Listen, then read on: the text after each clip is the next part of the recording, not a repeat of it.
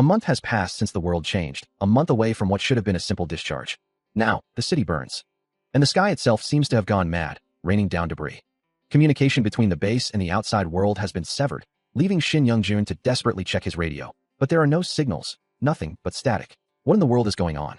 Not only regular calls, but the entire communication network is down, leaving him to wonder how long it has been already, and if their families are safe, with all military frequencies jammed.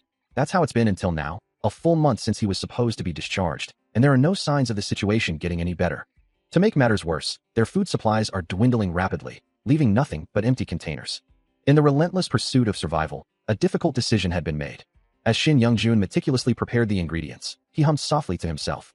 For in these trying times, proper nourishment was paramount to maintaining strength. Today's lunch, a hearty stew, simmered on the fire, its aroma filling the air. Shin Young-jun proudly presented his creation, a courage-inducing bear stew. The soldiers lined up, receiving their portions, eagerly anticipating the meal. One soldier, savoring each bite, couldn't help but wonder if it was truly this delicious, or if the dire circumstances simply made it seem so. Another, eyes wide with surprise, exclaimed at the unexpected flavor, while Shin Young-jun, observing their reactions, offered more. The meal was clearly a success, even prompting a question for Lieutenant Kim. The sound of eager eating fills the air, as one soldier, invigorated, declares they need to move out. Another soldier watches, his expression reflecting the newfound energy. The deliciousness of the meal is almost too much, with one exclaiming that soldiers deserve more than just this incredible taste. Others gulp down their portions, overwhelmed by the flavor. The sentiment spreads, with calls to share the bounty, acknowledging that everyone needs to eat. The soldiers, now fully energized, cheer for more exercises, their collective yell echoing through the space. A unified cry erupts, "Hooray for the Republic of Korea Army!" The scene briefly settles, the sounds of renewed vigor fading into the background. Shin Young-jun stands ready in his chef's uniform, a picture of calm efficiency. A closer look reveals his composed demeanor. This is Sergeant Shin Young-jun, 23 years old. Suddenly, the scene shifts to chaos, as soldiers inside a building begin to transform, their eyes glowing an ominous red. A horde of them charges forward, their faces twisted in feral screams. One soldier's face contorts, his eyes burning with a malevolent crimson light. He is responsible for the meal, now known as the judge. The battle unfolds on the grounds of a military school. Shin Young-jun, now in combat gear, delivers a powerful kick, as voices shout to block him off, noting that the area he's targeting is empty.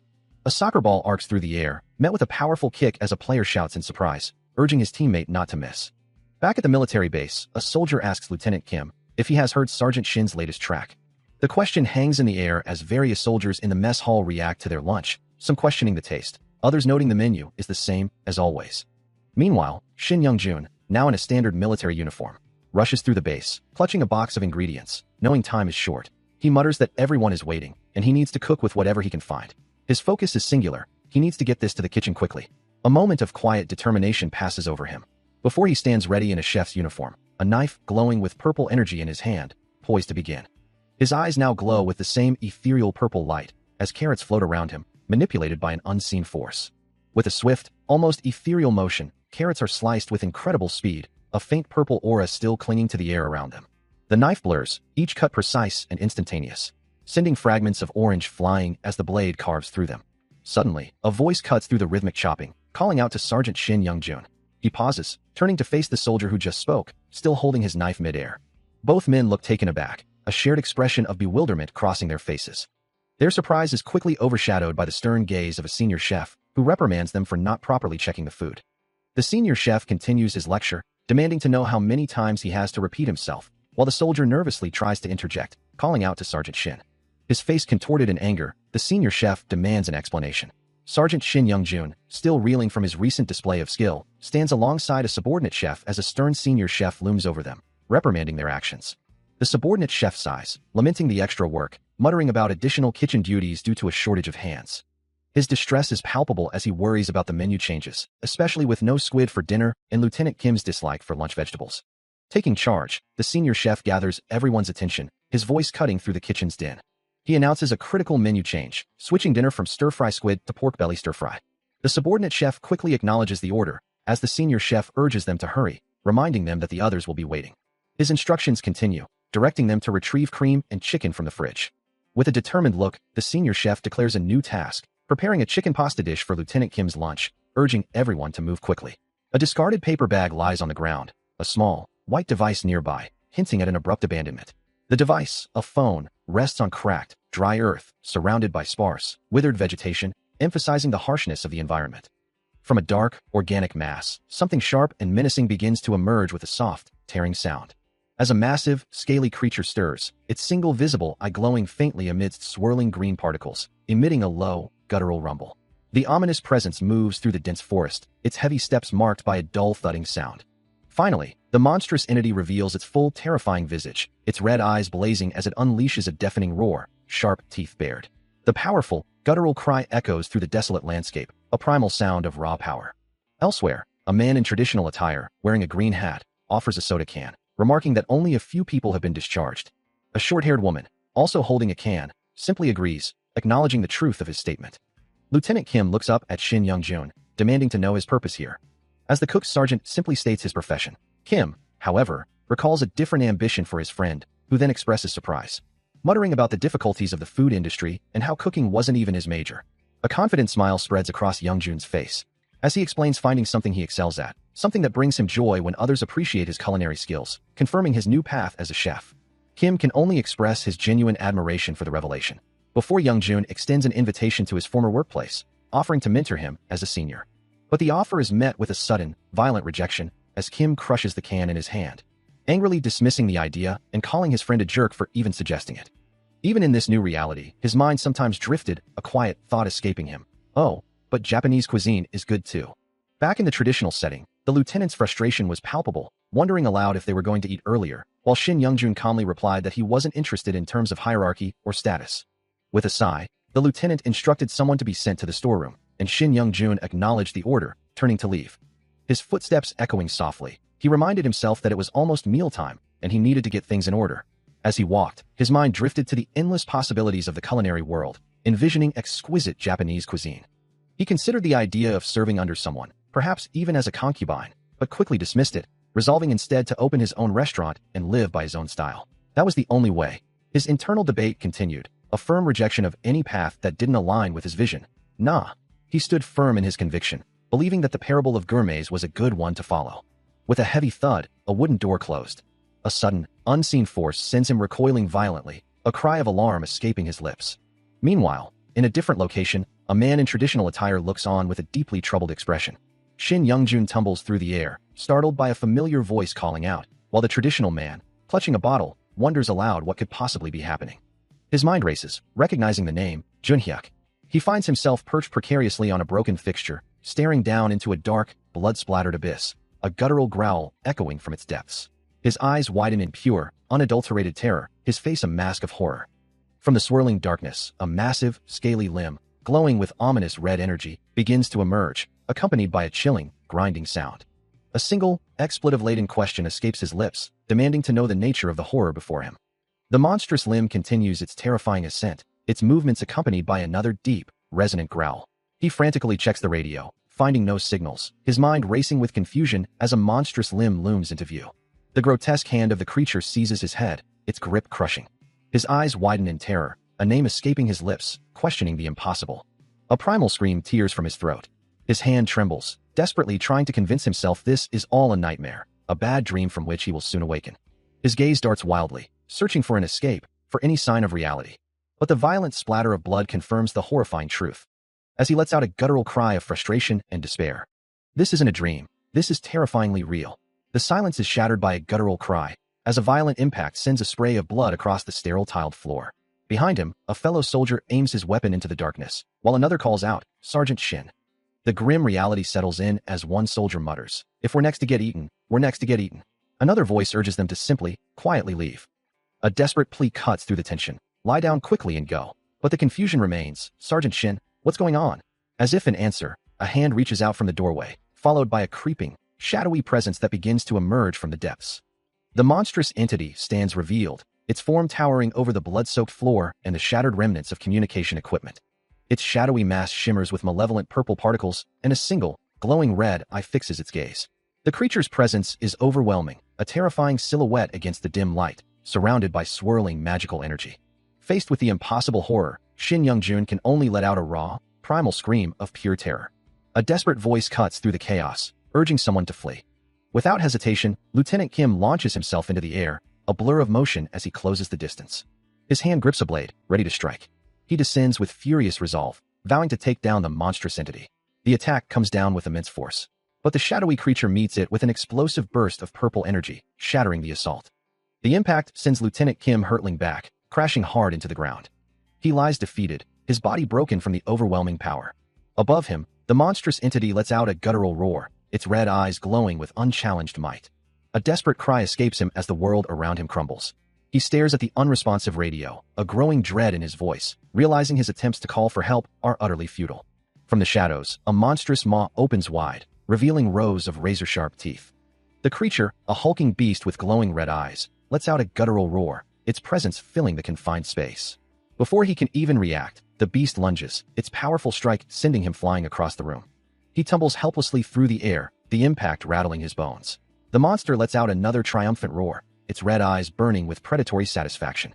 Lying broken on the ground, he can only curse his fate, the words a desperate whisper against the monster's might. A massive claw closes around him, and he is dragged away into the darkness. Overwhelmed and battered, he lies sprawled on the ground, his face contorted in a silent scream of agony. Suddenly, the monstrous entity strikes again, its dark form a blur of motion as it sends him flying across the room with brutal force. A guttural roar echoes through the space, the creature's red eyes burning with predatory glee. Shin Young-jun collapses, clutching his head in agony, a desperate voice from somewhere asking, "Sergeant, what's going on? Is this?" As he can only manage a pained groan. Still reeling from the impact, he can only manage a choked, like-eyed no. The monster's massive, shadowy leg steps forward, its presence growing more oppressive with each movement. Its single, glowing yellow eye fixes on him, another piercing shriek tearing through the air. With terrifying speed, a clawed limb lashes out, a pink aura of destructive energy trailing in its wake. The monster lets out a final, triumphant growl, its red eyes glowing ominously in the dim light. He is violently thrown through the air, a desperate curse escaping his lips as the monstrous entity's purple aura flares around him.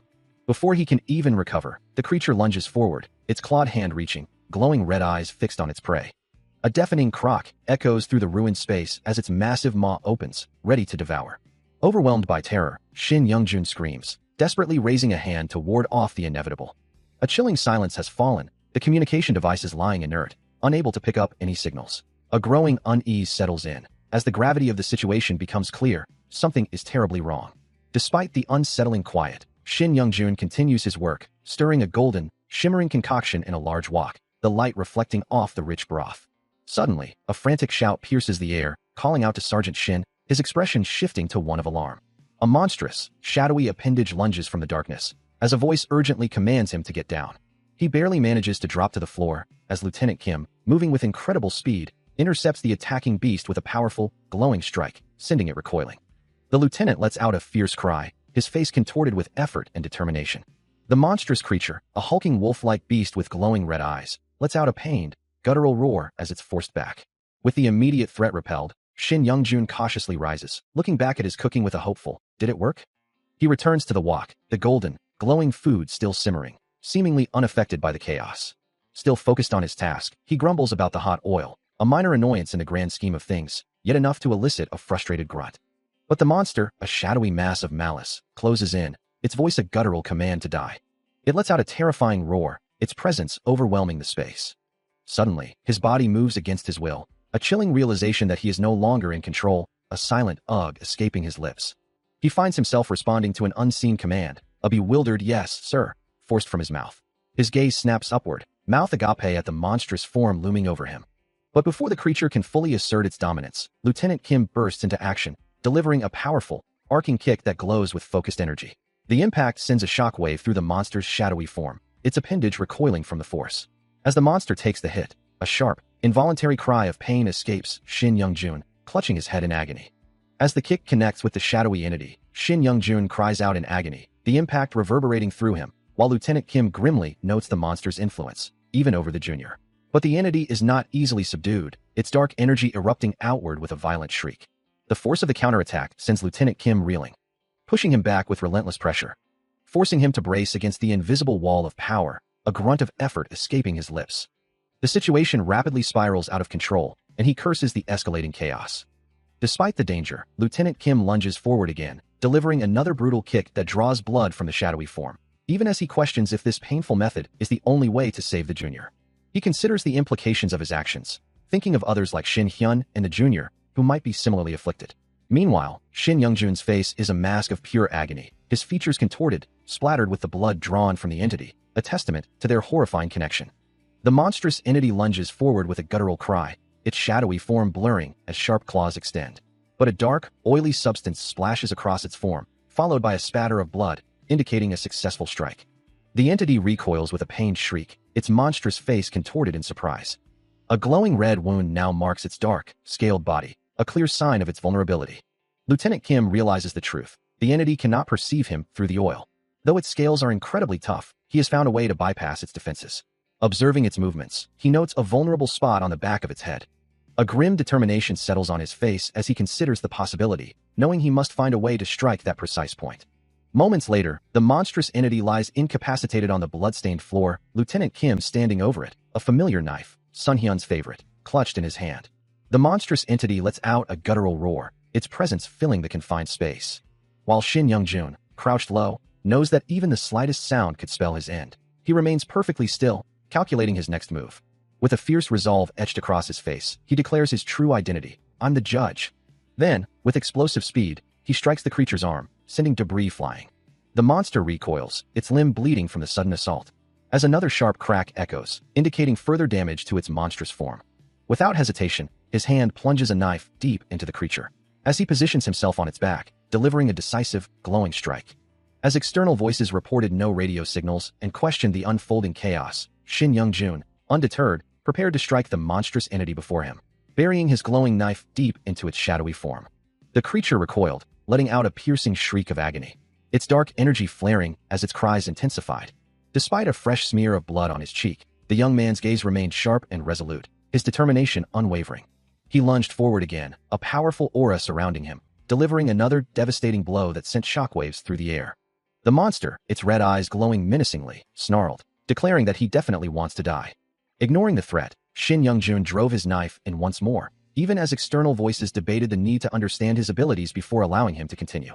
With a swift, decisive motion, he pulled the glowing blade free, leaving the creature reeling. A guttural roar rips through the air, a final, desperate surge of power from the monstrous entity. Its red eyes glowing with malevolence, it lunges forward, a crimson aura flaring around its gaping maw. But the sergeant, bloodied and defiant, meets its charge with a furious scream, refusing to yield.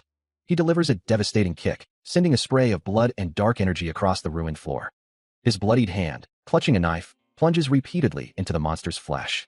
Each strike is met with a sickening impact, more blood erupting from the creature's form. Finally, the relentless assault ceases, leaving a gruesome trail of blood pooling on the ground. Both the monster and Shin Youngjun lie broken on the floor, the silence punctuated only by his ragged breaths. His bloodied hand, still clutching the knife, rests on the defeated creature's mangled form, a testament to his brutal victory. A triumphant gasp escapes him as he collapses, the battle finally over. He confirms his hard-won victory, the words heavy with exhaustion. Nearby, the monstrous creature lies utterly defeated, its massive form motionless. Suddenly, a brilliant flash of light erupts, accompanied by a sharp, metallic chime. A system window materializes before him, congratulating him on his awakening and revealing his new job as a novice chef, level 1. It also prompts him to check his status window, hinting at further details about what this new power entails. The scene shifts, revealing a peaceful, sunlit town, a stark contrast to the recent brutal battle. A sudden, jarring sound echoes through the air, as the world around him shifts from peaceful to desolate.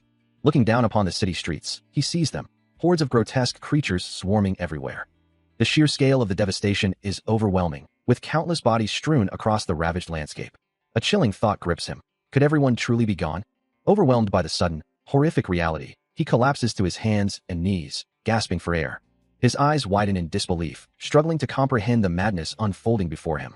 Amidst the chaos, a new, terrifying presence emerges, a monstrous figure with glowing red eyes that sends shivers down his spine. He then spots a mysterious, futuristic structure in the distance, and wonders about the strange system messages that accompanied his awakening.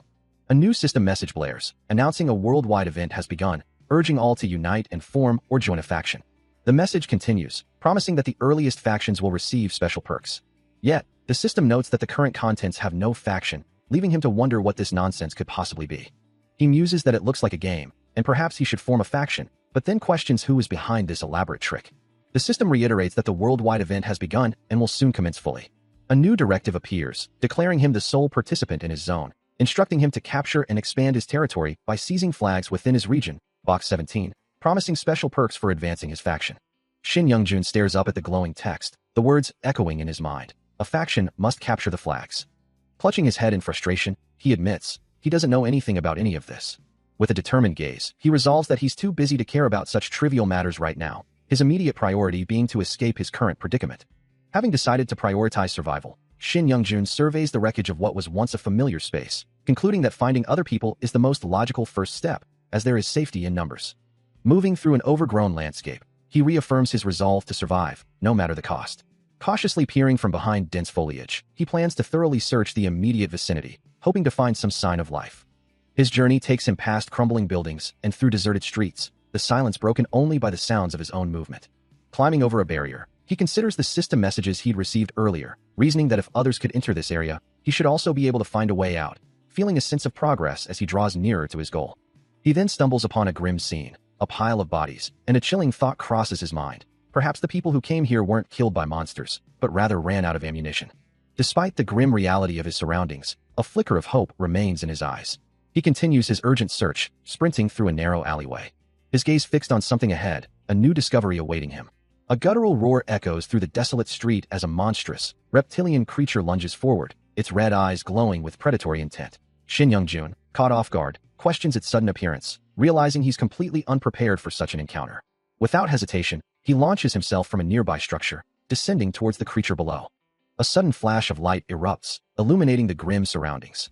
As the light fades, Shin Youngjun stands before a translucent system window, his chef's eye skill now active, initiating an ingredient analysis of the monster. The creature continues its menacing roar, unaware of the strange assessment it's undergoing. Moments later, the system confirms the analysis is complete, displaying the results on the screen. Shin Youngjun's eyes widen in disbelief as the message, "You have obtained secret lizard grooming enlightenment," appears, leaving him utterly dumbfounded. His thoughts drift to the monsters lurking in the foliage, noting their flexibility and suitability for initial training. He then considers the treasures they might hold, acknowledging his limited knowledge of monsters, but confident in his ability to analyze their valuable drops. These creatures, he muses, are ideal for a smooth progression, allowing for a seamless transition from one stage of development to the next. Suddenly, his analytical calm shatters as he confronts a horrifying sight, a question escaping his lips. A look of pure shock and disgust contorts Shin Youngjun's face as a chilling, disturbing method for preparing a monster flashes through his mind. The monstrous creature before him lets out a guttural, terrifying roar. He stares up at the towering, dark form of the monster, its body wreathed in a sickly green aura, confirming his worst fears with a horrified gasp.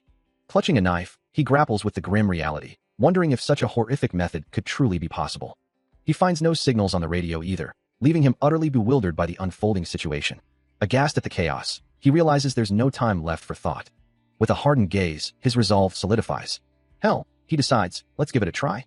As the monstrous creature lets out a guttural roar, he wonders if his attack will simply get stuck in its tough hide. Closing the distance, he plunges a glowing dagger into the beast, a system notification instantly announcing the unlocking of his intro dagger skill. He continues his relentless assault, another message confirming that kill efficiency improves when using dagger-type equipment. The monster lets out a pained shriek, its tough hide finally yielding to his determined strikes. He lands a perfect strike, confirming the system's guidance as he continues his assault. The creature begins to fall, its massive form collapsing, before crashing to the ground with a heavy impact. With a final, guttural sound, the monster lies defeated. Shin Youngjun lets out a breath, acknowledging how close he came to death without the crucial information provided by the messages. Then, a sudden realization makes his eyes widen in surprise. A strange energy courses through him, a vibrant blue aura swirling around his form, leaving him to wonder what this feeling could be. The sensation intensifies, a purple glow now enveloping him, as if something is slowly filling him up. It is an entirely new feeling, one he has never experienced before, overwhelming his senses. Suddenly, a system message flashes, confirming he has gained experience points. He stares at the glowing text, which warns him not to eye a dish that has no ingredients they cannot handle, even those they have never dealt with before. The message continues, explaining that for targets judged as ingredients, observation can reveal the best recipe, processing methods, and more. The system then classifies a monstrous creature as a lizard man, before presenting a list of lizard recipes for ingredients, detailing the properties of lizard meat. The system continued its bizarre instructions, detailing that without removing the gangly shell, a monster becomes an ingredient requiring careful attention, and then recommended a specific cooking method. Overwhelmed by the absurdity, he could only shout, "Enough!" His mind reeled at the thought, questioning, "You crazy? Cooking that?" staring at the grotesque remains of the creature. He couldn't comprehend. How can you eat a monster that has eaten people? The sheer mental strain and physical exertion left him gasping, his breath coming in ragged, heavy sighs. His boot remained firmly planted on the ground, a small tack sound echoing the quiet of the moment. Suddenly, a voice cut through the silence, causing him to whip his head around and demand, "Hey, who's there?"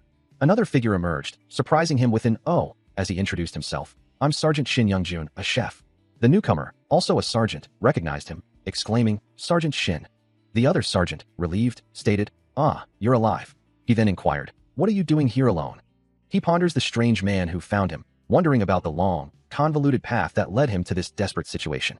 Meanwhile, a military search party moves cautiously through a desolate landscape. Their leader, Sergeant Shin, reports hearing human voices from a particular direction, holding onto the slim hope of finding survivors. He then directs his team to press onward, towards the other side, acknowledging the unknown dangers of the monsters that might emerge. Suddenly, a frantic cry echoes through the air, urging everyone to run and escape quickly. Now, Young-jun and the military sergeant sprint through the dense forest, their figures blurring with speed as they flee from unseen threats. He glances back, a flicker of concern crossing his face, as they continue their urgent escape. A heavy question weighs on his mind, wondering about the fate of the other soldiers. A wave of sorrow washes over him as he realizes they all seem to be gone, a silent apology forming on his lips. As they continue their desperate flight, he mourns the good men who were lost. He reflects on the grim reality, a memory surfacing of a time when he felt a profound sense of isolation, thinking, "Looks like I'm the only one left." The memory shifts to an earlier moment, a military camp bustling with activity, where a soldier excitedly announces the discovery of a survivor, urging everyone to move quickly. Within the fortified perimeter, Young-jun and the military sergeant observe the scene. As the sergeant confirms they've fortified the area around the ammunition depot, a crucial strategic point. He then notes the exhaustion etched onto the faces of the other soldiers, and the peculiar detail of their differing uniforms. Another soldier, seemingly in charge, issues a command, mentioning preparing primates in a hushed tone. The sergeant, clearly perplexed by the strange terminology, repeats the phrase in disbelief. Preparing primates? He wonders, the words hanging heavy in the air. Later, within the confines of a military structure, Young-jun and the sergeant sit armed, their expressions a mix of weariness and vigilance, awaiting whatever comes next. Observing the fortified perimeter, the sergeant wonders if the cryptic command they overheard could be referring to the people they now see. The view outside reveals a sprawling, makeshift military camp, bustling with activity. As the sergeant, still processing the strange orders, demands a report from his companion, asking what kind of command they just heard. Shin Young-jun confirms that Lieutenant Kim is currently in command here, his voice steady despite the unsettling situation. He explains that the top officers from the main base have been scattered for a long time, and upon hearing of their arrival, Lieutenant Kim immediately ordered them to relocate. With the situation clarified, Shin Young-jun decides it's time to move, announcing they should go inside. They proceed through a door to the left, entering the interior of the facility. As they walk, the sergeant reveals that Lieutenant Kim is the only officer left, implying he might be the sole survivor of the command structure. Shin Young-jun, taking the lead, reiterates the need to continue moving, suggesting they go further inside for now. Pushing open a heavy door, he steps into a dimly lit room, the silence broken only by his own soft footsteps. Suddenly, a voice calls out, identifying him as Sergeant Shin Young-jun, and he turns to face the speaker, who confirms they were looking for him. He finds himself among a small group of soldiers, their faces etched with relief as one exclaims, "Oh, Shin Young-jun, you're alive." Among them is Lieutenant Kim Hyun-sek, who grimly states, "Hey, it seems like we're in big trouble." Shin Young-jun addresses the assembled soldiers, suggesting they get this over with and talk, though he senses their discomfort. He agrees to proceed, noting that despite everything, there are still quite a few survivors. Meanwhile, another soldier urges Lieutenant Kim to keep checking the surroundings, asking about the search and rescue team. Kim's expression hardens as he hears his name, Lieutenant Kim. Shin Young-jun observes him, thinking of him as a dirty, greedy low-level officer. Kim, meanwhile, dismisses the food offered to him with a disgusted, "Yuck, I can't eat this," deciding he'll eat something else later. Shin Young-jun, holding a knife, expresses his doubt. "I'm not sure if I can trust you for this," as the hour grows late. A critical message flashes across the screen. This day is our last chance to escape right now. He tries to explain the grim reality to the soldiers, emphasizing that the situation is far worse than they realize. Lieutenant Kim interjects, asking about the head of their unit, to which Shin Young-jun replies that he is no longer present. The lieutenant's expression hardens as he dismisses the idea, believing the situation is too dire for such a plan. Shin Young-jun continues, his voice firm, explaining that only the most desperate remain, and he has a plan for them. He presents a small notebook, revealing the scouting unit's number, 7. Lieutenant Kim questions the number, asking if it refers to just a single unit. Shin Young-jun clarifies the devastating truth, stating that out of roughly 100 soldiers, only 7 remain, including casualties. Lieutenant Kim, still disbelieving, asks to see the notebook, but Shin Young-jun counters, asking what he expects to find. He explains that he meticulously checked the numbers before arriving, and confirms they have lost all contact with the outside world. The silence on the radio is absolute, confirming no signals can get through, as Sergeant Min Jae, the communication unit specialist, grapples with the impossible reality. He reports that all regular phones, internet, and even military satellite communications are completely disconnected, leaving them utterly cut off. Min Jae's face is etched with despair as he confirms he has tried every method imaginable, but all attempts at contact have failed. A grim realization settles over Shin Young-jun, who simply states their dire predicament. Lieutenant Kim turns to him, his voice laced with disbelief, questioning if they truly cannot reach the outside world, and wonders if an EMP attack from North Korea is to blame. But he quickly dismisses the EMP theory, knowing the military's defenses against such an attack, leaving him to ponder the true, terrifying cause of their isolation. Among the gathered soldiers, one voice breaks the silence, expressing the chilling fear that they are doomed, and will starve or freeze if they remain cut off. The same soldier then turns to Lieutenant Kim, desperately asking for guidance, as anxiety begins to spread through the group. Shin Young-jun feels the weight of their predicament, a sense of being utterly trapped, as the collective anxiety of everyone around him becomes palpable. As the goal remains unclear, the stark reality settles in. Nothing can be done, and the soldiers' anxiety doubles with each passing moment. Overwhelmed by the weight of their predicament, Shin Young-jun sits in quiet despair, the unspoken thought hanging heavy in the air.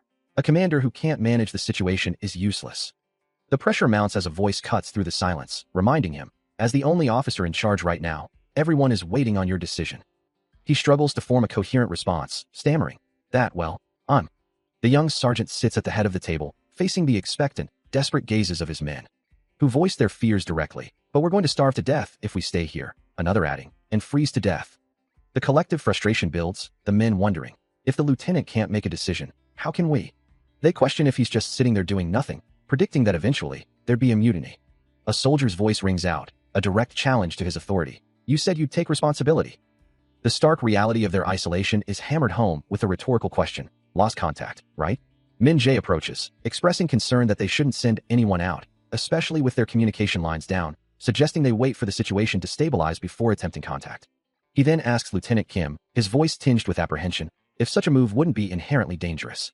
Lieutenant Kim considers this, his gaze distant, acknowledging the inherent risk. Meanwhile, Shin Young-jun remains lost in thought, his mind grappling with the gravity of their predicament. He stares at a map, the vast distances highlighted, realizing that the target location is simply too far for a safe journey. Min Jae echoes this sentiment to Lieutenant Kim, confirming the impracticality of the distance. Shin Young-jun's thoughts then shift to a more immediate threat, the bastard, who is likely still nearby. Addressing his assembled soldiers, he declares the mission dangerous but necessary, calling for volunteers to pick up supplies. His expression is grim, as he knows the alternative. They will simply freeze to death if they do nothing.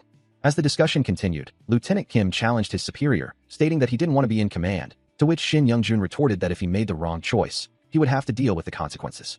Kim pressed on, accusing Shin Young-jun of trying to avoid responsibility by making others take orders from higher-ups. Shin Young-jun's expression hardened, his thoughts clear. The situation was difficult, but this was no time for such an attitude from a commander. He then sharply rebuked Lieutenant Kim, declaring he had expected more from him, calling him an idiot.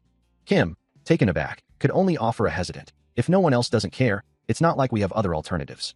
Shin Young-jun, however, remained resolute, asserting that the remaining soldiers would still be able to fight if they received orders from higher-ups. Min Jae and Lieutenant Kim exchanged a glance, the latter muttering, "Oh, yeah," before adding, "Well, it's not like we have other alternatives." Kim then conceded, saying, "I think we all agree," before reiterating that the remaining soldiers would still be able to fight if they received orders from higher-ups. Min Jae, standing beside Kim, then chimed in, suggesting they let's check. As the scene shifted to an exterior view of the troops' barracks, Shin Young-jun's voice echoed, asking, "Young-jun, how much food do we have left?" He surveys the meager provisions, noting that they have about 8 days of basic rations and perhaps 6 weeks of emergency supplies. Considering their reduced numbers, Min Jae reports that this might last them 1 or 2 months before asking about their ammunition. He explains that they've used all their training ammunition for combat, but without additional supplies, they're running critically low. Shin Young-jun's expression hardens as he acknowledges the grim reality. They are facing monsters, after all.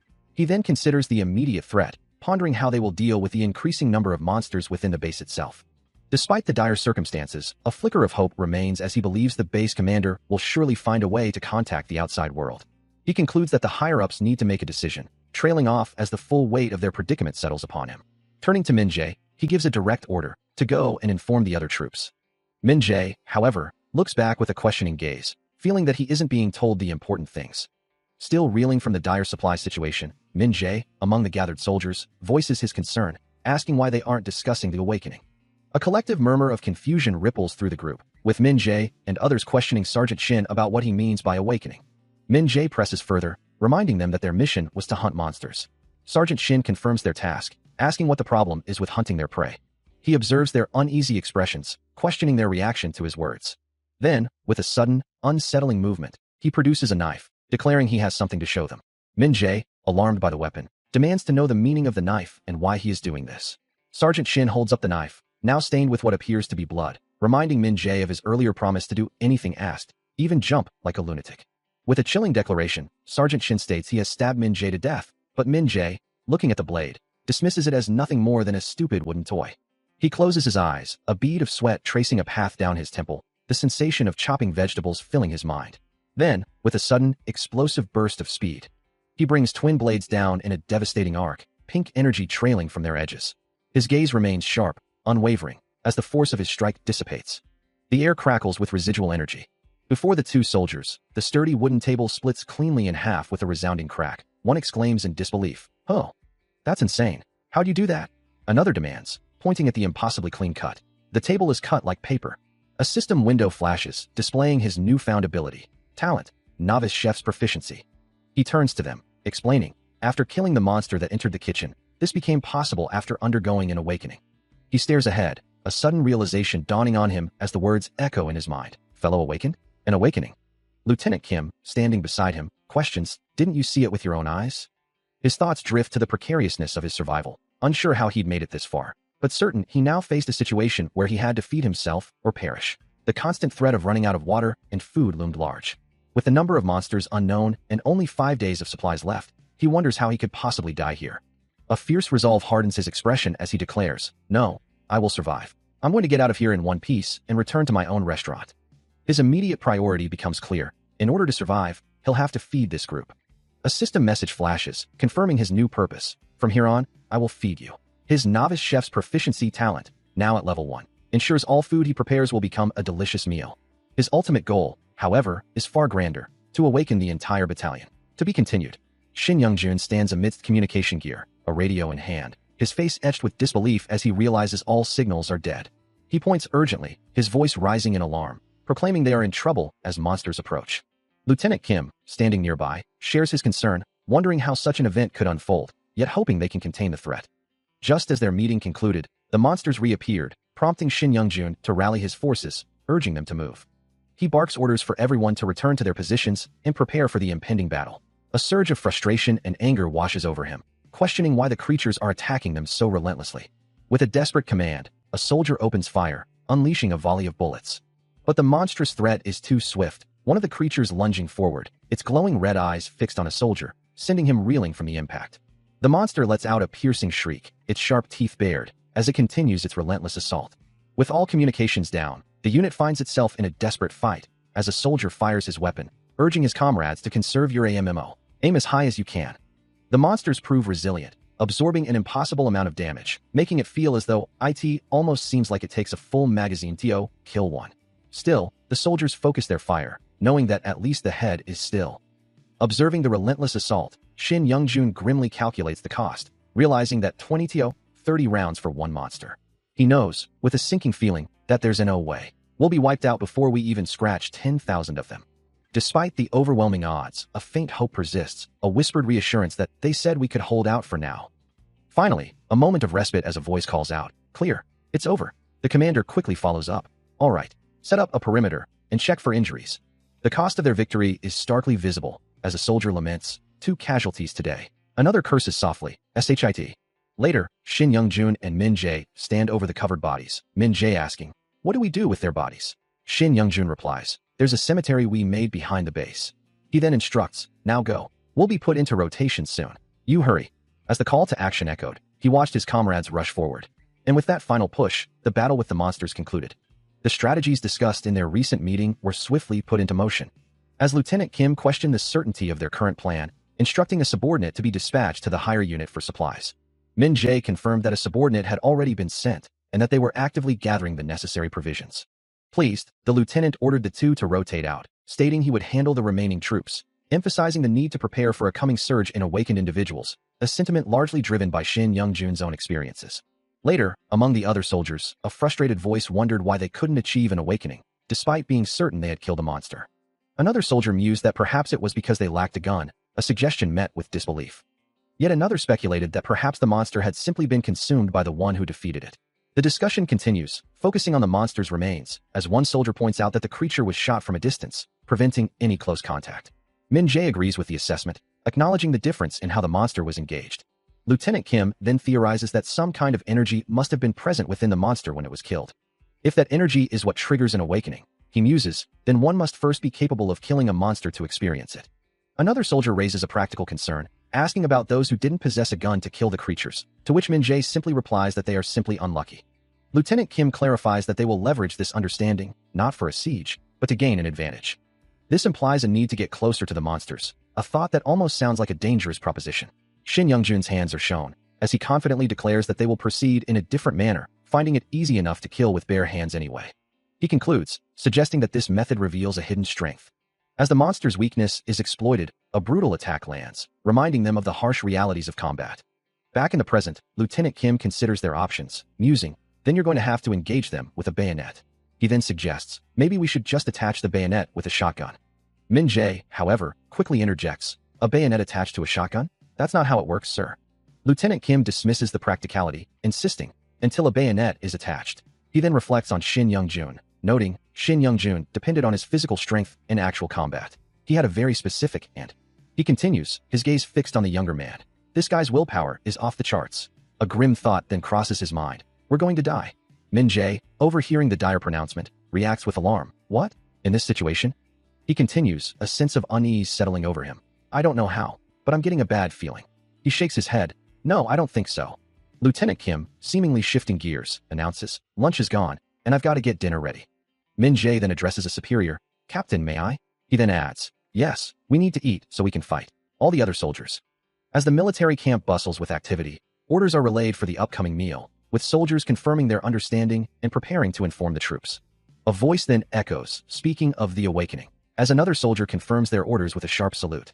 Military trucks begin to mobilize, moving along the dirt roads, flanked by marching soldiers. Inside one of the vehicles, Lieutenant Kim drives, while Min-jae sits beside him, both maintaining a watchful silence. The convoy continues its journey, a cloud of dust trailing behind them as they press onward. Back at the camp, a soldier opens a door, revealing the interior of a building. Inside, Shin Young-jun struggles with a massive pot, wondering aloud why it feels so incredibly heavy, noting that the entire pot, not just its contents, seems to defy gravity. He then realizes the source of the anomaly, attributing the immense power to his awakened skills, which are infusing the stew. He muses that distributing it will be no problem, despite its weight. The pot glows with a vibrant energy, its contents now a mangacaps strengthened beef stew, radiating an otherworldly aura. Amidst the growing chaos, a desperate realization dawns. There are no signals on the radio either, leaving everyone to wonder what in the world is going on. Meanwhile, in the kitchen, Shin Young-jun continues his work, a system message confirming that excellent temperature control significantly increases a chef's stats. His sincerity in cooking has advanced to a moderate level, promising a heavy increase across all his stats. Yet, he ponders the exact nature of the strength he's gained, as the system offers to add a new skill.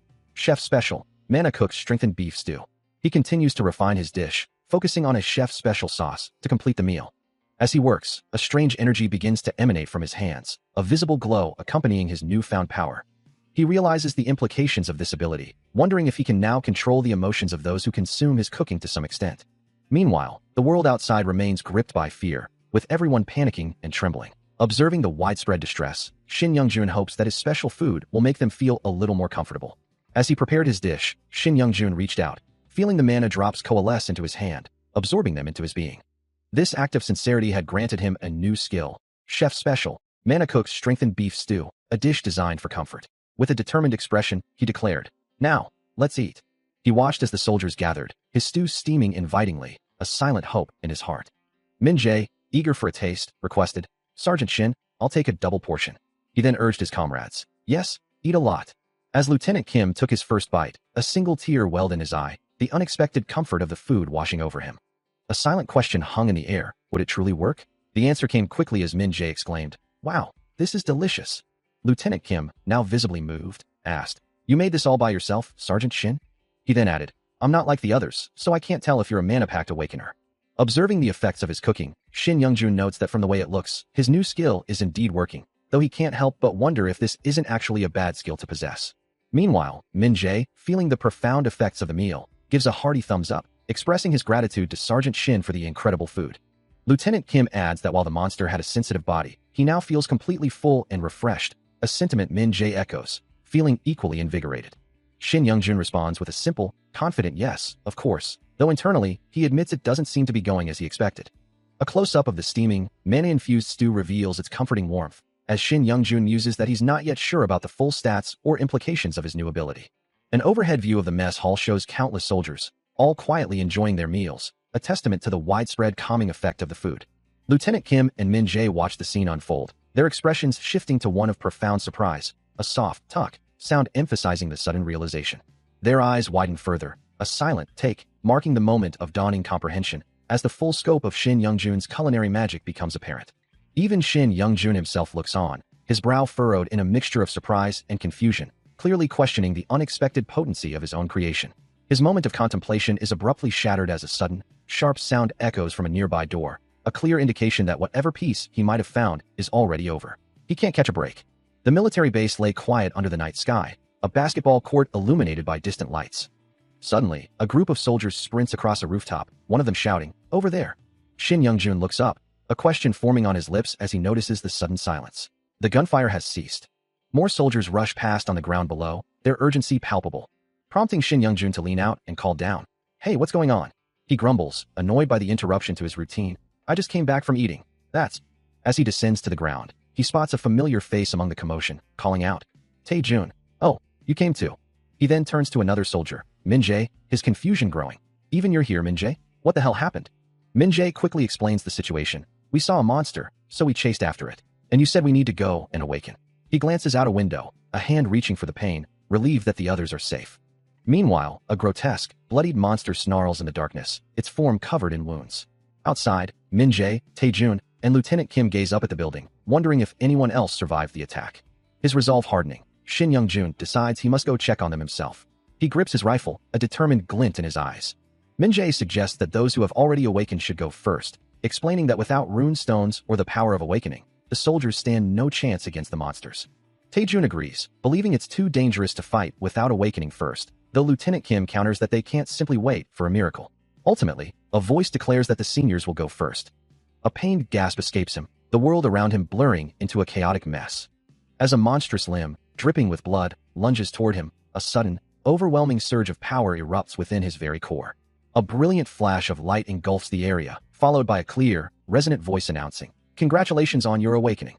Before his eyes, a translucent system window materializes, detailing his newfound abilities, a new skill, a new title, and a clear indication of his enhanced rank, confirming the impossible had just occurred. Staring at his own hands, now faintly glowing, Shin Youngjun can only utter a stunned, disbelieving cry, questioning if this surreal experience is truly real. His comrades, Min Jae, Tae-jun, and Lieutenant Kim, watch in astonishment, their faces etched with confusion as they demand to know what he has done and if he has truly awakened, wondering if they too saw the mysterious system window. A slow, confident smirk spreads across his face, a stark contrast to his earlier distress. As blue electrical energy crackles around him, he acknowledges the profound change, feeling a new, exhilarating power coursing through his body. Min Jae and Tae-jun exchange glances, their initial shock giving way to a shared realization. It's a success. A surge of power courses through him, a tangible force he can now perceive and confirm with his own senses. Around him, his comrades stare in disbelief, their voices echoing with awe at the brilliant blue glow emanating from his form and the lightning crackling in his eyes. Shin Youngjun himself processes the revelation, a novice mage, now wielding the power of thunder. Min Jae, one of the soldiers, confirms the name of his new ability, Thunder, with a mixture of wonder and apprehension. Another voice cuts through the air, reminding him of his previous unawakened status and questioning if his culinary talents are now obsolete. Tae-jun stands beside the still glowing Shin Youngjun, his expression a mix of curiosity and concern. The implications of his awakening are clear. He can now fight monsters up close, and though some may doubt it at first, with enough effort, he can achieve anything. Suddenly, a distant crash echoes through the night, a stark reminder of the dangers that still lurk. Shin Youngjun declares his readiness to face whatever comes next, while Tae-jun cautions him to be careful, repeating the warning for emphasis. As the group of soldiers gathers, a voice announces that it's Sergeant Park's turn, urging everyone to pay attention. Sergeant Park steps forward, his gaze firm. Before him lies a monstrous creature, heavily wounded and bleeding, prompting a quiet, questioning "huh?" from someone nearby. He observes the beast, noting its continued menace, thinking it's still a little scary and definitely not dead yet. The monster stirs, letting out a low, guttural growl. Sergeant Park leans in, his hand moving subtly. He calmly tells the creature, "Hey, stay still," before adding, "I'll be done in a minute." As he speaks, the monster's eye flares with an ominous red glow. A swift, unseen strike tears through the air, silencing the monster with a final, agonizing shriek. Shin Young-jun braces himself, rifle held ready. The creature lets out a guttural roar, its jagged teeth glinting, and his eyes snap wide, a flicker of shock crossing his face, as a dark mass begins to stir, then surges upward with a malevolent, crimson glow, letting out a piercing shriek as it ascends. The monstrous limb lashes out, causing Min-jae and Tae-jun to cry out in terror. The tentacle-like appendage thrashes wildly, but in a blur of motion, Shin Young-jun intercepts, his attack tearing through the monster's flesh with a spray of blood. Amidst the chaos and communication blackout, the monster's limb, which had just launched its assault, was violently ripped apart, spraying blood across the ruined landscape. Witnessing the brutal counter, Min-jae could only scream in rage and defiance, cursing the monstrous creature. The monster, however, was far from defeated, its single red eye glowing with renewed, malevolent energy. Seeing its continued threat, Min-jae urgently called out to Tae-jun, demanding he finish the creature off. Tae-jun, his face set with grim determination, responded with a resolute "okay." Meanwhile, Shin Young-jun, having delivered the initial devastating blow, stood firm, his voice echoing with an unwavering promise. He would not let the bastard live. As if in response, the monster's glowing red eye intensified, a dark, shadowy form moving with impossible speed. Then, with a sickening crunch and a fresh spray of crimson, a powerful strike landed, tearing into the monster's flesh once more. The monster's very essence seemed to unravel, a dark, organic mass violently disrupted from within, glowing particles of red energy scattering through the air. Its maw, once a terrifying weapon, now hung open, a bloody, torn ruin of flesh and bone. Observing the creature's devastation, Shin Young-jun's eyes held a grim determination, while behind him, Min-jae and Tae-jun stared in wide-eyed shock. The sheer brutality of the fight left them speechless, their faces contorted in a mixture of fear and disbelief. Breathing heavily, his body covered in blood and sweat, Shin Young-jun looked down at his hand, a faint, ethereal glow emanating from his palm. A guttural cry escaped him, a mix of exhaustion and perhaps something more profound. Was this truly the end of the battle? Suddenly, a system message materialized before him, congratulating someone on their awakening, revealing that Park Tae-jun had awakened as a novice astronomer, with specific stats for strength, agility, magic, and luck, leaving Shin Young-jun utterly surprised. A system message flashes, confirming the new reality, declaring, "Take this, is it." As the dust settles, Shin Young-jun looks down at the injured Tae-jun, asking if he is alright, who, despite his pain, retorts, "What are you doing calling me that?" He then adds that a monster is still alive, and he needs a moment of treatment, letting out a pained ugh. The monster, still breathing heavily, its maw mangled and bloody, struggles to recover. Shin Young-jun, clutching his own chest, acknowledges his narrow escape, muttering, "I got a small window too." He then curses, "Well done, asshole. You almost made my chest burst. It's all over." He helps Tae-jun to his feet, who lets out another pained ugh, as Shin Young-jun reassures him, "I'm glad you're okay." Reflecting on the intense battle, Shin Young-jun admits, "For a split second, my body wasn't my own." He adds, "My leg almost came off. I almost lost my motivation," before calling out, "Hey, help." He then points towards a group of soldiers, including Min-jae, instructing them, "Over there. You lot, keep a watch out." The soldiers stand ready, as an unseen voice confirms, "We'll return as soon as the medic comes." With the commotion from the monster attack finally over, a new reality settles in as Tae-jun, now visibly glowing with an awakened power, stands alongside Min-jae, who has also undergone the transformation. From this new development, an army capable of confronting monsters without relying on conventional weapons begins to form, as Shin Young-jun observes the burgeoning power within his ranks. However, the awakening phenomenon spreads like wildfire among the soldiers, particularly within the ammunition depot, causing concern among some, as Tae-jun, overwhelmed, insists he couldn't have caused it, while Lieutenant Kim listens intently. This rapid spread, however, would be met with resistance from other senior officers who refuse to attempt awakening themselves. One such senior officer vehemently refuses, his anger palpable, as Shin Young-jun watches the unfolding resistance.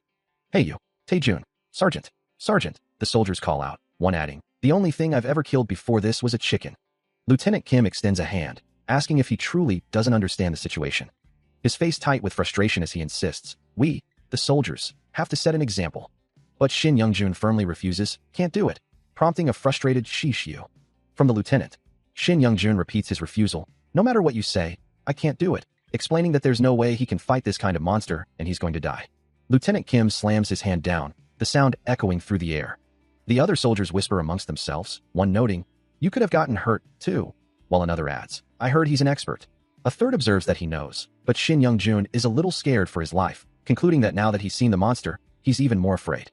Lieutenant Kim looks serious, surprised because Shin Young-jun looks like he could fight a monster to death, adding that he doesn't want to force people to defect the mana zone because of this. Finally, he relents. "Fine, do whatever you want."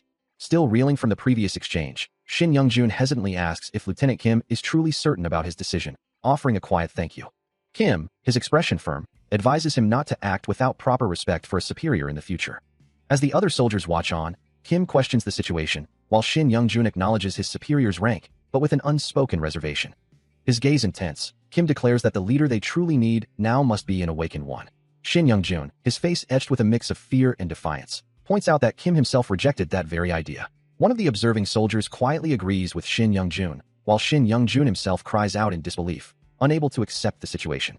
A narrative thought reflects on the impossibility of Shin Young-jun being a leader in their current predicament, acknowledging his power but questioning his qualifications.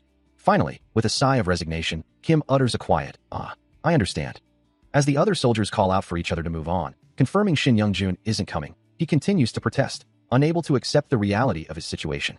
He remains steadfast, even as Min Jae approaches him, reminding him that soldiers will be dispatched regardless. Meanwhile, Lieutenant Kim addresses Kwang Il, instructing him to follow for now. Kwang Il, in turn, questions Min Jae, asking if he's also going. The military camp buzzes with activity, a multitude of soldiers preparing for deployment. Lieutenant Kim, still with Kwang Il, expresses his frustration, lamenting that he can't simply send everyone. Min Jae continues to press Shin Young-jun, explaining that the problem isn't just about the immediate mission, but how it will affect the entire shift. Lieutenant Kim, addressing his soldiers, acknowledges the danger, stating that there are many monsters outside, necessitating a strong defense. Shin Young-jun, looking away, quietly agrees, admitting that he knows there are many monsters and someone needs to protect the others. Min Jae observes that it's been a while since monsters last appeared, suggesting they'll soon begin to gather in groups. Meanwhile, Lieutenant Kim asserts that they are protected from the monsters as long as they act in groups. Min Jae points out that this is precisely why no streets are safe, as people want to leave and go where their families are safe. Min Jae concedes that this is a possibility, and so they must do their best to make their people feel protected. Only then will they not have to worry about their families. The lieutenant agrees that protecting their own lives is important, but wonders if he's the only one who's afraid. He continues, contemplating a scenario where they might have to fight an entire army of monsters. In such a case, he predicts many young soldiers will break down, potentially leading to conflict with the awakened soldiers. He concludes that such a situation would be destined for defeat, with Min Jae adding that it would eventually lead to the collapse of the unit.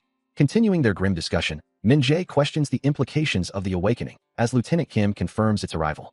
An unnamed authority figure then interjects, declaring that refusal is simply unacceptable. The weight of the situation hangs heavy, a stark concrete wall standing as a silent witness. Min Jae, understanding the implications, then asks how they might convince Kwang Il, to which Lieutenant Kim responds that while Kwang Il is a respected soldier, his humiliation prevents him from acting for that sake. Suddenly, Shin Young-jun steps forward, offering a solution and asking for some time to implement his idea. Min Jae turns to Lieutenant Kim, questioning if Shin Young-jun's proposal is truly possible. Shin Young-jun, resolute, affirms he will try his best, leaving Min Jae to contemplate the daunting task ahead. With his commitment made, Shin Young-jun walks away, ready to begin. The weight of the situation presses down, leaving Min Jae to wonder what in the world they are to do. Despite his recent commitment, a part of him still yearned for an escape, wishing he had a different role, one that would allow him to abandon this unit and simply run. Yet, a fierce determination burned within him, reminding him that he was a level 1 novice chef, and that title carried its own weight. To truly maximize his unique skills and contribute to the unit, he knew he had to become an even better cook. Standing before his comrades, his voice firm with conviction, he declared his unwavering resolve. He would not allow their unit to be humiliated, and he would make it stronger. With that promise echoing in his mind, his gaze sharpened, reflecting a newfound purpose. Soon, the rhythmic chop of his knife against vegetables filled the air as he meticulously prepared ingredients, his commitment now manifesting in action. Later, clutching a walkie-talkie, he broadcast a direct message, a challenge, and a vow to Kwang Il. He would make him a real soldier. The steaming bowl of food he held was not just sustenance, but a symbol of his unwavering resolve. He focuses intently on his task, determined to make the best fried rice possible, even as a system message appears, reminding him to keep up the good work. The ingredients sizzle and dance in the pan. As he expertly tosses them, a vibrant aroma beginning to fill the air. Each movement is precise, a testament to his growing skill. However, a new system message flashes, indicating that while the main ingredient's quality is not ideal, the overall stats of the dish will be slightly reduced. Undeterred, Shin Young-jun continues, another message appearing to confirm that the auxiliary ingredients are excellent, which will slightly increase the dish's stats. The system then highlights a crucial detail. The dish is made for a specific audience, and if that target audience consumes it, its effects will receive a significant boost. As he adds a special sauce, the system confirms its creation, revealing that this unique condiment can change the emotions of those who consume the food. He looks on with a determined expression, confident in his creation. Meanwhile, Lieutenant Kim recalls Kwang Il from the logistics unit, wondering if he should ask him to the cafeteria. The finished fried rice, shimmering with a subtle glow, is presented as his special food. Kwang Il, taken aback, questions what it is, but Shin Young-jun simply urges him to eat. Lieutenant Kim, still observing, thinks about Kwang Il's normally impeccable demeanor, finding him almost too good to be true. A single tear escapes Kwang Il's eye. As he finally agrees to eat, picking up his spoon, his hand moves to scoop a portion. This is the novice chef's chicken fried rice of courage. As Kwang Il begins to eat, savoring each bite, Shin Young-jun explains his philosophy. The power to overcome fear is courage. I tried my best to make it as good as possible. With a satisfied gulp, Kwang Il exclaims, "This is so good, Sergeant Shin." To which the chef replies, "There's more, so eat up." A gentle smile plays on Shin Young-jun's lips, a quiet satisfaction in seeing his efforts appreciated. Turning slightly, he adds, "We can talk more after you're full." Outside, a military vehicle sits silently as a voice calls out, "Sergeant Shin," followed by a quiet apology. A moment of silence hangs in the air, before a questioning "HM" breaks the quiet. From inside, another voice explains, "I'm sorry, it's just that it's scary." Inside a building, Lieutenant Kim sits across from Shin Young-jun, stating, "So that's how you feel." Young-jun offers another quiet apology. Young-jun confesses, "I've been like this since I was a kid, and I've always been told to act like a man." Kim listens intently, then offers genuine sympathy. "I can only imagine how much you've suffered, Sergeant Shin. I'm truly sorry for not realizing it sooner." Young-jun, however, is distracted by a thought, but it wasn't even a real tuna. Kim continues, "Yeah, you must have had a hard time with your personality." Young-jun's expression hardens as he reveals, "I really tried to take on extra jobs because I didn't want to be an inconvenience to others." A flashback shows a younger Young-jun, surrounded by other men, thinking, "I thought I was finally recognized for my efforts, but I guess I was just a burden to them." He listens as Lieutenant Kim explains that many brave people have died after encountering monsters, admitting his own fear in such situations, before Young-jun quietly adds that he too was scared. A moment of shared vulnerability passes between them, before Young-jun asserts that doing nothing would only lead to them being devoured by those monsters, reflecting on a past encounter where he felt like nothing more than a burden to his comrades. The monster's overwhelming presence in that brief moment still vivid in his mind. A memory of crushing force and primal terror. Clenching his bandaged fist, Young-jun declares that it's unfair for him to die here, not when he's in his prime, revealing his true aspiration to open a restaurant. Lieutenant Kim, looking at him with a gentle smile, assures him that even under those dire circumstances, he is truly amazing, a sentiment that took a lot to convey. He reflects on his past, acknowledging that his own courage, judgment, and decisions have always guided him. Meanwhile, Lieutenant Kim, standing beside him, encourages him, telling him he wants him to fight alongside them with a weapon, adding that the other veterans would also be there. A warm smile spreads across the lieutenant's face, as Shin Young-jun internally resolves that hearing about their actions makes him feel like he should try it too. A sudden surge of confidence washes over him, prompting Lieutenant Kim to observe that the food must have worked, seeing a different look in his eyes. With newfound resolve, Shin Young-jun declares that the next monster is his to finish off. A sharp, decisive sound echoes. A soldier, enveloped in crackling black and red energy, charges forward, his voice echoing with a fierce command for everyone to stay close or try to help him. He swings a blade of pure red energy, declaring this his moment, the opportunity to aid his comrades finally at hand. With a brutal impact, the monster's arm is cleanly severed, blood erupting from the wound. From a safe distance, Min-jae watches, wondering what the hell he's doing, while Kwang Il observes that the soldier has gone a bit overboard. The soldier stands victorious over the fallen creature, a triumphant laugh escaping him as he declares its demise. Min-jae, still bewildered, questions why the soldier is even here, and Kwang Il asks if they shouldn't try to stop him. Shin Young-jun watches with a worried expression, thinking that perhaps the soldier is being a bit too aggressive. His concern proves justified as the soldier is suddenly struck by another monster, taking a severe injury. A monstrous face with glowing red eyes emerges from the shadows, while a voice suggests that if the situation escalates, they can step in. A dark, reptilian claw lunges with predatory speed. But Kwang Il meets the assault with a furious roar, his eyes burning with a fierce yellow light. The monster's attack continues relentlessly, its sharp claws tearing into the soldier, drawing blood. Despite the injury, Kwang Il pushes back, his arm raised to fend off the next blow. The reptilian monster snarls, its red eyes glowing with malevolent intent. Undeterred, Kwang Il shouts a challenge, declaring himself to the fucking lizard. The monster's claw slams down again, the impact echoing with a guttural roar. Finally, the fight concludes with Kwang Il injured, as Shin Young-jun, Lieutenant Kim, and Min Jae observe, surprised by the monster's unexpected strength. From a distance, Shin Young-jun watches the unfolding chaos, remarking that Kwang Il seems to be doing well, even as he questions why no one has provided him with a weapon. Suddenly, a loud impact echoes through the air, drawing a startled exclamation from one of the observers, followed by a collective, questioning silence. Below, Kwang Il's face contorts with primal fury, his teeth bared and blood already staining his chin. With a desperate, savage lunge, he sinks his teeth deep into the reptilian monster's arm, tearing flesh with a sickening rip. The monster retaliates instantly, sending Kwang Il recoiling from a powerful blow to his torso. Despite the counterattack, the damage is done. A large chunk of the monster's arm is visibly torn away, oozing green blood. The sight leaves his comrades stunned, their faces frozen in disbelief. As a wave of cheers erupts from the surrounding soldiers, Kwang Il stands over the now subdued monster, which lies defeated with a heavy thud. The observers can only marvel at his ferocity, one soldier exclaiming that he just bit the monster's arm, while another questions if this is the same man who was so scared earlier. As the dust settled, Shin Young-jun, still reeling from the unexpected ferocity, could only wonder if the previous encounter had been too much for Kwang Il. But the fight was far from over, as Kwang Il continued his savage assault, tearing into the monster with primal force, blood erupting with each impact. His comrades watched, horrified, as Shin Young-jun cried out, demanding to know if the lieutenant had ordered him to stop, questioning the danger of the relentless attack. Unheeding, Kwang Il continued to bite and tear, his ragged breaths echoing the sheer effort of his savage act.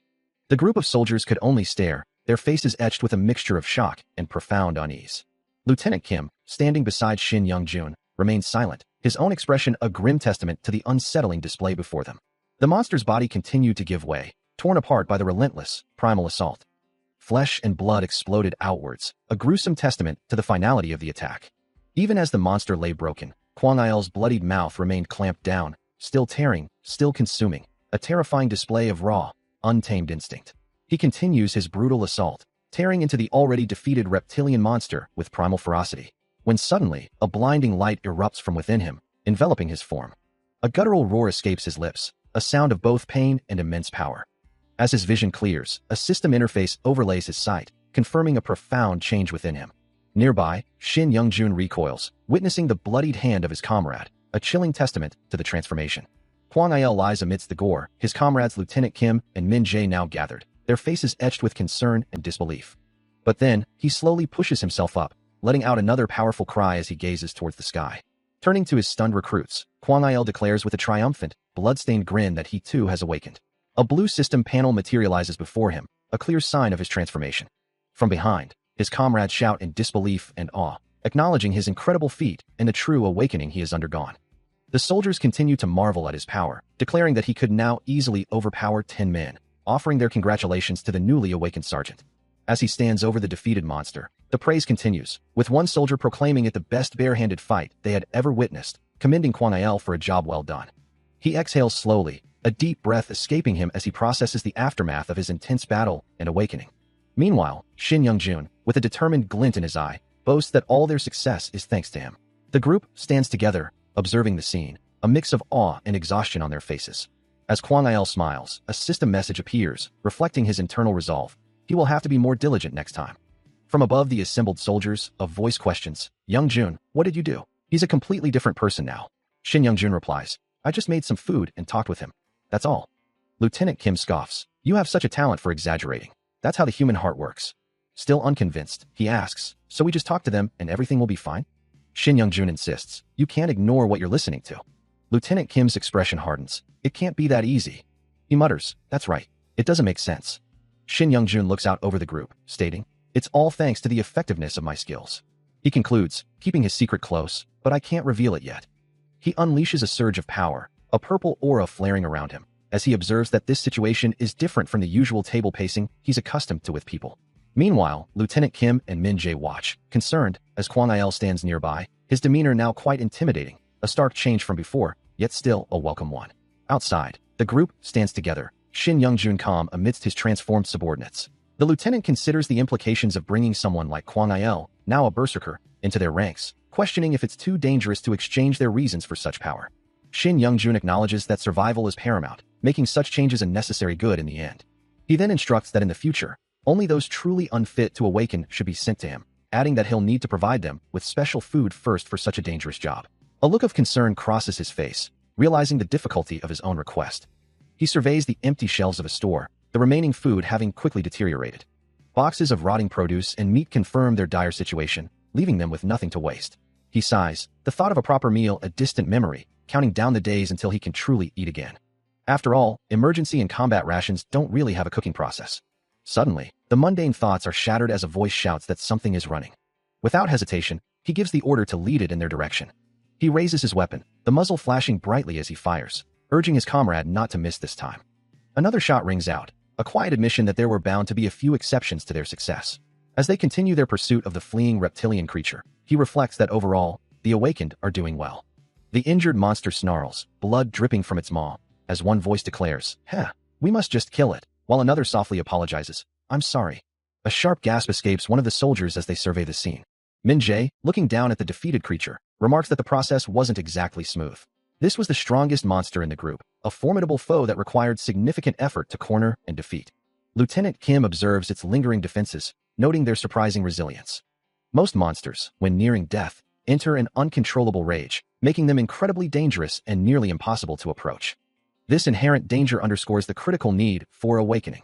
Shin Young-jun, reflecting on the situation, acknowledges the importance of safety, even if it means a slower pace. A swift movement cuts through the air, signaling a shift in their operations. As the soldiers move out, Kwang Il calls out to the lieutenant, confirming their success and expressing relief that someone can handle such tasks effectively. A few minutes prior, the military unit stood in the aftermath of their recent engagement, the air still thick with the scent of battle. The reptilian monster, a formidable foe, lay lifeless on the ground, its tough hide finally breached. As the group assessed the scene, Kwang Il called out to a new face among them, congratulating Soo-hyuk on a job well done, while Min-jae noted his presence from the termination unit. A question hung in the air, a silent acknowledgement of the next crucial step in their ongoing struggle. Who among them would be the next to undergo the awakening? Min-jae's earlier comment about Soo-hyuk from the termination unit echoed, drawing attention to the young soldier's focused expression. Lieutenant Kim then addressed him directly, declaring it was his turn, to which Soo-hyuk responded with a respectful affirmation. Kwang Il, perhaps with a hint of concern, questioned if he could truly target only one enemy, but Soo-hyuk confidently asserted that he had been practicing extensively. With a final, stern instruction from Lieutenant Kim to succeed, Soo-hyuk swallowed hard, his resolve hardening. Then, in a blur of speed and raw power, he launched himself forward, leaving a crimson and black trail in his wake. He plunges his spear deep into the reptilian monster, a torrent of blood erupting from the wound as the creature lets out a final, guttural cry. The force of the blow is undeniable, its red eye flaring with a dying light as life drains from its massive form. But even as the monster falls, a sudden impact sends him reeling, his head snapping back in surprise. A spray of blood, not his own, but from the monster's final throes, splatters across his uniform. Before he can even process the lingering impact, a translucent system panel flickers into existence before him, displaying his new designation, Marksman. Meanwhile, back at the command center, his comrades react with a mix of awe and excitement, Kwang Il exclaiming that this new status makes him a sniper. Still focused on the glowing interface, Soo-hyuk continues to absorb the unexpected information. A surge of frustration crosses his face as he reads further, demanding to know what exactly is happening. Another soldier, observing from behind, notes the sudden appearance of the strange system panel, as Soo-hyuk remains engrossed in its perplexing details. As a brilliant light erupts across the sky, a system message declares the formation of a new faction. Before Soo-hyuk, a holographic screen materializes, confirming the creation of a 5-player faction, the minimum required amount, leaving him utterly bewildered. The display continues, revealing their faction is the third in the large region, yet the very first in their immediate small region. As the group observes the glowing interface, Kwang Il voices his confusion, questioning the meaning of the rewarded amount. Soo-hyuk remains fixated on the holographic screen, still processing the sudden influx of system information. It seems that the moment Soo-hyuk awakened, the same system window appeared simultaneously for all 5 awakeners. Lieutenant Kim studies his own holographic display, which proudly announces an achievement for forming a faction faster than the majority. Shin Young-jun, now also observing a personal system screen, sees that a special reward is being given, 10 elixirs of growth for achieving 3rd place. As the implications of the new system settle in, Lieutenant Kim turns to him, asking what their next move should be. Following the system's announcement, a directive echoes through the facility, calling for all awakened individuals to gather for an emergency meeting. Inside a dimly lit room, the gravity of their new reality begins to settle. A soldier explains the new resource allocation, stating that 10 items are to be shared per person, a distribution another finds impossible to manage. Lieutenant Kim confirms the system's message about factions, and Shin Youngjun deduces that the requirement for forming one must have been 5 awakened individuals. Considering the implications, Shin Youngjun muses that if the system's information is accurate, the elixir reward could significantly accelerate their progress. However, Lieutenant Kim expresses a deeper concern, worrying more about the other factions, especially since being ranked third implies 2 others are already ahead of them. His brow furrows in thought, the weight of their new competitive landscape clearly pressing upon him. Shin Youngjun reluctantly agrees, as the question of how to deal with these other factions looms large over their newly formed group. A grim possibility weighs on Shin Youngjun as he considers the nature of the beasts they might encounter in the gap, wondering if they could be as formidable as dragons. His gaze falling, he knows that everyone's thoughts are consumed by their families, a silent, shared burden. In a world ravaged by monstrous threats, they can only pray for deliverance from the unfolding disaster. Lieutenant Kim, acknowledging the grim reality, agrees that such a terrifying scenario is not impossible. He then voices his concern that while they might acquire the necessary resources, it will be an arduous task, a sentiment Shin Youngjun echoes, before Lieutenant Kim emphasizes the critical danger of being left alone and vulnerable. Shin Youngjun shifts the focus to immediate priorities, stating they must prioritize their own safety, a pragmatic approach Lieutenant Kim readily accepts, urging them to concentrate on that for now. The weight of their conversation settles upon Shin Youngjun, his expression lost in deep contemplation. Lieutenant Kim, too, grapples with the daunting challenges ahead, his concern evident. Ultimately, the broader purpose of their struggle becomes clear. Only through their own survival can they hope to find and save their families. Shin Youngjun listens intently as his comrade explains the dire situation, noting that despite having over 100 soldiers in their base, only 5 are actual faction members. He confirms the low count, acknowledging the need to awaken more people, though he finds the process annoying. Another soldier chimes in, suggesting it won't be easy, and questions the seated man about his own awakening, implying that if one isn't in a faction, they're considered a noob. Changing the subject, Shin Youngjun asks Min Jae if he's a marksman. The seated soldier explains that his marksmanship must have been detected, leading to his selection, a fact he finds amusing. Shin Youngjun then inquires about his specific talent, to which Min Jae clarifies that his eyesight and focus are enhanced when he shoots. Concerned, Shin Youngjun wonders if such an ability is truly beneficial, worrying about their dwindling bullet supply. Min Jae simply smirks, dismissing his concern. He then demonstrates his confidence, implying that where a normal soldier needs 10 shots, he needs far fewer. Continuing to explain the efficiency of his enhanced senses, Min Jae confidently states that he would only need 2 bullets to accomplish his task. As if to punctuate his point, 2 spent casings eject from his rifle, glowing with a faint, golden aura. A smile spreads across Shin Youngjun's face, realizing that with such abilities, taking down monsters would become significantly easier. He places a hand on Min Jae's shoulder, confirming his assessment and declaring that Min Jae would be in charge of hunting monsters from that point forward. Without hesitation, Min Jae snaps to attention, offering a crisp salute. Shin Youngjun looks down, a more somber expression replacing his smile, muttering that this was the only good news they had, and at least they could survive for a while. Turning to Soo Hyuk, his expression grim, he reminds them of their dire situation. There were only 5 of them left in the entire school. With a determined gaze, Shin Youngjun resolves that to survive, they must continue to move forward. He watches as the soldiers are forced to retreat towards the school, a monstrous reptilian creature looming before them.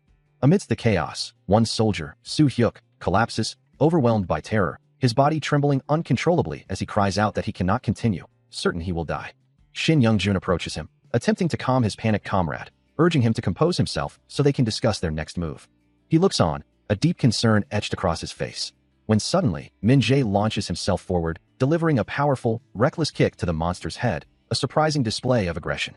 Shin Youngjun turns, his gaze fixed on the unexpected turn of events. As he continues to try and reassure Soo Hyuk, who remains frozen in fear, Min Jae, now fully engaged, fights with a ferocity that makes his comrades question if he was always so reckless, taking on multiple reptilian monsters at once. Shin Youngjun watches the scene unfold, a new concern replacing his previous worry, wondering if Min Jae has truly lost his mind. A quiet moment passes, the air thick with unspoken thoughts. Then, a comrade breaks the quiet, addressing Shin Youngjun directly, asking to speak with him about something important.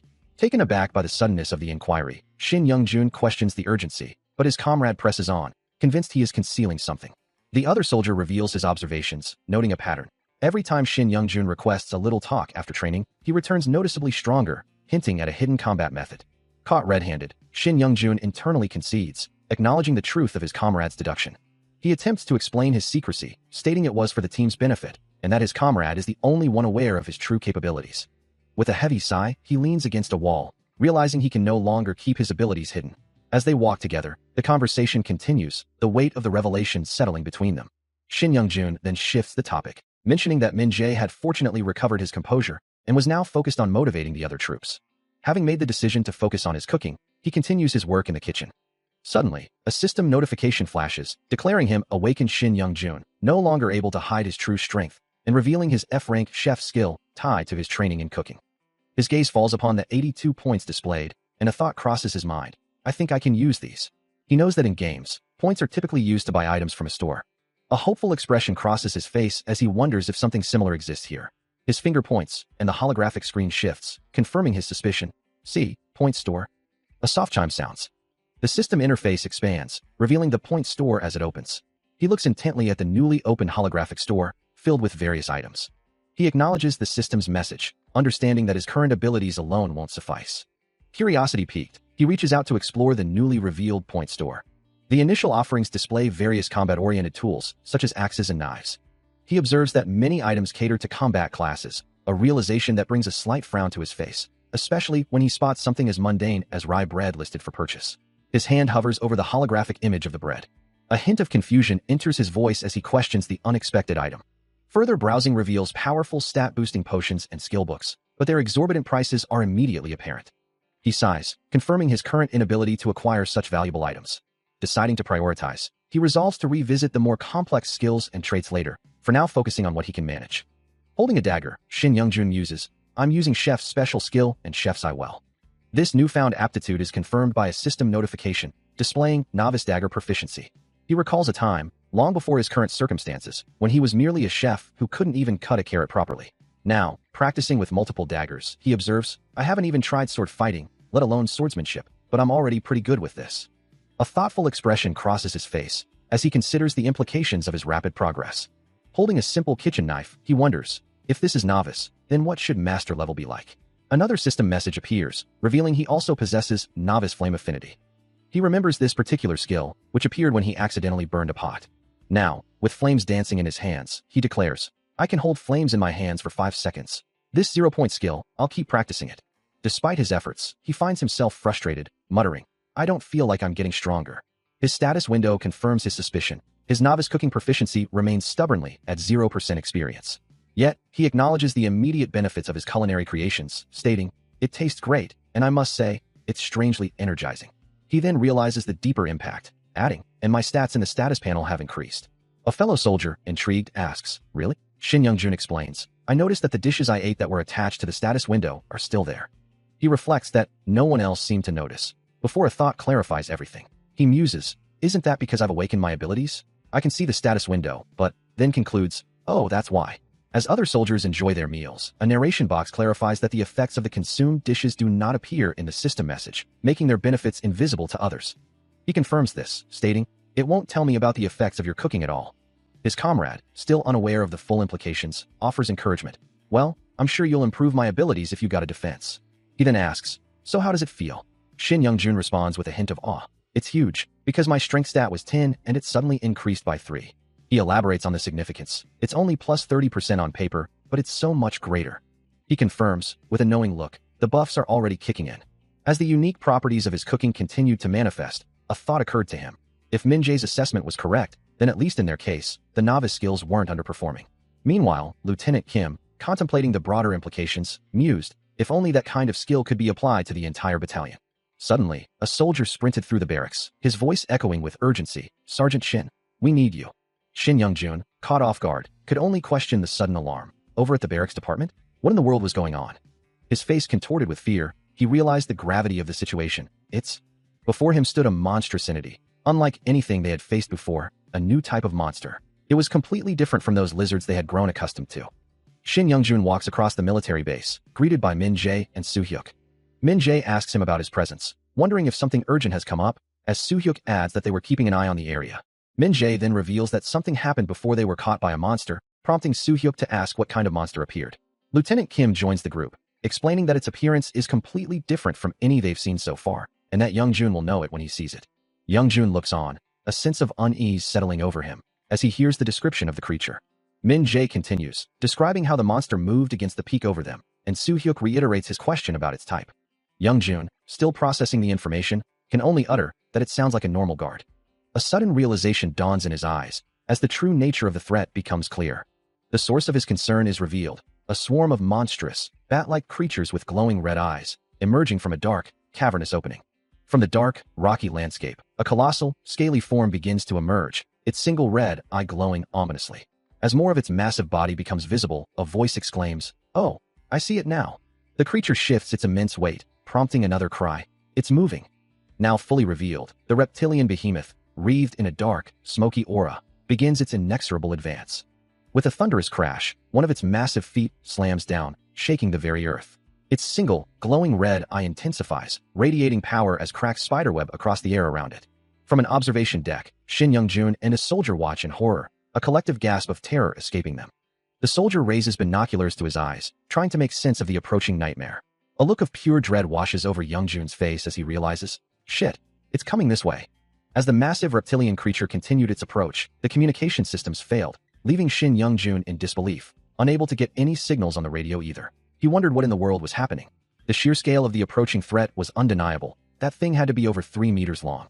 Observing the situation alongside Lieutenant Kim, Shin Young-jun noted that while smaller lizards were common, this massive creature must be their boss.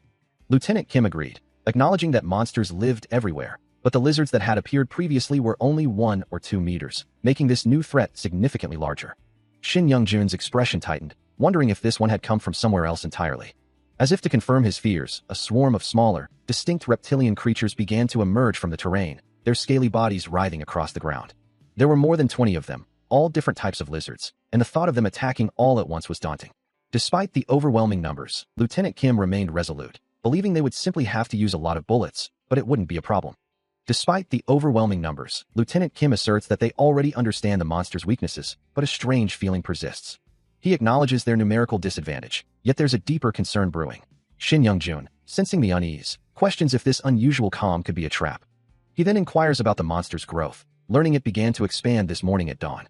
Lieutenant Kim confirms there was nothing out of the ordinary initially, but the creatures simply continued to grow without cessation. Shin Young-jun ponders the lack of aggression, wondering if their inactions suggest they belong to a different, more strategic group. A flicker of concern crosses Lieutenant Kim's face, as the implications of such intelligence begin to sink in.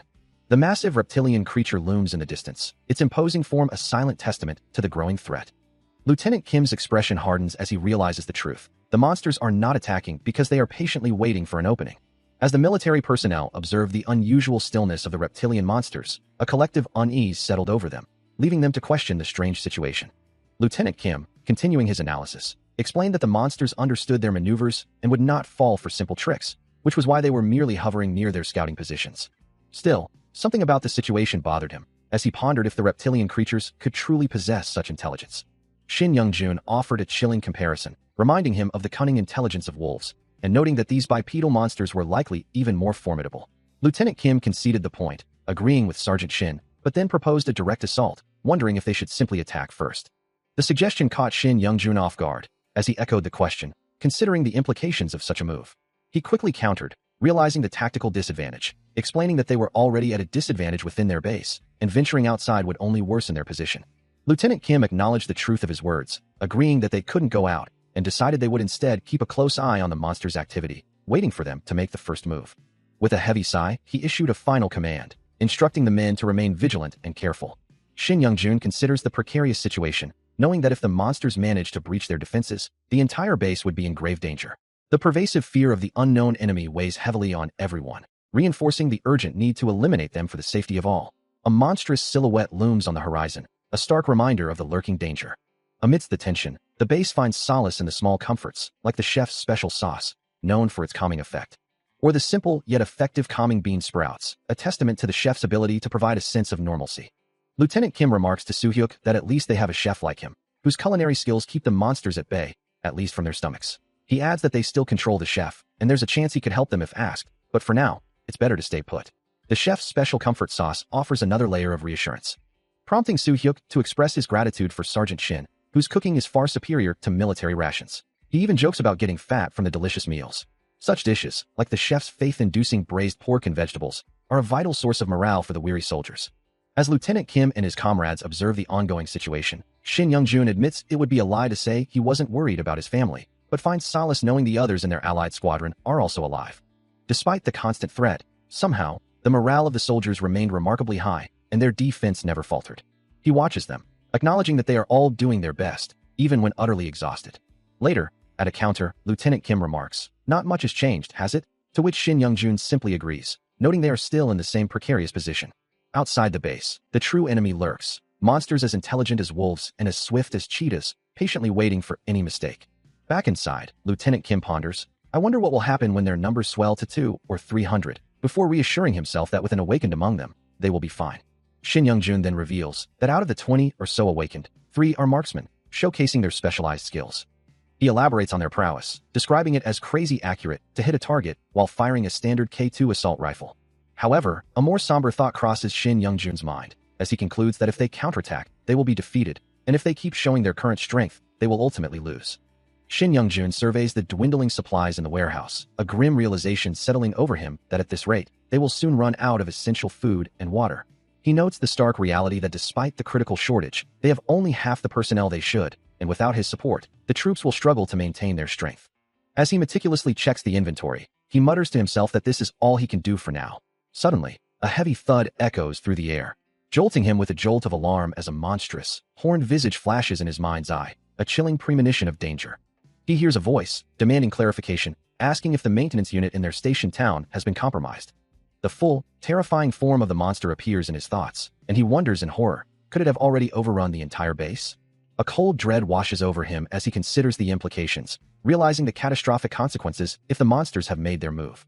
His eyes widen in stark terror as the full weight of the situation crashes down on him, a single, desperate thought echoing in his mind. They are in deep trouble. With all radio signals dead and communication completely cut off, he stares at the broken device, a chilling realization dawning on him. What in the world is going on? The urgency of the situation sends him scrambling, his feet slipping on the slick ground as he moves with desperate speed. His face contorts with grim understanding, the words, "This is dangerous," escaping his lips as the full scope of the threat becomes clear. He pushes himself harder, recalling a past confidence, thinking, "I said the marksman could handle it," but quickly correcting himself.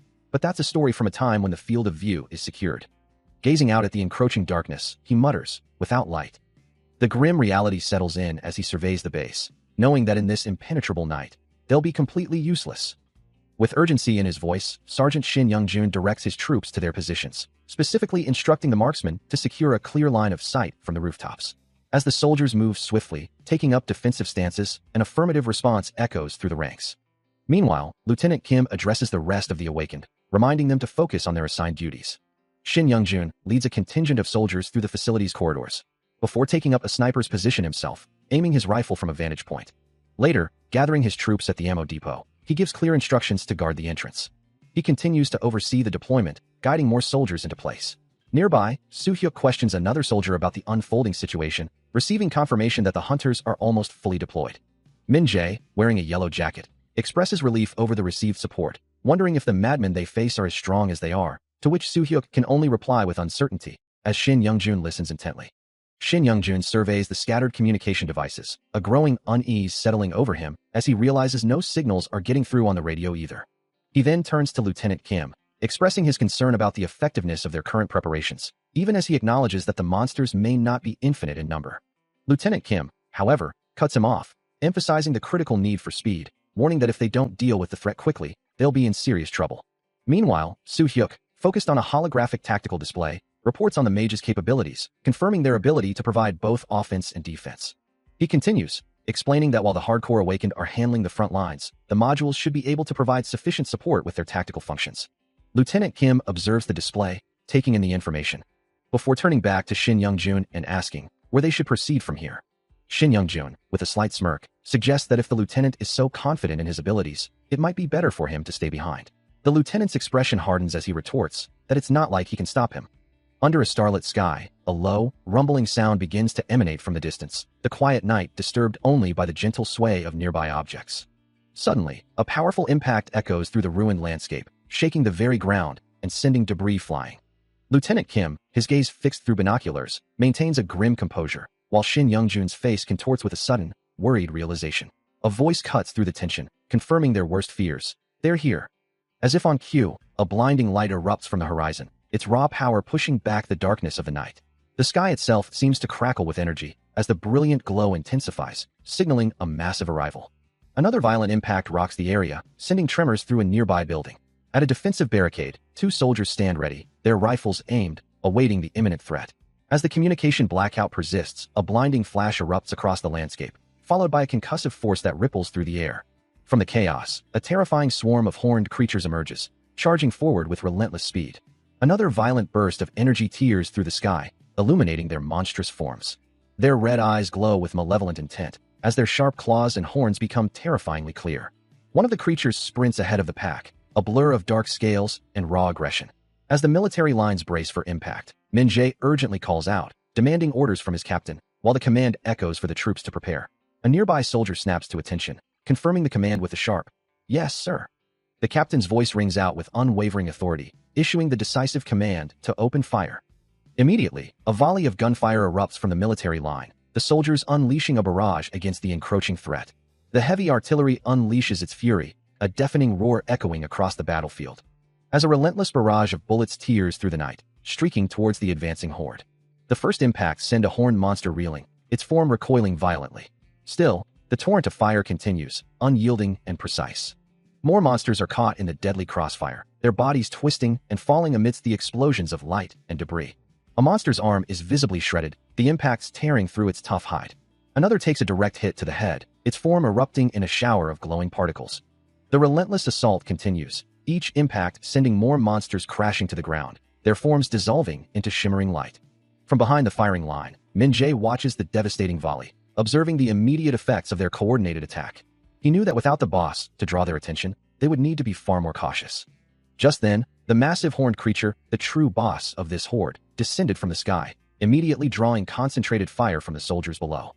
It let out a guttural roar, a primal sound that echoed across the ruined landscape. The soldiers on the rooftops recognized the immense danger, identifying it as the most formidable opponent yet. From his elevated position, Min-jae commanded the marksmen to focus all their fire on the newly arrived threat. But then, a sudden realization struck him, and he uttered a name in disbelief. A sniper rifle was poised, its scope fixed on an unseen target. His eyes widened in profound shock, unable to comprehend the unfolding events. At that critical moment, his unique ability, Chief's Eye, automatically activated. A monstrous lizard man, identified as a lizard monster and known as the rarest and strongest of its kind, capable of independent thought and decision-making, charges forward with terrifying speed. Observing its relentless advance, Min-jae questions its impossible agility. Even as a barrage of bullets rains down, the creature effortlessly evades every single shot. Bullets impact the ground and air around it, but none find their mark. Despite its undeniable strength, Min-jae considers its position on the front lines a foolish gamble for a commander. He concludes that the monster is simply making itself an easy target. Unaware of the tactical assessment, the lizard monster leaps through the air, its red eyes glowing with predatory intent. It lets out a guttural roar, its fanged maw wide open in a display of raw power. A sudden, unseen force erupts, spreading outward with a violent, crackling energy. The purple-black aura expands rapidly, engulfing everything in its path. One soldier is immediately struck, recoiling violently from the impact. The shadowy wave continues its advance, knocking down more soldiers in its wake. A wider swath of the battlefield is consumed, as numerous figures collapse under the unseen assault. A pained cry escapes a soldier as the dark energy strikes them directly. Another soldier grunts in discomfort, their body tensing from the sudden impact. Even Min-jae clutches his head, a groan escaping him, as he wonders what kind of attack this could possibly be. His eyes narrow, analyzing the new threat with intense focus. And with a battle cry, all lizard strength, speed, and regeneration are momentarily boosted, sending a wave of shock through the soldiers. Furthermore, all lizards are granted bullet resistance, making them an even more formidable threat. Meanwhile, Min-jae and another soldier discover their radios are completely dead, unable to get any signals. As if the situation wasn't dire enough, a new system message flashes, indicating widespread confusion, dizziness, and nausea, affecting everyone present. The sudden onset of symptoms causes one of their holographic screens to fall, as the soldiers struggle to maintain their composure. Elsewhere, Shin Young-jun clutches his head, clearly affected by the debilitating wave. Min-jae, too, feels the effects, wondering what could be happening to them. The system declares the situation dangerous, as the unnamed soldier struggles with intense dizziness, his head spinning. He struggles on the ground, surrounded by other incapacitated soldiers, as Shin Young-jun urgently asks if he's alright, noting that all marksmen are down. From a rooftop vantage point, Shin Young-jun exclaims his disbelief at the monster's unexpected strength, while Min-jae points out the creatures themselves. The lizard monster's eye glows with malevolent purple energy. As it unleashes a terrifying roar, its form wreathed in the same ominous aura. The two soldiers watch the unfolding chaos. The effects of the monster's power taking their toll as Shin Young-jun clutches his head, realizing the system's warning didn't fully convey the debilitating confusion and dizziness now robbing everyone of their focus. With purple energy crackling around a soldier's desperate grip on their rifle, their defenses begin to crumble. Min-jae, struggling to stay upright amidst the fallen, demands to know what everyone is doing. Meanwhile, Shin Young-jun, fighting his own disorientation, desperately tries to rally himself and his comrades to focus. A violent storm raged, lightning cracking across the darkened sky, illuminating a colossal, ominous structure in the distance. Amidst the chaos, a massive, clawed limb, surrounded by a swarm of smaller, bat-like creatures, remained unyielding against a barrage of explosions. With glowing red eyes, the horned monster let out a deafening roar, asserting its dominance. From a high vantage point, Shin Young-jun watched the unfolding disaster, the lightning reflecting in his concerned gaze. A voice crackled through his comms, informing him that their guy had dropped a barrier, meaning the buffs would soon wear off. Below, soldiers desperately fired their weapons, but their bullets were useless, failing to even scratch the monstrous hide, prompting a desperate order to give all ammunition to the awakened. The reports confirmed the monster's terrifying resilience, as it seemed to have grown even stronger than before, causing Shin Young-jun to clench his fist in frustration. Standing beside him, Soo-hyuk reminded him that the awakened had called this a temporary effect, suggesting they must have been waiting for a special agent to strike. The monster, meanwhile, stood with an unsettling stillness, as if it had anticipated their every move. As the situation escalates, Soo-hyuk calls out to the assembled forces, demanding all awakened individuals gather immediately. He explains the grim reality. Ranged attacks are now utterly useless against their foe. The gravity of the situation weighs heavily on Lieutenant Kim, who acknowledges the unavoidable shift to close-quarters combat. Soo-hyuk then addresses a formation of soldiers, preparing them for the new strategy. Among them, Min-jae looks on with confusion, questioning the unusual directive. Shin Young-jun approaches Min-jae, also puzzled. Soo-hyuk, meanwhile, begins to cook something in a pan, declaring that while he will explain, his true skill is not culinary. Turning to Shin Young-jun, he asks if he was awakened before. Soo-hyuk continues to address his unit, explaining his strategy, while Min-jae confirms the unexpected benefits they've received. Admitting he doesn't fully understand the nature of these buffs, but acknowledging their timely arrival. Soo-hyuk then issues a stern warning. These enhancements are temporary, tied directly to their physical forms. He reassures them that with their training and these newfound advantages, they have a real chance, urging them to cast aside their fear. With a final, resolute command to stay safe, Soo-hyuk orders the advance, met with a unified affirmation from his troops. His gaze sharpens, a silent acknowledgement that the entire battalion now stands empowered. Turning to Min-jae, Soo-hyuk assigns him the critical task of engaging the bat swarm monster. Shin Young-jun's face contorts with fierce resolve, a primal declaration to crush the enemy.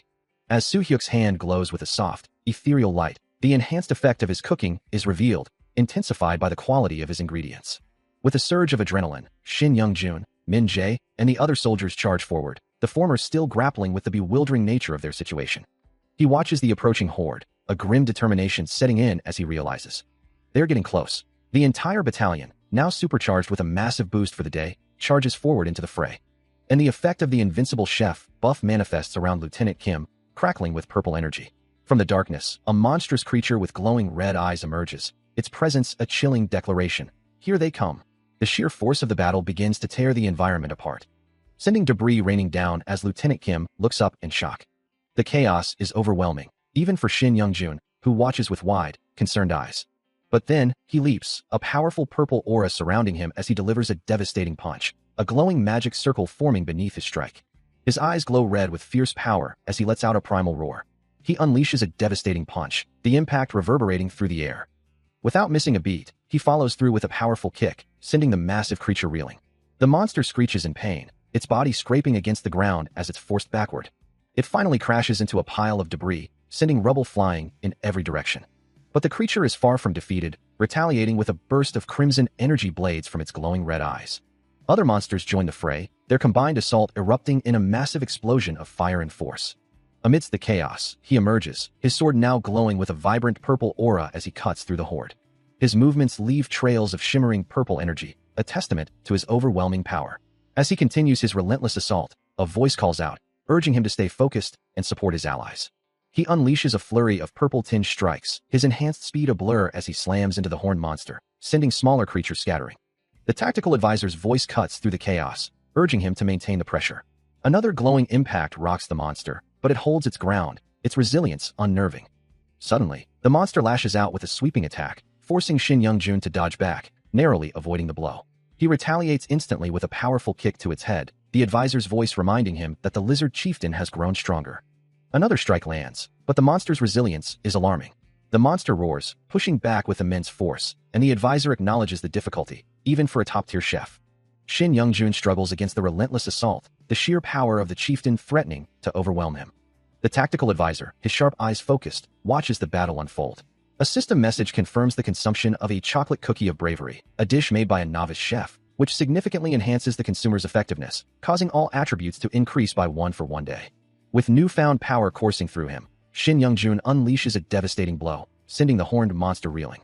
He presses his advantage, declaring, "I'll show you the power of a chef." Another powerful strike connects, driving the monster back with immense force. Simultaneously, a new system message appears, indicating that the chef's special sauce is applying the Legion Bravery effect, allowing control over the battlefield's mood with the Legion's bravery. From a remote location, Lieutenant Kim observes the unfolding battle, noting with satisfaction that the normal lizards are no longer a threat. He continues, his voice firm, "Brave warriors now rule the battlefield." As Shin Young-jun glows with a powerful aura, the system confirms that hostile targets will have their stats and morale slightly reduced. With an intense gaze, Shin Young-jun considers his options, knowing that his previous strategies are no longer sufficient. Meanwhile, the horned monster lunges forward, its massive claws extended, ready to tear into him. Its predatory instincts driving it, the creature prepares to unleash a brutal attack. A guttural roar escapes its maw, revealing rows of razor-sharp teeth as its eyes glow with malevolent intent. Just as the monster closes in, a sudden surge of power courses through the battlefield, a system message confirming that his allies have unlocked new traits. Before the monster can land its blow, Shin Young-jun retaliates with blinding speed, striking the creature with such force that it cries out, recoiling violently from the impact. A vibrant red aura flares around him as he presses his advantage, the effects of his medium bravery having neutralized any lingering confusion. He stands firm, ready for the next phase of the fight, a challenging battle now truly underway. With a determined expression and his aura crackling, Shin Young-jun prepares to face the monster head-on. Monsters surge forward, their grotesque claws reaching as a voice warns that they are swarming the entrance. Amidst the chaos, soldiers unleash a barrage of fire, desperately trying to hold the line and concentrate all their efforts on the breach. One of them, Kwang Il, fights with grim determination, urged by a comrade to watch over the way. Another soldier delivers a powerful kick, sending a monster reeling with a guttural cry. Suddenly, a burst of orange energy erupts, signaling a devastating impact.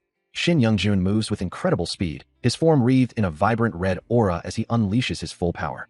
He presses his attack, a fierce cry escaping him as the red energy intensifies. The monster roars in defiance, its fanged maw wide open, but a glowing blade descends, poised to deliver a decisive blow.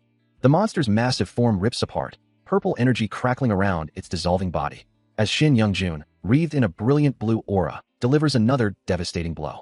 Nearby, Kwang Il watches the display of power, a look of utter disbelief and awe on his face. He can't help but exclaim how incredibly awesome this new strength is. His eyes wide, he wonders aloud if the stats have doubled, demanding to know what exactly has happened. Unfazed by the questions, Shin Young-jun continues his relentless assault, his glowing blade cutting through the monstrous horde with ease. He charges forward, confident that with these newfound buffs, they will surely overcome the threat and clear the area in no time.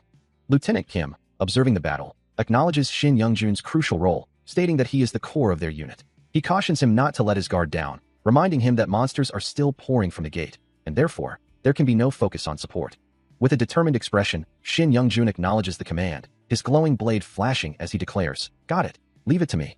He continues to push through the monstrous horde, urging his comrades to hold on just a little longer, confident that victory is within their grasp. A powerful blow connects, sending a surge of green energy through the creature.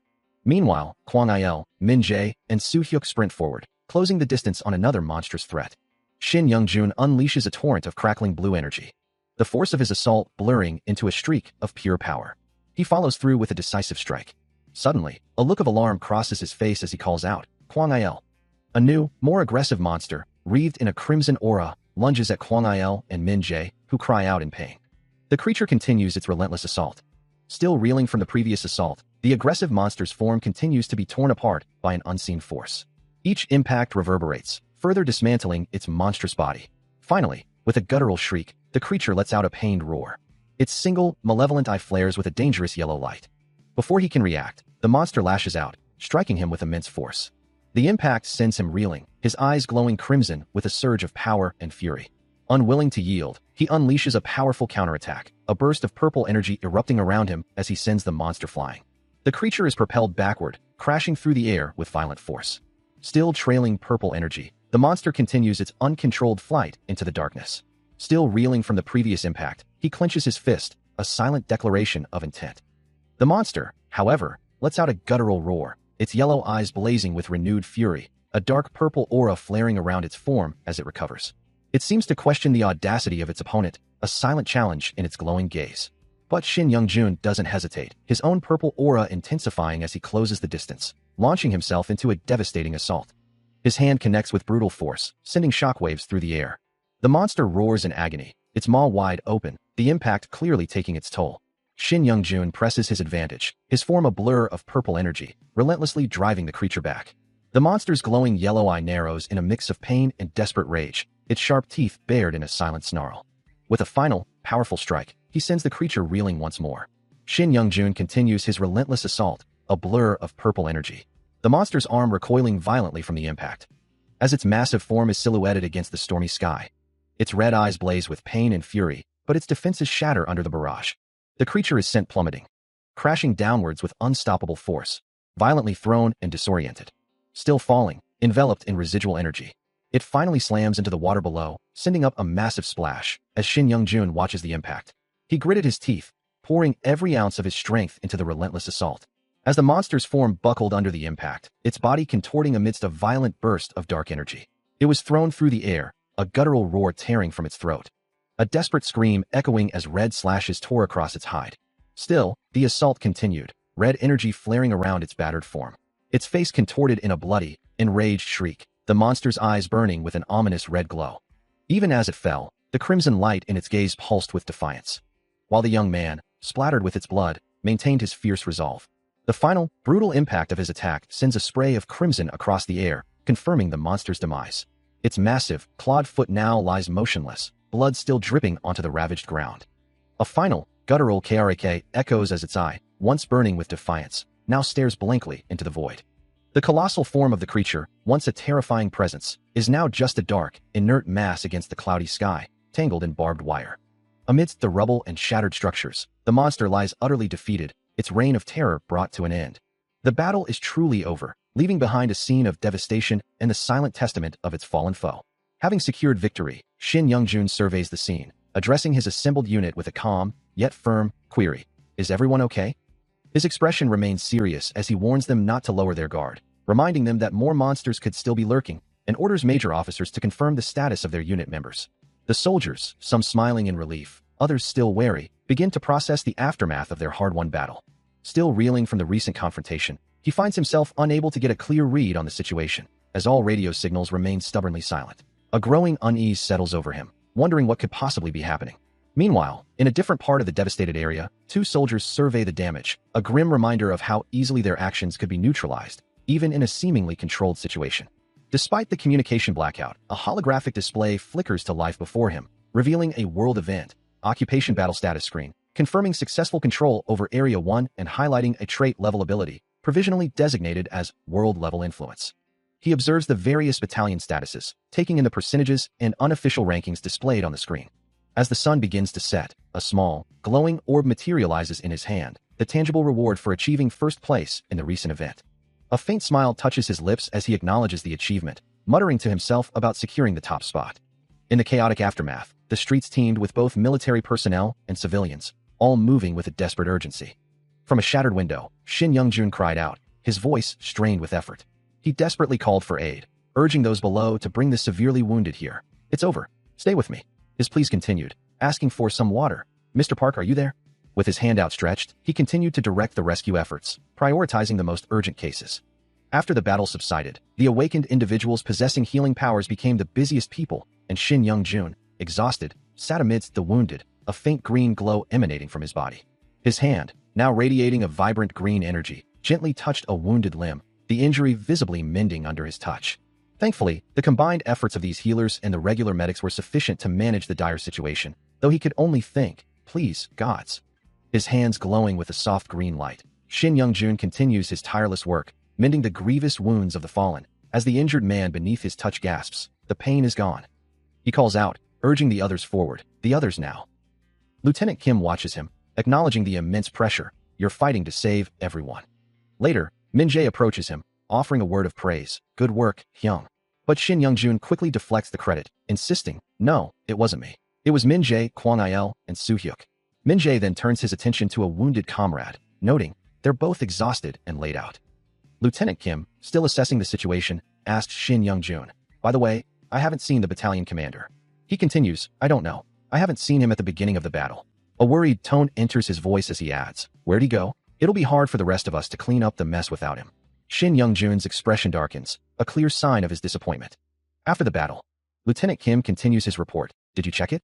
How far can we go to relief?" Shin Young-jun responds, "I think we've secured up to the mountain ridge."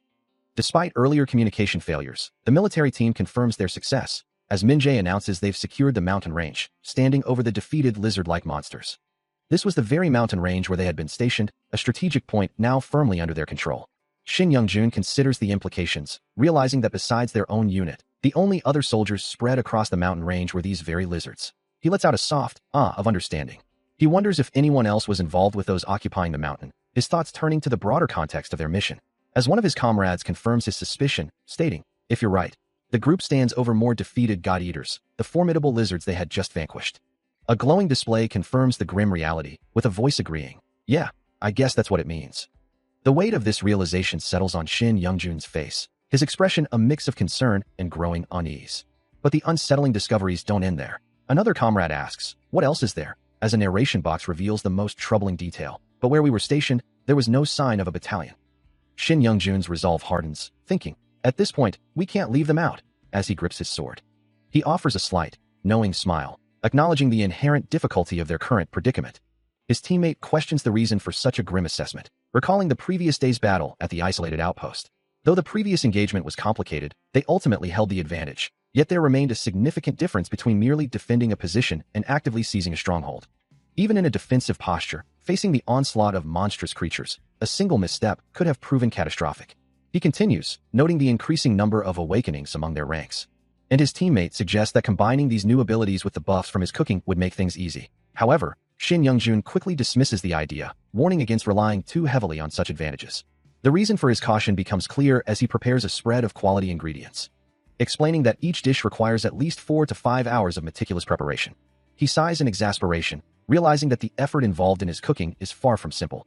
Having meticulously prepared a variety of dishes, he reflects that he had been readying himself for an invasion for a long time. Min-jae considers the options, remarking that if he had to choose one, it would be the dish granting the ability to summon a swarm of bats, praising the incredible quality of the meat. He then concedes that such a feat would indeed be possible. Surveying the grotesque pile of monster corpses before them, Min-jae admits he had underestimated the situation. Shin Young-jun suggests they discuss the matter later, to which Min-jae agrees. Suddenly, a new sight catches his eye, prompting a surprised exclamation. He warns the others to stay back, as another soldier points out the presence of a truck. Min-jae then laments the sheer volume, feeling as though they are endlessly burying bodies. Observing the massive monster corpse, the soldier wonders how they can dispose of them all, unable to burn or bury such a quantity. Later, Shin Young-jun activates a holographic interface, asking if anyone has seen anything like it before. The screen displays a list of mysterious options, including an invitation from Lord Balark and Netherrealm's keys. He admits to having seen them, but remains unsure which to choose. Min-jae listens as Shin Young-jun reiterates that he has looked at the options, but is still undecided.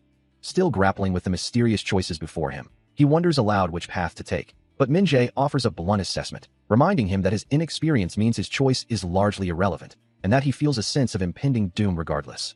As other soldiers, including Kwang-il and Soo-hyuk, stand by, Min-jae assures him that no one will complain about his decision, implying a trust in his judgment or perhaps a shared resignation. Min-jae's expression darkens, revealing the underlying tension as he laments their inability to consult their commander. With a sigh of resignation, Shin Young-jun makes his choice, the holographic interface vanishing as he commits to a path. Min-jae immediately questions his decision, but Shin Young-jun reveals his selection, noble contract, Ramana. The conversation shifts to a more practical, yet equally perplexing, matter, as Min-jae asks if they will need chariots. Now running alongside his comrades, Shin Young-jun asserts that while they may not understand the implications now, clarity will come soon enough, as they are bound to encounter whatever lies ahead. Min-jae expresses lingering doubt, acknowledging the possibility that someone else might have already chosen the same path, yet ultimately places his trust in Shin Young-jun, giving him the go-ahead. Shin Young-jun's face hardens with resolve, ready to face the consequences of his decision. He prepares to activate the chosen contract, his finger hovering over the glowing interface. With a decisive motion, he presses against the shimmering screen. A sharp, electronic sound accompanies a ripple of energy spreading across the interface. The system confirms his selection, announcing that the mobile fortress Ramana has been chosen, and its summoning power is now granted to Shin Young-jun. With a sudden, violent crack, the ground beneath them begins to glow and fracture.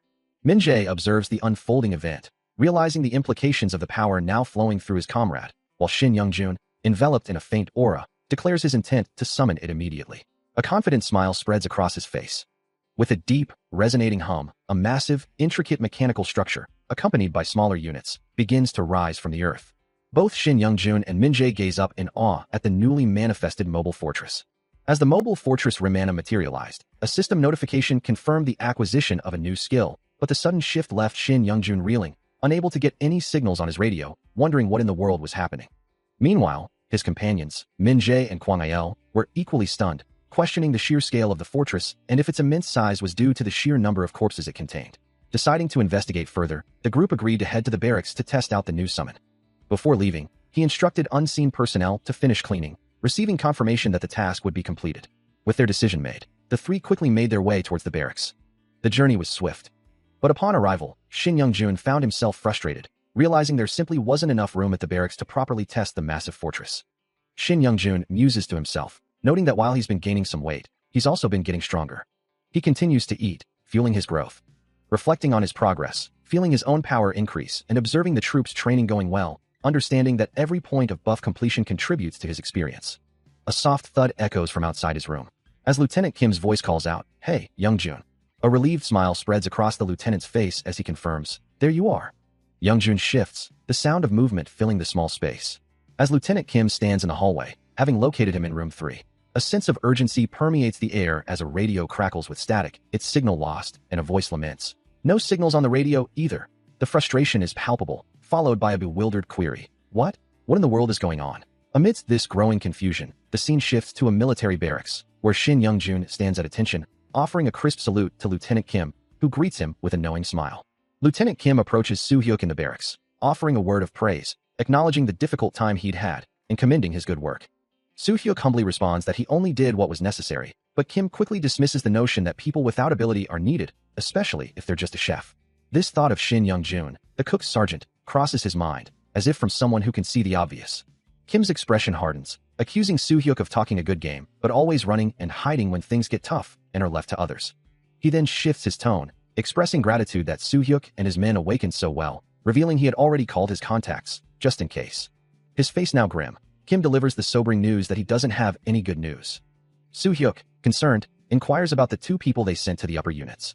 Kim, now seated and looking down, admits he doesn't think they're doing too well, explaining that with real-time data, they should have received news by now if things were fine. Later, alone and gazing out a window, Kim wonders what would have happened if he had been the one sent instead. A monstrous reptilian creature looms, a stark reminder of the ever-present danger, as a voice laments that no one could have possibly escaped its clutches. Meanwhile, Lieutenant Kim and Soo-hyuk discuss a new development, with Soo-hyuk mentioning a new cook who prepares excellent battle rations, confirming that this is indeed the plan. Soo-hyuk, however, expresses his longing for something more substantial, asking if they can't just eat real food.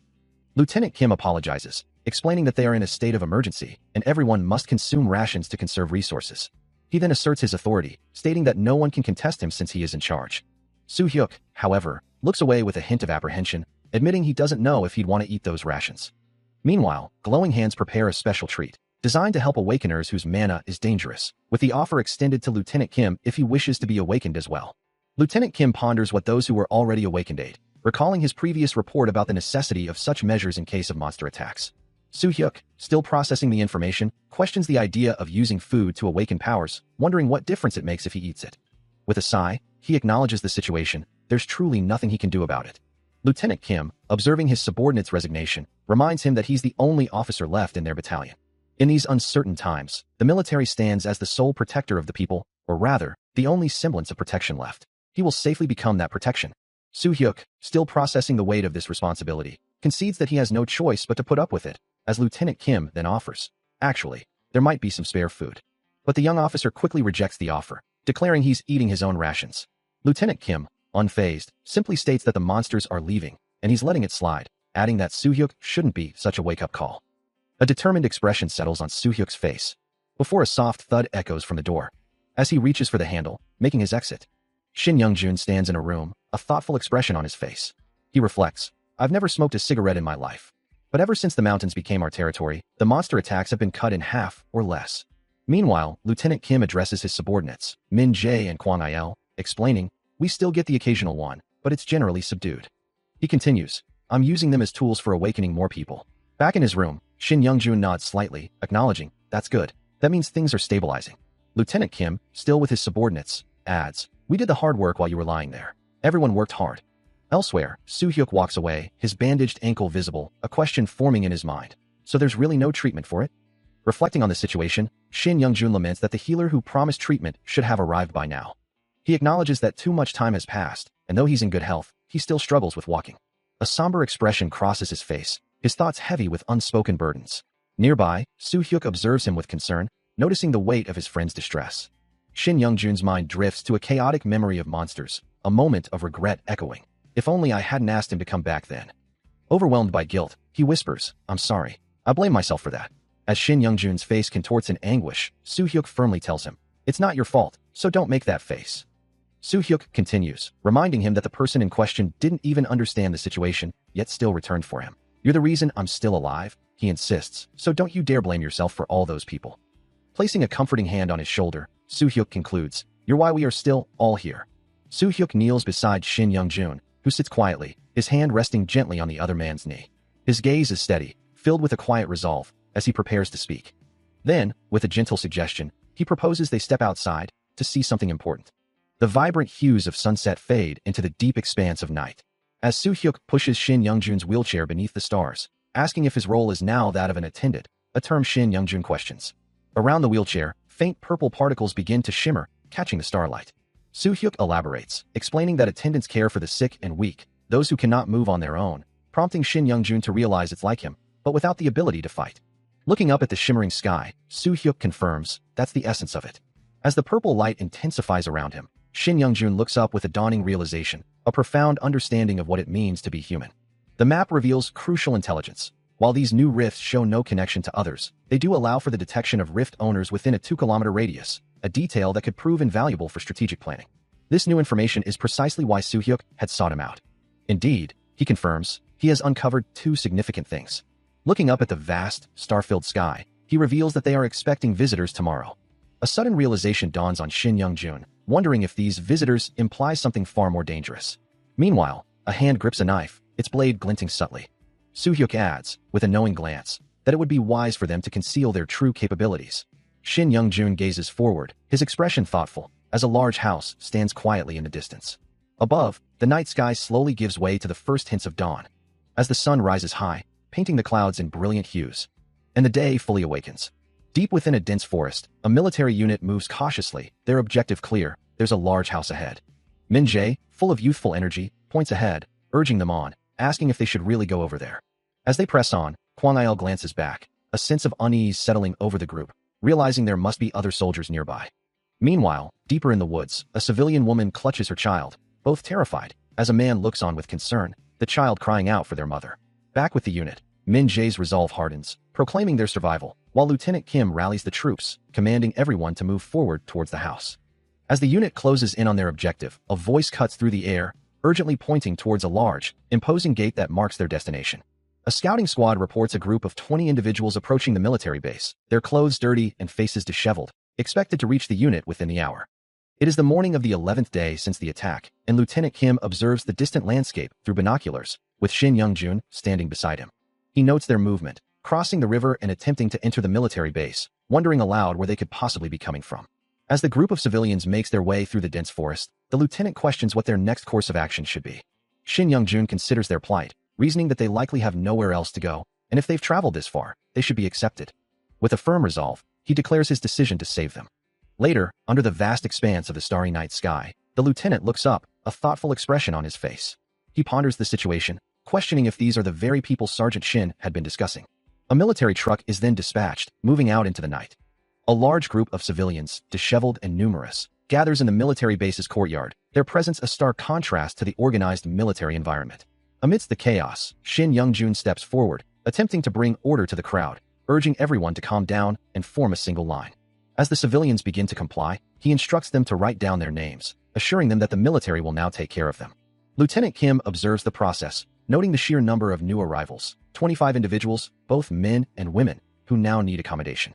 Shin Young-jun proposes a solution, suggesting they move the current third-floor dormitory residents to the second floor to make space for the new civilians on the third. Lieutenant Kim questions if they shouldn't control the numbers more strictly.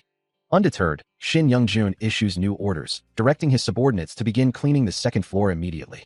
A short while later, a new figure arrives at the base, prompting Kwang Il to ask Soo-hyuk if that isn't the commander. Soo-hyuk confirms the identity, adding with a hint of sarcasm that he's here to play executive. The commander then addresses the assembled soldiers with a formal greeting, announcing his presence to everyone. Lieutenant Kim Hyun-sek, currently in command of the unit, addresses the newly arrived civilians, assuring them of their safety and instructing them to relax and follow evacuation procedures. As soldiers affirm their understanding, Lieutenant Kim reassures the crowd, telling them not to worry. Meanwhile, Sergeant Shin Young-jun turns to Min Jae, asking about the situation, expressing his reluctance to hear bad news, only for Min Jae to reveal the civilians are starving. Shin Young-jun quickly dismisses the concern, stating it's fine and that food will be provided. With a determined expression, he reiterates his assurance, promising to handle the paperwork and preparations. He then addresses Min Jae and other soldiers, urging them to get moving, asking where Min Jae and the others are. Putting an arm around Min Jae, he suggests they go have a word. As they walk across the field, Shin Young-jun calls out to Sergeant Min Jae. He instructs Min Jae and the other senior soldiers that if he's not around, they are the most senior and should go to the living quarters instead. Min Jae acknowledges the order, and Shin Young-jun approves of his answer. Having taken charge of the new arrivals, he instructs his subordinates to guide them, ensuring their safety and integration.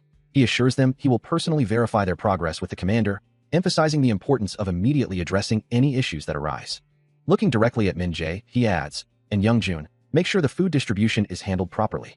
He reiterates the urgency, knowing everyone is hungry and that meals must be distributed as soon as they are prepared, questioning if adding 25 extra servings will truly be problem-free. Min Jae responds with a respectful, if slightly strained, "Why yes, sir."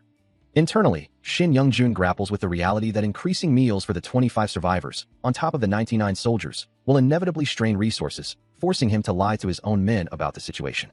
He then addresses the larger group, instructing them that the soldiers will manage the situation for now, and that everyone must follow their instructions without question. Min Jae and the other soldiers acknowledge the command, while one of them observes that everyone has been under different kinds of stress, suggesting they all need to calm down, believing they are now safe. He wonders if he is the only one who truly dislikes the current situation, but ultimately, they can only obey their commander. Addressing the gathered civilians and soldiers, Shin Young-jun explains that when their officers tried to lead, no one listened, and it is a soldier's duty to protect the civilians who stand by them. Another soldier observes that even the arrogant Lieutenant Kim Hyun-sek is now following Shin Young-jun, suggesting perhaps they only care about status. Min Jae, listening intently, ponders the implications of this observation. Shin Young-jun reassures the civilians that they are safe now, and the soldiers are happy to protect them. Later, Min Jae admits that while Shin Young-jun might be greedy and only care for money, he is at least good with words. Shin Young-jun, however, states this is not the time for such thoughts, and he will go to the cafeteria while Min Jae takes care of the civilians. Min Jae agrees. As he departs, Shin Young-jun tells Min Jae to take some food with him, before quickly excusing himself. He leads a diverse group of civilians and soldiers through a sterile, brightly lit hallway, their footsteps echoing as a young child dashes ahead. Turning to an elderly man, he calmly explains that the third floor isn't the highest point of safety, but the man, weary from the climb, insists he can't ascend any further. Shin Young-jun reassures him, explaining that with monsters on the first floor, their current location is the safest in the entire building. Nearby, Soo-hyuk shifts uncomfortably, a bead of sweat tracing his temple, clearly not sharing the same sense of security. Meanwhile, Min Jae discovers a stack of water bottles, finally able to breathe a sigh of relief from the oppressive heat and exhaustion. Kwang Il, however, complains about the lack of hot water, reminding Min Jae that this is hardly a hotel. The group gathers once more, the soldiers listening intently as the elderly man speaks. They continue to move, settling into their new, temporary home, the challenges of their survival just beginning. After the recent chaos, a sense of normalcy, however fragile, settled over the survivors as they gathered to share a meal, the dining hall bustling with a rare, comforting energy. The simple act of eating real food brought genuine smiles to many faces, with an elderly man exclaiming his joy and a young soldier echoing his sentiment, while Shin Young-jun observed their relief. The taste of steamed rice, a staple once taken for granted, now felt like an unimaginable luxury, its simple goodness surprising even those who prepared it. Despite the success of the meal, Shin Young-jun couldn't shake a lingering frustration, wishing he could cook more efficiently to meet the growing demands. His thoughts quickly turned to the dwindling stock of raw materials, a deep worry settling over him regarding the precious ingredients. Even a single meal meant a significant reduction in their overall reserves, and the stark truth was that they were rapidly running out of food, soon to be entirely dependent on emergency aid. He calculated the grim reality, realizing that at this rate, their supplies would be completely exhausted in little over a month. Breaking his somber thoughts, Lieutenant Kim approached him, a satisfied smile on his face, declaring the meal a good one, and expressing his gladness that Shin Young-jun had eaten well, though the cook felt it was more than just good. The lieutenant continued, thanking him and praising his talent, then, with a curious gaze, asked what he had done before joining their ranks. He wonders how someone could ask a soldier about their past profession, especially when a system window has just declared his job as chef, and he was literally about to say it himself. Lieutenant Kim presses him, asking what he did before the army. He replies that he was a college student, prompting Kim to ask what he studied. Internally, he finds it strange for a soldier to be asked about his job so casually, out of the blue like this. The truth is, some individuals possess the ability to see a status window that only the awakened can perceive. At least he's still able to cook. A lone soldier walks through the sterile corridors of a military facility. His thoughts heavy with the current crisis. Shin Young-jun laments the burden placed upon them, stating that they are the ones left to look after everyone. He wonders how they ever got into such a predicament, while Min Jae, exhausted, simply wishes for rest, admitting he can't endure it any longer. Shin Young-jun, his face etched with frustration, asserts that Lieutenant Kim only made things worse, leaving them to handle the fallout. Min Jae agrees, blaming the lieutenant entirely for his immaturity, and mentions the whispers circulating that Lieutenant Kim is a coward. The word cowardship hangs heavy in the air, a stark accusation. As they continue down the hallway with another soldier, Shin Young-jun wishes Lieutenant Kim would simply stay away, recalling how he was the only one who fled during a previous fight. Min Jae, however, defends the lieutenant, suggesting he had a good reason, and that there's nothing they can do about it, though he still sounds unconvinced. Shin Young-jun, exasperated, reminds him that they are fighting a war against monsters, and a commander who abandons his men is no true man, asking Min Jae if he agrees. Still reeling from the perceived failures of their leadership, Shin Young-jun voices the collective sentiment, confirming that everyone shares the same deep frustration. His thoughts drift to the man at the center of their discontent, admitting he had always harbored an unease about Lieutenant Kim. Min Jae, his back to the viewer, adds a bitter observation that the lieutenant wouldn't even fight alongside them. The question hangs heavy in the air, a damning accusation. Did Lieutenant Kim truly command them only to abandon them on the battlefield? If so, the morale of the troops would surely plummet to its lowest point. Meanwhile, in a different moment, Lieutenant Kim himself stands resolute, his expression grim as he declares the urgent need to address the situation as soon as possible. Later, under the fading light of dusk, a small group of soldiers gathers, one speculating that the lieutenant is likely just like the commander who abandoned his men and fled. Another voice questions the necessity of a meeting in the middle of the night. The response is firm and unwavering. Yes, it's necessary. Shin Young-jun, addressing the assembled figures, offers an apology for the inconvenience, but stresses that there was no time to waste. Lieutenant Kim, clad in his military uniform, attempts to justify his actions, explaining that he couldn't simply leave his subordinates feeling uncomfortable. His expression serious, he continues, revealing that he had gone to see someone, though the full context remains unspoken. Meanwhile, Min Jae, standing with Kwang Il, questions the lieutenant's vague statements, demanding to know what he's truly talking about. Lieutenant Kim, now walking away, dismisses their concerns as nothing big, having merely told the other party to pull himself in. He glances back, a hint of resignation in his eyes, acknowledging that, as expected, his words had no effect. Back with Min Jae and Kwang Il, the former expresses frustration, noting that they claim the soldiers are free to offer advice, yet their concerns are ignored. A group of soldiers, including Shin Young-jun, Min Jae, Kwang Il, and Soo Hyuk, stand together, their faces reflecting a shared sentiment of discontent. Shin Young-jun's frustration boils over, as he vehemently curses the bastard who clearly doesn't care about them. His face contorted in anger, he delivers a final, scathing indictment, calling the situation a piece of shit. He asserts that the current situation is not to be taken lightly, as their very survival hangs in the balance, explaining that this grave concern is precisely why he called this meeting. Addressing the gathered soldiers, he then presents his initial suggestion, which is met with a questioning glance from Min Jae, as he declares their course of action must be to remove Lieutenant Kim. Min Jae's eyes widen in disbelief, questioning if he truly intends to go to such an extreme. Soo Hyuk, too, looks on with apprehension, wondering if this is truly a sound decision.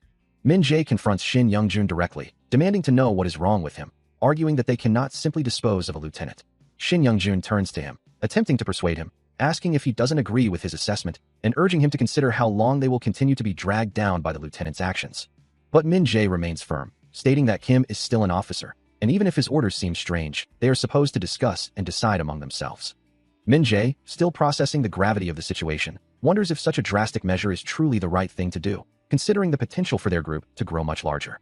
Soo Hyuk then points out the inevitable consequence, that if Lieutenant Kim consistently acts as he does, he will always be out of place in their meetings. Shin Young-jun, his expression tightening, acknowledges this, adding that such a situation would only lead to more people viewing him as their leader. He emphasizes the critical point that they will reach a stage where they can no longer act on their own.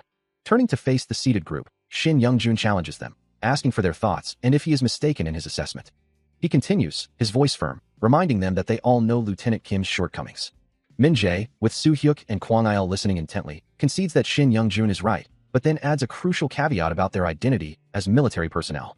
Soo-hyuk elaborates on this point, stating that they cannot simply act as they please, especially given their military structure.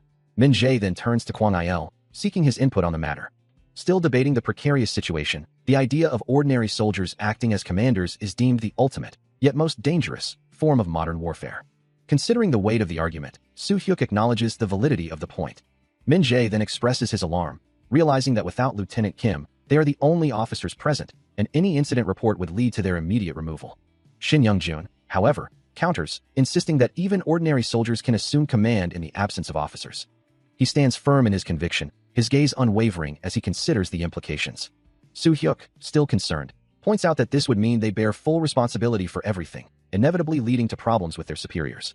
Shin Young-jun, however, dismisses their worries, declaring that his sole purpose in coming was to get rid of Kim, not to be caught in bureaucratic red tape. He recalls a past argument, where someone scoffed at the idea of a cook being a commander, only for him to retort that a cook manages all the food supplies. Finally, Kwang-il offers his decisive opinion, stating that the most important thing is for Sergeant Shin to be in charge. He challenges the group, his voice firm, demanding that anyone with complaints about his new role speak up, especially those who might scoff at a cook becoming a commander. Kwang-il steps forward, defending him, reminding everyone that Sergeant Shin has always looked out for them, providing comfort and sustenance with his cooking. He continues, asserting that they can rely on him, because without his unique abilities, they would all be easy prey for the monsters. Shin Young-jun, looking slightly taken aback by the sudden support, asks if there's anything else, and if everyone truly accepts his new position. Kwang-il then addresses him directly, a friendly greeting on his lips, as a narration box confirms the decision. From this moment forward, Sergeant Shin will be their commander. But the moment is interrupted as an unseen figure grabs Shin Young-jun's shoulder, sternly calling his name, accusing him of disrespecting a direct order. Kwang-il, however, cuts through the tension with a resolute command. They must simply accept it. Suddenly, a blinding flash of light erupts, drawing the attention of Shin Young-jun, Kwang-il, Soo-hyuk, and Min-jae to an emergency broadcast projected before them, its urgent message repeating, all military personnel are to report to the nearest command post immediately. He receives a system notification confirming the successful formation of a minimum raid unit, a clan, now comprising 30 players.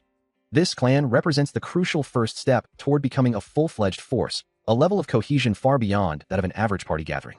The system further details the current standings, noting his clan as the second in the large region of ROK and the 17th in the small region.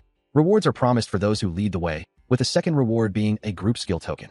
A glowing object materializes in his hand, as the system declares him the leader of Clan 423 from this moment forward.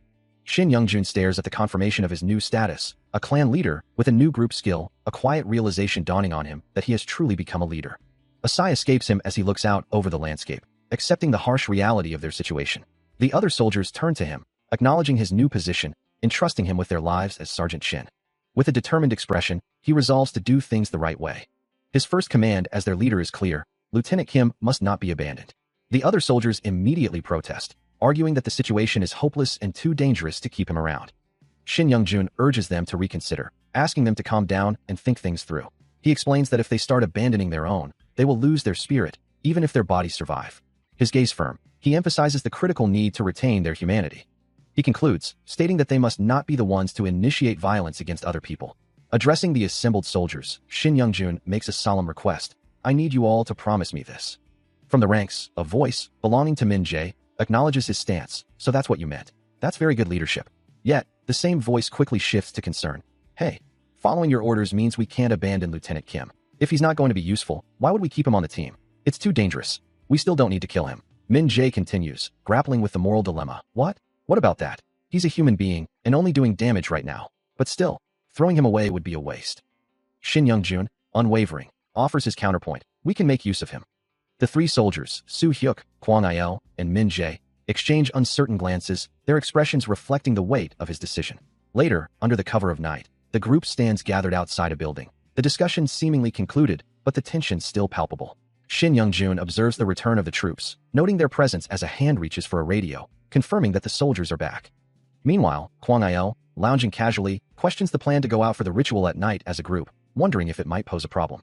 He dismisses the potential danger, considering them just a bunch of 20-something kids. Shin Young-jun, addressing the seated soldiers, remarks that their captain seems strong-handed but too lenient with them, before Min-jae asks if he's checked for any awakened individuals. With a slight smile, Shin Young-jun confirms he has been checking on a few soldiers, but so far, none have awakened. Later that night, the group stands together under the open sky, preparing for their task.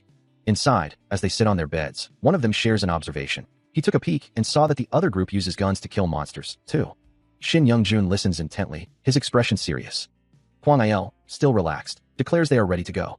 Still reeling from the sudden loss of contact, the soldiers discover that even their radio signals are dead, leaving them isolated and bewildered by the unfolding situation. A cautious voice suggests they should wait a few more days, emphasizing that a little caution never hurts. A subordinate quickly agrees, acknowledging the wisdom in the suggestion. The next day dawns, and Shin Young-jun, having prepared to wait for his soldiers to return, finds himself ready for a meal. He stands by a window, gazing out, perhaps contemplating the quiet before the storm. His attention then shifts to a clan token, a device that grants the leader authority and allows them to manage their position within the clan. As he examines the token, its interface displays detailed information about its functions. He realizes the profound impact of its abilities, understanding that providing stat bonuses to all members of a group is indeed a powerful effect. He laments the lack of a suitable subject to represent his current thoughts, a holographic display before him. The sudden loss of military ranks and official titles weighs heavily on him, prompting an internal question about his true role as a leader. Min-jae reassures him that such a reaction is natural, but Shin Young-jun dismisses the title of leader as excessive, acknowledging Min-jae's strength in combat. A memory flashes of him in a dynamic stance, recalling a past confrontation where trust was the issue. He acknowledges the precariousness of their situation, recognizing his own growing strength.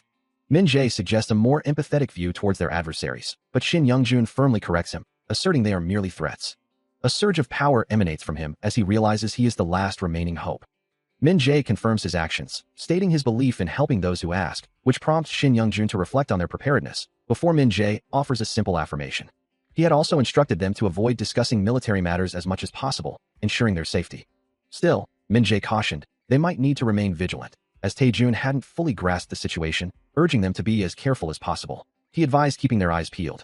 Shin Young-jun wondered if that should prevent them from increasing their ranks, to which Min-jae confirmed it was a problem, as they currently relied on madmen for supplies. Thankfully, Min-jae added, these madmen weren't easily mistaken for others, but there was still another issue. He paused, waiting for a response. The survivors kept asking to speak with them, and one woman, in particular, insisted on speaking with the captain. Min-jae wondered if her request was important, admitting he had no idea, but she claimed to be the leader of the survivor group. So, they concluded, Sergeant Shin should be the one to speak with her, even if Lieutenant Kim might complain later. Shin Young-jun listened intently, his expression thoughtful. He then declared he would handle Lieutenant Kim's concerns, leaving Min-jae surprised and asking what he intended to do. Taking a moment to light a cigarette for his subordinate, he calmly assures him that he will handle the situation, despite Min-jae's concern about Lieutenant Kim's potential reaction. Before delving further into that matter, he shifts the conversation, instructing Min-jae to select 3 individuals from the kitchen staff to report after dinner. The orders are relayed, with a stern warning to keep the information confidential, met with an immediate affirmation. As the instructions are disseminated, a voice offers a simple, encouraging good luck. Later, a plate of freshly prepared pasta sits ready, its aroma filling the air. A voice remarks with satisfaction that it's about time the meal was prepared. Looking at the dish, Shin Young-jun admits he'd been meaning to do some cooking. Meanwhile, outside the building, Min-jae and Soo-hyuk walk away, a sudden realization dawning on one of them. Min-jae questions what lies beneath the kitchen, and Soo-hyuk reveals the existence of a basement in the dining room. Meanwhile, another part of the facility revealed a massive generator, a crucial power source that seemed to be the subject of much discussion. Min-jae and Soo-hyuk continued their conversation, with Min-jae noting the generator's immense size, while Soo-hyuk mused about its potential use as a bunker. As Soo-hyuk walked away, a faint sound echoed through the sterile corridors. A hidden mechanism beneath the floor began to shift, revealing a secret passage as Min-jae's earlier idea about using the basement came to mind. The passage led to a sturdy, reinforced door, one that looked perfectly suited for a cell. Soo-hyuk stared at the ominous entrance, his expression unreadable. The heavy door creaked open, revealing the darkness within. Inside, a lone figure sat in silhouette, their identity obscured by the gloom. A voice, filled with surprise and disbelief, questioned, "Is it Young-jun?" A voice confirms its identity. "Yes, it's me, Lieutenant Kim." His face, etched with concern, is visible as beads of sweat form on his brow. Behind a closed door, a quiet room waits. Meanwhile, outside, Min-jae, Kwang Il, and Soo-hyuk attempt to force their way in, with Min-jae delivering a powerful kick to the door. Despite his efforts, the door holds firm, prompting a frustrated cry that it simply won't open. Inside, unaware of the commotion, Shin Young-jun stares intently at a computer screen, his brow furrowed as he wonders what could possibly be happening. Suddenly, the door explodes inward, revealing Shin Young-jun standing amidst crackling blue electrical energy, startling the soldiers who exclaim, "Sergeant Shin?" The power surges, concentrating around his outstretched hand. Engulfed in the vibrant blue electricity, he stands resolute, the room now bathed in an ethereal glow. His eyes glow with fierce determination, a shout escaping his lips as the power fully manifests. Now fully charged, Shin Young-jun faces the three recoiling soldiers, who are stunned by the sudden, overwhelming display of his abilities. A heavy silence hangs in the air, broken only by the faint sounds of a damaged, desolate space. Min Jae's voice cuts through the tension, pleading with him to listen, promising to apologize to all the soldiers he had offended. He confesses to a past mistake, admitting he had spilled coffee, broken the radar device, and then blamed it on the guard on duty. With a heavy heart, he reveals he made a mistake during the inspection and took it out on the soldiers. The empty bunk bed stands as a silent witness as Min Jae continues, knowing Young-jun must be wondering why they put him in this situation. He recounts more of his past, from his time as a new soldier at the border, where his team got hurt, to countless other regrets. Min Jae then asks if Young-jun means to be a chef, lamenting that he's been trying to get rid of the bloody meat smell for ages, implying there's more to the story than just that, including a record of violence. The revelation hits Shin Young-jun with a jolt, his eyes widening in surprise as the full weight of the sergeant's words settles upon him. Min Jae reaches out, his voice filled with a quiet resignation, explaining that something isn't possible right now. His concern deepens as he checks the communication equipment, realizing there are no signals on the radio either, leaving him to wonder what in the world is happening. Despite the dire situation, he turns to Young-jun, holding out a plate of pasta and promising to keep his word, assuring him that even if he has to make something else, Young-jun will eat, acknowledging how hard it must have been for him to be locked up. Looking at Young-jun with a gentle expression, he asks if he likes this food, something he personally prepared. As Young-jun looks on with a hint of surprise, Min Jae offers a heartfelt thank you. Then, with a sudden shift, Min Jae focuses on the dish, twirling the pasta onto his fork. He takes a large bite, savoring the taste. Overwhelmed by the simple pleasure, he exclaims how delicious and good it is. Tears stream down his face as he continues to eat, declaring that he finally feels alive again. He watches the other man, a slight smile playing on his lips, but his expression quickly shifts to concern. A nervous chuckle escapes him as he asks, "But in this situation, is it really okay to be so happy?" Shin Young-jun, kneeling by a pot, looks up with a weary expression. "You're cooking lizard meat?" Min Jae's gaze softens as he replies, "Yeah, we're running out of food." He gestures towards the dead creature on the ground. "No, but is it okay for men to eat such food?" Shin Young-jun shrugs, his expression still weary. "I don't know." He continues to stir the pot, explaining, "But I don't have any choice but to use it as a food source right now." Min Jae nods, understanding the grim reality. "So I've been experimenting with some new things." A new title is revealed, a testament to those who overcome impossible odds. A title given to those who have broken through the impasse and increases the effectiveness of class-related skills and talents by 100%. He considers the new monster-based dish, thinking it might be suitable for Lieutenant Kim to test. With a confident gaze, the lieutenant readily accepts the task, assuring him he'll handle it. As the day progresses, a new culinary experiment takes shape, a dish made from the meat of a red-eyed lizard, promising a unique flavor that has never been experienced in this world. Shin Young-jun, the cook, reacts with a mix of surprise and determination, uttering a sound of focused effort. His expression remains intense. As Min Jae approaches, expressing his satisfaction with the cook's progress, remarking that he's glad to see him feeling good. Shin Young-jun, holding a plate with the finished dish, responds with a surprised exclamation, as if taken aback by the compliment or the taste of his creation. He stands amidst the kitchen, the new dish a testament to his ongoing efforts. Shin Young-jun finds a quiet satisfaction in his work, reflecting on his joy in preparing meals for others. He hopes to earn their approval and keep them addicted to his unique dishes. However, Min Jae, holding a tray, expresses his disbelief, questioning if this meager offering is all he's receiving today. He dismisses the meal, insisting that Young-jun is not to be treated with such casualness, and demands a proper, substantial meal. Unperturbed by the exchange, Shin Young-jun simply walks away, acknowledging the situation as expected.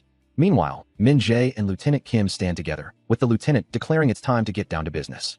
Nearby, Kwang-il wonders aloud about Young-jun's intentions, while Soo-hyuk clarifies that he's only serving those in the commander's direct line. Kwang-il reacts with surprise, realizing that Lieutenant Kim must be a significant admirer of the lizard meat. He then receives an unexpected order. He needs to acquire the commander's lizard, specifically Commander 1. Above, the sky stretches endlessly, a canvas of soft blue and drifting clouds, while below, a dark, imposing landmass rises to meet it. Suddenly, a hand reaches out in desperation, a voice crying out, "No, not this one."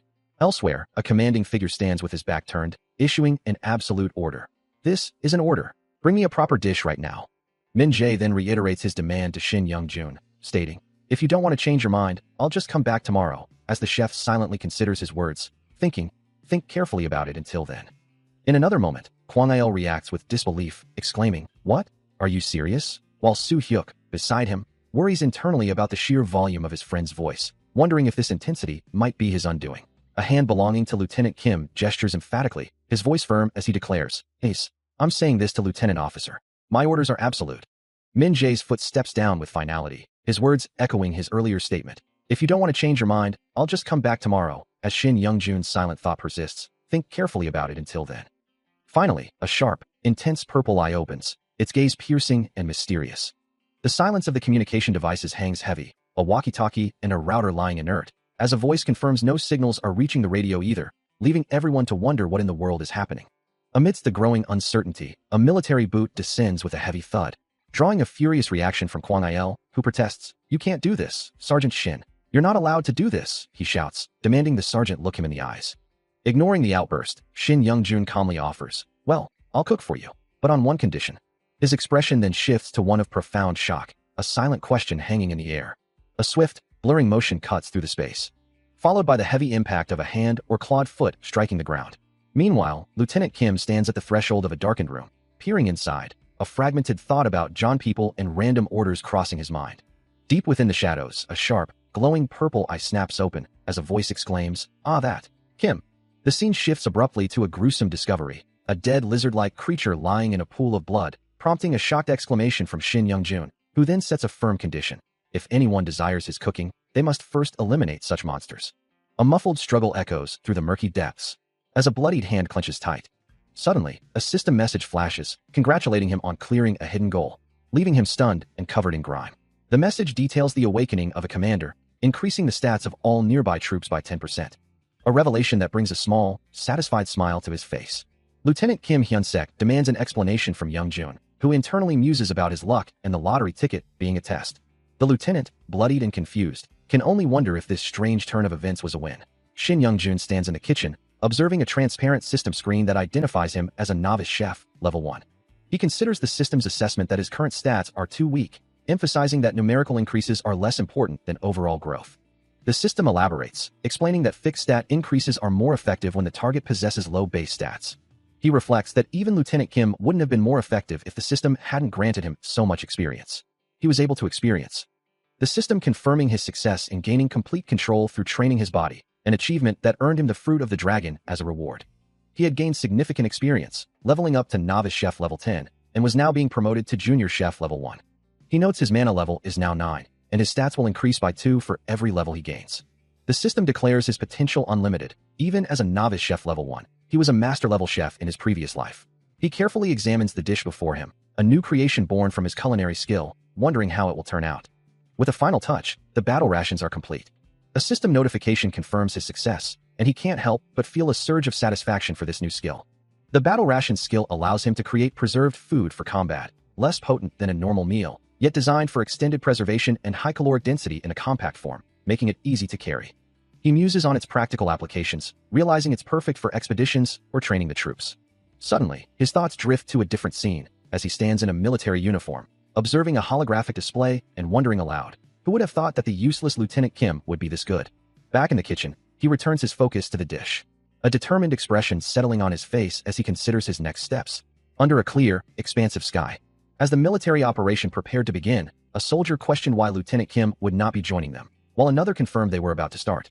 Inside the kitchen, Min Jae was announced as Lieutenant Kim's replacement, taking charge of the cooking, a decision met with surprise by Shin Young-jun, who was then informed that no one else was available for the task. Min Jae, however, was quickly vouched for, praised as the most reliable in the unit and an excellent speaker. Despite the praise, Shin Young-jun's expression remained troubled, accusing them of merely trying to push responsibility onto him. He conceded that their assessment of his capabilities was accurate, acknowledging his leadership potential, but still expressed a desire not to be solely in charge of everything. With the decision made, the group prepared to depart, wishing each other good luck as they headed out. Their destination was clearly marked, the dormitory mess hall. Upon entering, Shin Young-jun and his companions were greeted by waiting personnel, one of whom remarked on their early arrival. A female officer then stepped forward, offering a welcoming smile. He looks on with concern, a chilling thought echoing in his mind. There might be someone among them who wishes them harm. Meanwhile, under the cover of night, Min Jae and Lieutenant Kim observe a distant building, discussing the need to conceal their forces based on Tae-jin's observations. Back in the mess hall, the group gathers around a table, agreeing it's best to gather reliable information from their adversaries without revealing their own positions. Stepping forward to address the assembled personnel, Sergeant Shin Young-jun introduces himself as the new cook in charge of the kitchen. A female officer looks on in surprise, while Soo-hyuk questions the sudden change, asking about Lieutenant Kim's whereabouts. With a slight frown, he explains that Lieutenant Kim believed it better for those in charge of operations to be present, assuring them that everything would run smoothly. The female officer simply acknowledges this, as he exchanges glances with Min Jae. He then expresses his doubts to the female officer, admitting he doesn't think he'll be able to cook for them for a while, and suggesting it would be better if they had brought someone else. Taking charge, Kwang Il points to himself and Min Jae, explaining that they are the most knowledgeable soldiers in the division, responsible for daily operations, and invites any questions. As the briefing continues, a soldier raises a question, inquiring if he can ask something. He then elaborates, acknowledging the protagonist's recent efforts and the lack of time he's had to consider his new division's identity, implying a deeper concern about his role. Min Jae, another operational expert, adds to the sentiment, stating that they are, as usual, preoccupied with military duties. Kwang Il, observing the protagonist's reaction, interjects, suggesting that their work might be considered a lower priority than his, though quickly clarifying not to take it personally. Shin Young-jun, looking directly at Kwang Il, responds with a sharp question, asking how he could possibly say such a thing after just hearing his explanation. The female officer, observing the tension, offers a more diplomatic perspective, suggesting that perhaps the protagonist is a soldier who simply doesn't like to cook, wondering what could be more important than that. Suddenly, Shin Young-jun's expression shifts to one of intense focus, his voice cutting through the room as he calls out a name, Mr. Park Kwon-chong. The scene abruptly shifts to an elderly man, Park Kwon-chong, who looks up with a startled expression, seemingly caught off guard by the sudden address. Back in the briefing room, Soo-hyuk, Lieutenant Kim, and the others exchange glances, their faces reflecting confusion and concern, as Soo-hyuk voices his understanding of the situation, but admits it's best to keep quiet for now. A moment of recognition crosses his face, as Shin Young-jun realizes who has arrived. The woman before him apologizes for her tardiness, explaining she's a very busy person, to which he concedes they did take a long time, but assures her there were no ill intentions. Introducing herself as Lee Sang-ha, she reveals her past as a small clothing store owner before becoming a hunter. He expresses his relief, glad she made it to the unit in one piece. A narration box interjects, suggesting it's important to understand how she ended up in this unit, given the unusual circumstances, and to know each other's situations. Lee Sang-ha readily agrees, acknowledging the importance of transparency. Clasping his hand in a gesture of support, she encourages him, calling him brother. He responds with a knowing glance, simply stating, well, you know. The scene shifts to an aerial view of a military base, as a narration box explains that monsters had appeared out of nowhere approximately 2 weeks prior. As the world plunged into chaos, a monstrous entity tore through the city, and simultaneously, all forms of communication, internet, television, and phone services ceased to function. Lee Sang-ha explained the terrifying sequence of events, revealing that they had been attacked by monsters, and those who were injured but survived had eventually transformed into zombies. Her hands clasped tightly, she continued, describing the sheer magnitude of the chaos that had ensued. Both Shin Young-jun and his companion stared back, their expressions a mixture of shock and disbelief at her words. Their eyes wide with alarm, they struggled to comprehend what she was talking about. The other man's face contorted in horror, the word zombies escaping his lips in a stunned whisper. The horrifying reality of her words was then visually confirmed, as a horde of grotesque, glowing-eyed creatures swarmed through a desolate urban landscape. With all radio signals dead and a pervasive sense of dread hanging in the air, Sergeant Shin Young-jun and his fellow soldiers gather, a palpable tension filling the room as they try to make sense of the unfolding chaos. Lieutenant Kim Hyun-sek turns to him, a hint of desperation in his voice, asking if they're truly dealing with zombies, only for Shin Young-jun to quickly dismiss the idea, reminding him they haven't encountered any yet. Meanwhile, in a different location, Mr. Park Kwon-chong addresses Lee Sang-ha, remarking on how unaffected they are, leaving her to ponder the implications. Back with the military, Lieutenant Kim clarifies, insisting that while they don't use the term zombie, the creatures are certainly not to be underestimated. Park Kwon-chong, however, remains firm in his assessment, declaring them definitely zombies before asking Lee Sang-ha what she prefers to call them. Shin Young-jun's expression shifts to one of surprise, as if a new, unsettling thought has just occurred to him. The question hangs in the air among the soldiers, as one of them tentatively suggests the term walkers, sparking a collective moment of uncertainty. Lieutenant Kim, clearly exasperated, demands to know what Shin Young-jun is talking about, finding the new terminology a bit much. Park Kwon-chong, with a knowing look, acknowledges Lee Sang-ha's preference, teasing her about being a fan of that show and concluding that walkers is indeed the appropriate term. Shin Young-jun considers the term, acknowledging that it feels right, even if it's a bit unconventional. Meanwhile, In a separate conversation, Mr. Park Kwanchong had pressed Lee Sang-ha on her initial assessment, who insisted they were simply zombies. The new designation, though perhaps a little awkward, had ultimately stuck. Shin Young-jun, eager for more details, urged the storyteller to continue, asking what happened next. Yet, the story unfolding before him, the one he was hearing, didn't quite align with Lee Sang-ha's account. As the military group fled from the relentless creatures, Lee Sang-ha herself was also on the run, desperately trying to escape the zombies. She eventually joined a group of survivors she encountered at school, and while she continued her search for a safe haven, one of the soldiers suddenly called out, pointing towards a nearby military base. The military unit listens intently as Park Kwanchong explains that a survivor had told them about their base. He confirms, "That's me." The female officer presses him for details, asking how he knew about their unit, to which he replies that a friend who worked in construction had told him. He elaborates, explaining his friend had mentioned working on a military base near his town, and all he'd heard was that there was a military base deep in the mountains. He admits they don't know what's happening in the world, but he thought if they kept moving, they might eventually find someone to help. Meanwhile, in another location, a young man with spiky dark hair remarks, "It must have been a long journey." He continues, pondering the difficulty of passing through the monsters, before adding, "I have a question." He points out the lack of weapons, suggesting he could use a metal pipe, prompting Lee Sang-ha to question, "Get through the monsters?" Shin Young-jun addresses the assembled military personnel, revealing a startling truth: they've already encountered an awakener. Lieutenant Kim looks on, a hint of disbelief on his face as Young-jun reiterates, again. The implications settle heavily in the air, the thought of such power being real, yet Young-jun clarifies that none of this would be possible without the awakening, and among the 25 of them, he is the only one who has awakened. Lee Sang-ha, however, stands apart, her own thoughts echoing a different truth, that her own abilities are what have carried them this far.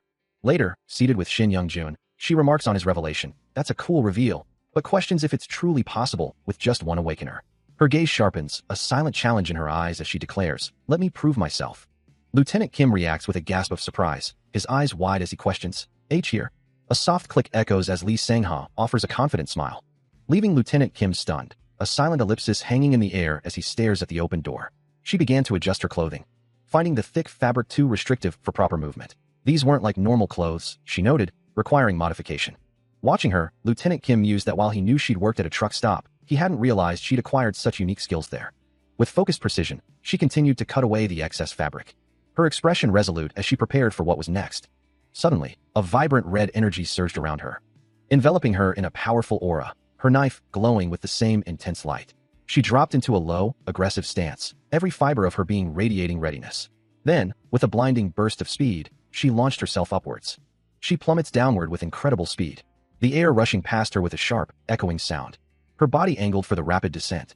Observing the aftermath of her demonstration, she thinks to herself, this level of power was needed much earlier. Lieutenant Kim, witnessing the raw display, exclaims, That's incredible." Meanwhile, her thoughts drift to a critical moment, realizing she had no other option but to stab the monster right in its eye. Back in the descent, she plunges into a dark, swirling abyss, the unknown depths swallowing her whole. In the heat of the moment, she recalls, she stabbed the monster with it, having no other option. The monstrous creature, with its glowing red eyes, recoils from the unexpected attack, its dark fur bristling in pain. A blue holographic window materializes before her, granting her new superpowers, she realizes, now able to incarcerate zombies with a mere flick of her finger. Holding a knife, she contemplates the implications of this newfound ability, the power to incapacitate the undead with such ease. Meanwhile, Lieutenant Kim questions the situation, wondering if she truly stabbed a zombie, and if the undead possess different awakening conditions than humans. He presses her, reminding her of earlier discussions. "Didn't you say that zombies too can become awakened, Mr. Lee?" she asks, to which he replies, "That's my question too." A moment of silence hangs heavy in the air, before Min-jae speculates that perhaps one can kill a zombie, but not succeed in awakening it. Still, the lieutenant finds the whole situation unsettling, muttering that it's all rather strange.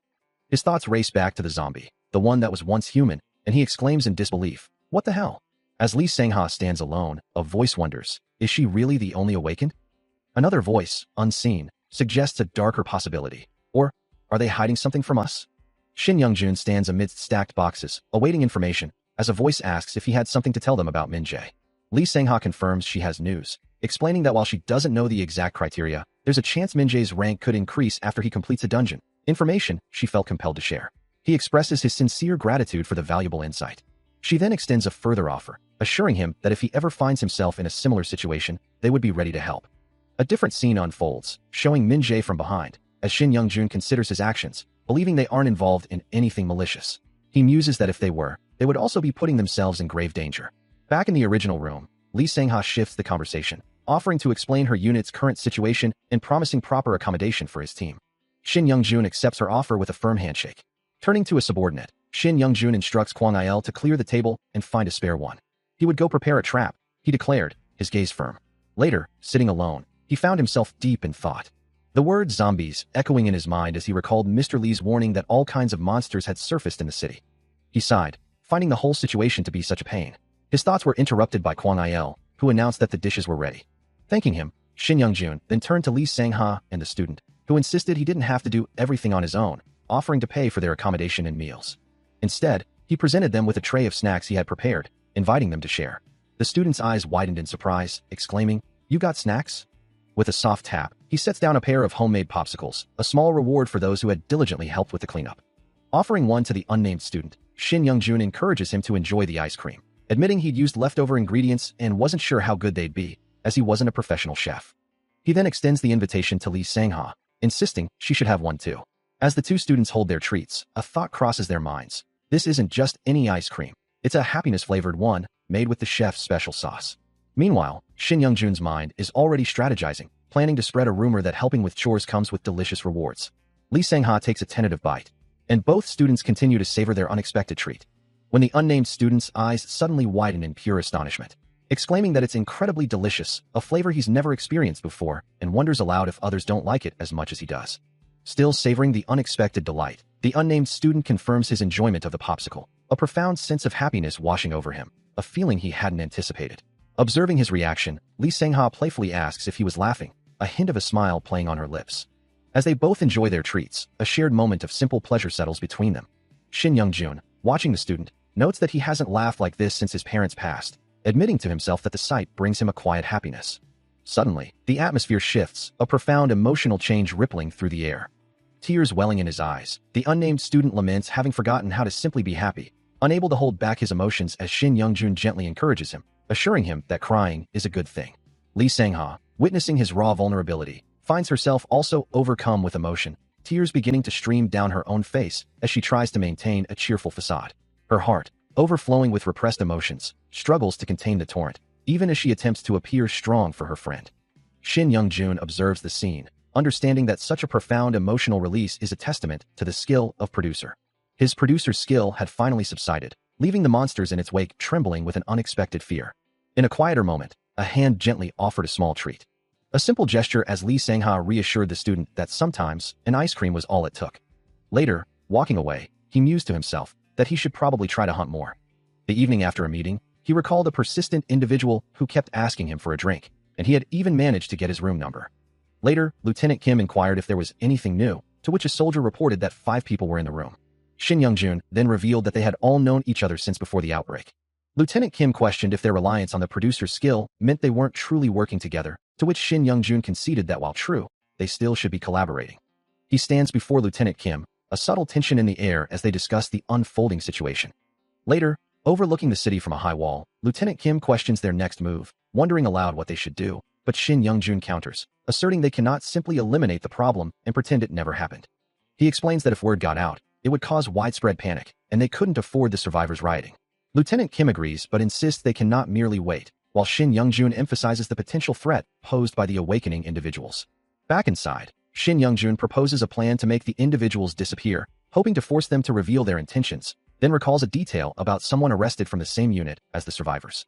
Lieutenant Kim confirms the detail with a knowing smile, mentioning that the arrested individual had agreed to limited living space and dining hall access for now. Shin Young-jun then leans in, revealing he has an idea, prompting Lieutenant Kim to ask what it is. He outlines his plan, to dislocate the individual and assign them to the diving well, promising to see what he can do from there. A confident smile spreads across his face as he declares his ability to execute the plan, just as he did with Kwang Il and Lieutenant Kim. He considers the situation, his hand resting idly. As Lieutenant Kim questions his confidence, asking if it will truly be that easy. He acknowledges the potential difficulty, admitting that he's not entirely sure how to proceed. Still, he assures Lieutenant Kim that he will be more careful, acknowledging the risks involved. Lieutenant Kim understands, feeling the gravity of the situation himself, knowing no one would believe them if they knew the truth. Shin Young-jun resolves to use his abilities discreetly, ensuring they remain undetected. He confirms his decision, ready to proceed with caution. Looking out at the city, he muses that this is much harder than he initially thought. Having completed his previous task, Shin Young-jun's voice cuts through the quiet of the kitchen, asking if the work is done. A young man with short, curly dark hair and a wide, confident smile replies, assuring him that he excels at such tasks, earning a commendation from Shin Young-jun for his good work. As a small reward, Shin Young-jun offers him a treat, suggesting a quick snack. The young man's eyes widen in surprise, before a delighted smile spreads across his face as he recognizes the offering, the infamous ice cream. In the bustling kitchen, Lieutenant Kim asks if he's the only one who has applied for the cooking job, noting how envious people must be of those who've tried the food, as everyone in the cafeteria can't stop bragging about its deliciousness. Shin Young-jun, holding out a treat, replies that he feels sorry for those who applied, but reassures him that everyone will get their turn eventually, and he's sure they're all eagerly awaiting the day they can finally eat at the cafeteria. He takes a bite of the frozen dessert, and his eyes widen in disbelief as the flavor explodes on his tongue, making him declare that this taste is simply unbelievable, and now he truly understands everyone's enthusiastic reactions. Lieutenant Kim smiles, proudly stating that of course it's delicious, considering how much time he spent making it. It was bound to be perfect. The ice cream bar glows with an ethereal light, a special treat made with rare ingredients, known as Mutan ice cream, a dessert crafted by the novice chef himself. Finishing the last bite, Shin Young-jun sighs contentedly, remarking that it was truly good and so tasty, adding that it had been a long time since he'd had anything so wonderfully sweet. Lieutenant Kim beams, genuinely pleased, telling him he's glad he enjoyed it. Shin Young-jun, still reeling from the ice cream's taste, finds himself questioning his own intense reaction, wondering aloud what could possibly be happening to him. Lieutenant Kim, observing his distress, asks if he had requested something earlier, to which Shin Young-jun confirms he did. Kim then explains that he needed a reason to bring him into the unit, and if he hadn't asked, Kim would have had to create a successful scenario. Shin Young-jun, still processing, admits he felt relieved when Kim didn't say anything, but now he's utterly confused about what's truly happening. Kim clarifies that he had a feeling this might be the case, then poses a rhetorical question about what would happen if he didn't want to talk, but had no choice. Shin Young-jun's internal monologue reveals his mouth is moving on its own, beyond his control. Kim continues, explaining that he also felt sorry for him, as he wouldn't have been able to use his ability if he hadn't been awakened. He elaborates that Shin Young-jun wouldn't even have been able to use his mouth, implying that his current state is a direct result of his awakening. Shin Young-jun, finally grasping the situation, confirms his understanding, while Kim smiles, pleased with the outcome. Still reeling from the implications of his awakened state, Shin Young-jun curses under his breath, realizing the precariousness of his situation if he remains here. Yet, a thought crosses his mind. He still has a crucial question to ask before any decisions can be made. His frustration boils over at the idea of being unable to refuse, but he reluctantly concedes, urging his interlocutor to proceed with their inquiry. Lieutenant Kim addresses a group of soldiers, including Shin Young-jun, explaining that if they had confidence in their abilities, they could have lived a comfortable life. He reveals that all 5 of them were awakened and managed, but those whose abilities proved impractical were simply disposed of. The chilling implication hangs in the air as he reiterates, all 5 of us. Nearby, 2 female soldiers whisper amongst themselves, one wondering if such drastic measures were reserved for those of higher rank, while the other confirms it was all due to the commander's direct orders. Lieutenant Kim continues, posing a rhetorical question about the identity of the 5 awakened individuals, calling it a paradox. He clarifies that they were the only ones permitted to leave the unit, and that difficult choices had to be made between those with differing potentials. He pauses, reflecting on the process, explaining that after observing them for a few days, Lieutenant Kim concludes his explanation to a fellow soldier, stating that they ultimately decided there were no individuals with equivalent threats within their unit. He explains that they had decided to carry out the operation, revealing the shocking detail that it would commence tonight. The news hangs heavy in the air, echoing the urgency of the impending mission, as the military building stands silent under the night sky. Shin Young-jun's eyes widen in disbelief, the word tonight repeating in his mind. Lieutenant Kim confirms with a slight smirk, assuring him the operation would proceed as soon as he returned. The reality of the situation washes over Shin Young-jun, a desperate thought forming in his mind. This can't be happening. As his hand begins to glow with an ominous light, he realizes the urgency of their current predicament. A fiery orange aura erupts around his hands, as he declares the immediate necessity of action. With a powerful surge of energy, he leaps into the air, his form enveloped in the expanding flames. He lands with a forceful impact, the fiery aura still radiating from his body. Engulfed in a sudden, intense burst of flames, Shin Young-jun's fiery aura expands, a clear sign of his awakened power. His expression hardens with resolve, his gaze fixed on an unseen opponent. Suddenly, Lieutenant Kim lunges forward, delivering a swift kick as he dismissively declares, "You're just a cook." The lieutenant continues his relentless assault, a flurry of martial arts strikes, though he internally admits, "I didn't expect this. I didn't expect him to come at me like this." His next strike focuses with pinpoint precision, colliding directly with Shin Young-jun's fiery defense, as a thought crosses his mind. It's a shame that our abilities have been exposed. But before he can finish the thought, Shin Young-jun unleashes a powerful counterattack, his voice booming. Kill you and start the game over. It's all over. Enveloped in an even more intense inferno, he charges forward, culminating in a massive, devastating fiery explosion. Engulfed in a vibrant, orange inferno, Shin Young-jun unleashes a powerful wave of flames. His eyes burning with resolve as he declares, "You're underestimating a chef's power, fool." Lieutenant Kim, however, remains unimpressed, retorting, "It's a job that's quite familiar with fire." Ignoring the taunt, Shin Young-jun focuses on the swirling flames around his hand, reflecting that a low-level flame affinity, originating from cooking, has always been tied to fire, to volume, and a steel pan. Then, with a surge of power, he unleashes a devastating fiery explosion, declaring, "In front of a top-class chef, you're just a kid with the fire of a chef." The inferno expands, engulfing everything in its path. A blinding wave of heat and light. Lieutenant Kim is violently thrown backward by the sheer force. His body engulfed in the raging flames, a look of utter shock plastered across his face. He can hardly believe the audacity, the sheer impudence of his opponent's words, letting out a soft sigh. But there's no need to hold back anymore, he decides, his eyes glowing with a fierce blue light as he prepares to unleash his true, ultimate ability. Engulfed in a massive, vibrant aura of orange and yellow flames, he activates the realization of primal roasting technique. The sheer heat and energy distort the very air around him. As he extends his hands, warning his opponent to brace himself. Lieutenant Kim is instantly engulfed in the inferno, his face contorting in shock and disbelief as he questions the overwhelming power. With a grimace of intense concentration, he clenches his hand, maintaining the devastating attack. The battle concludes with him standing victorious, a faint blue aura surrounding him, while Lieutenant Kim lies defeated on the scorched ground, protected by a shimmering blue energy shield. Still engulfed in the searing inferno of his primal roasting technique, Shin Young-jun's power continued to rage, the flames consuming everything around Lieutenant Kim, who could only watch in disbelief. A desperate cry escaped him, as the sheer force of the attack threatened to tear him apart. But just as despair threatened to consume him, a brilliant blue energy began to coalesce, forming a protective barrier. The intricate patterns of the shield solidified, holding back the inferno with unwavering resolve. Meanwhile, as the sun began to set over a distant city, two figures stood atop a high wall, their silhouettes stark against the vibrant sky. One, a man with dark hair and a green shirt, turned to his companion, his voice laced with impatience as he questioned, "Why isn't Chang-young coming yet? What should we do now, brother?" His blonde-haired companion remained silent, his gaze fixed on the horizon, a thoughtful expression etched upon his face. A group of soldiers and civilians stood in tense discussion, one of them asserting that they couldn't wait for Chang-young any longer and had to proceed without him. Another voice countered, reminding them that Chang-young was the strongest among them, making it difficult to imagine continuing without his incomparable power. The blonde-haired leader, his expression firm, acknowledged the situation, before shifting the focus to securing their immediate surroundings, confirming that the monsters had already vanished from the vicinity. Still, a note of caution entered his voice, as he admitted they couldn't be entirely sure of the monsters' absence, and they might still be nearby. His words carried weight, for he knew Chaejung's strength was indeed incomparable, an exceptional power whose ability to sense danger was unmatched, a force of nature surrounded by crackling, fiery energy. Yet, the blonde-haired man felt a pang of self-doubt, believing he was the one who shouldn't be there, burdened by the responsibility. He quickly pushed the thought aside, his voice regaining its resolve as he challenged Lieutenant Kim, asking if he didn't trust him, and reiterating that they would follow the plan, with Chae-young joining them later. The leader's gaze remained fixed forward, his determination unwavering. A sense of urgency grips the group as they rush forward, one of them questioning the haste, while their leader, Hwang Chae-young, declares their mission to protect the people inside the factory.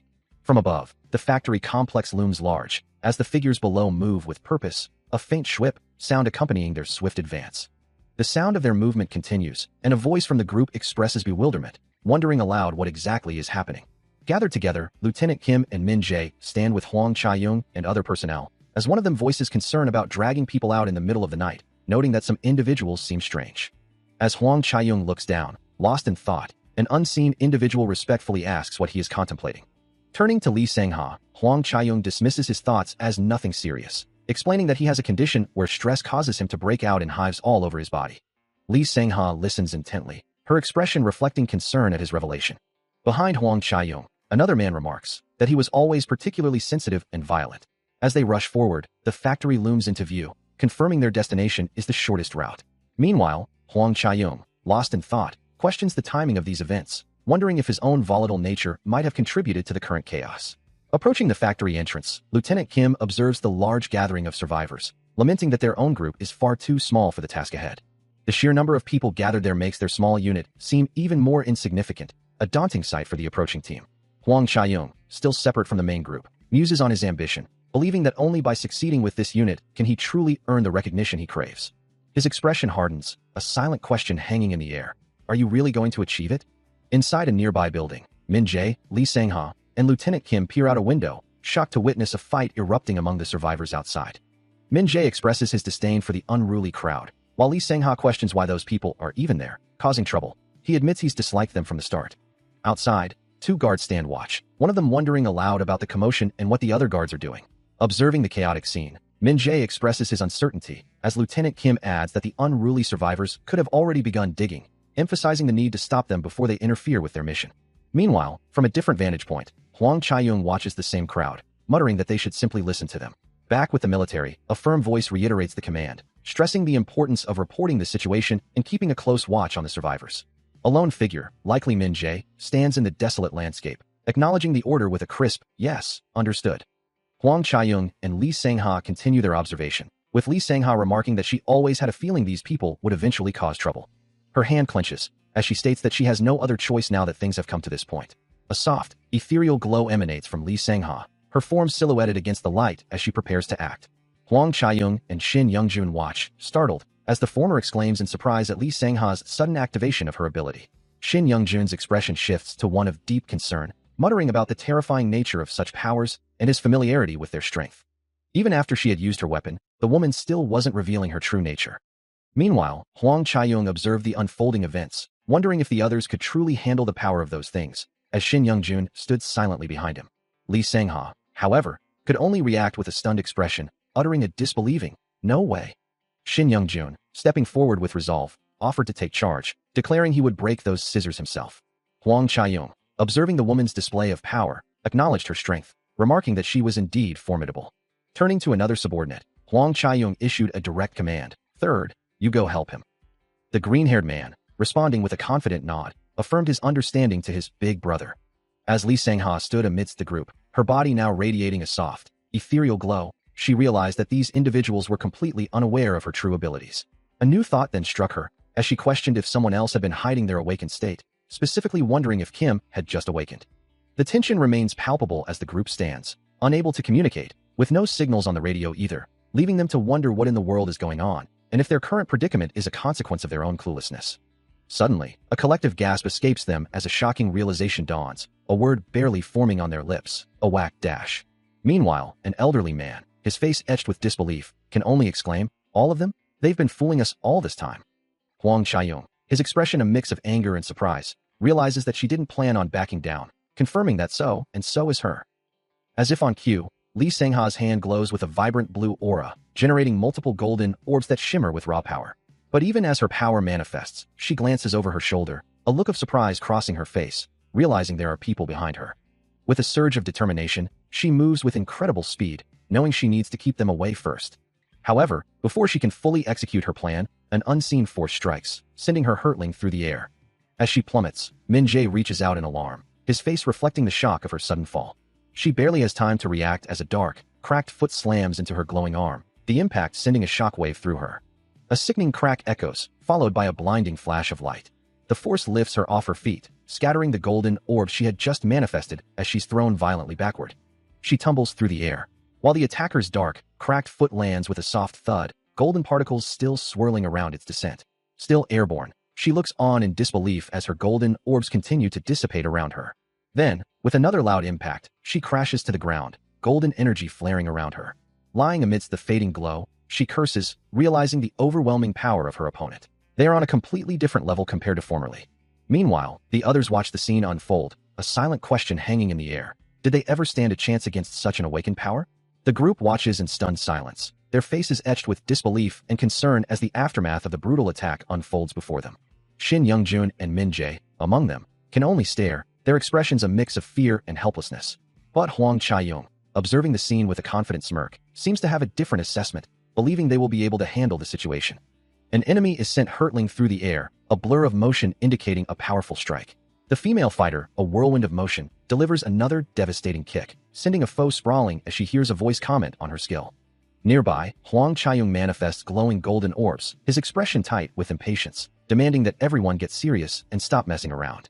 The female fighter, however, remains focused, her thoughts racing as she observes the chaotic scene, realizing the lack of teamwork might present an opportunity to utilize the space. She presses her advantage, launching another powerful kick, her movements fluid and precise against the horde of enemies.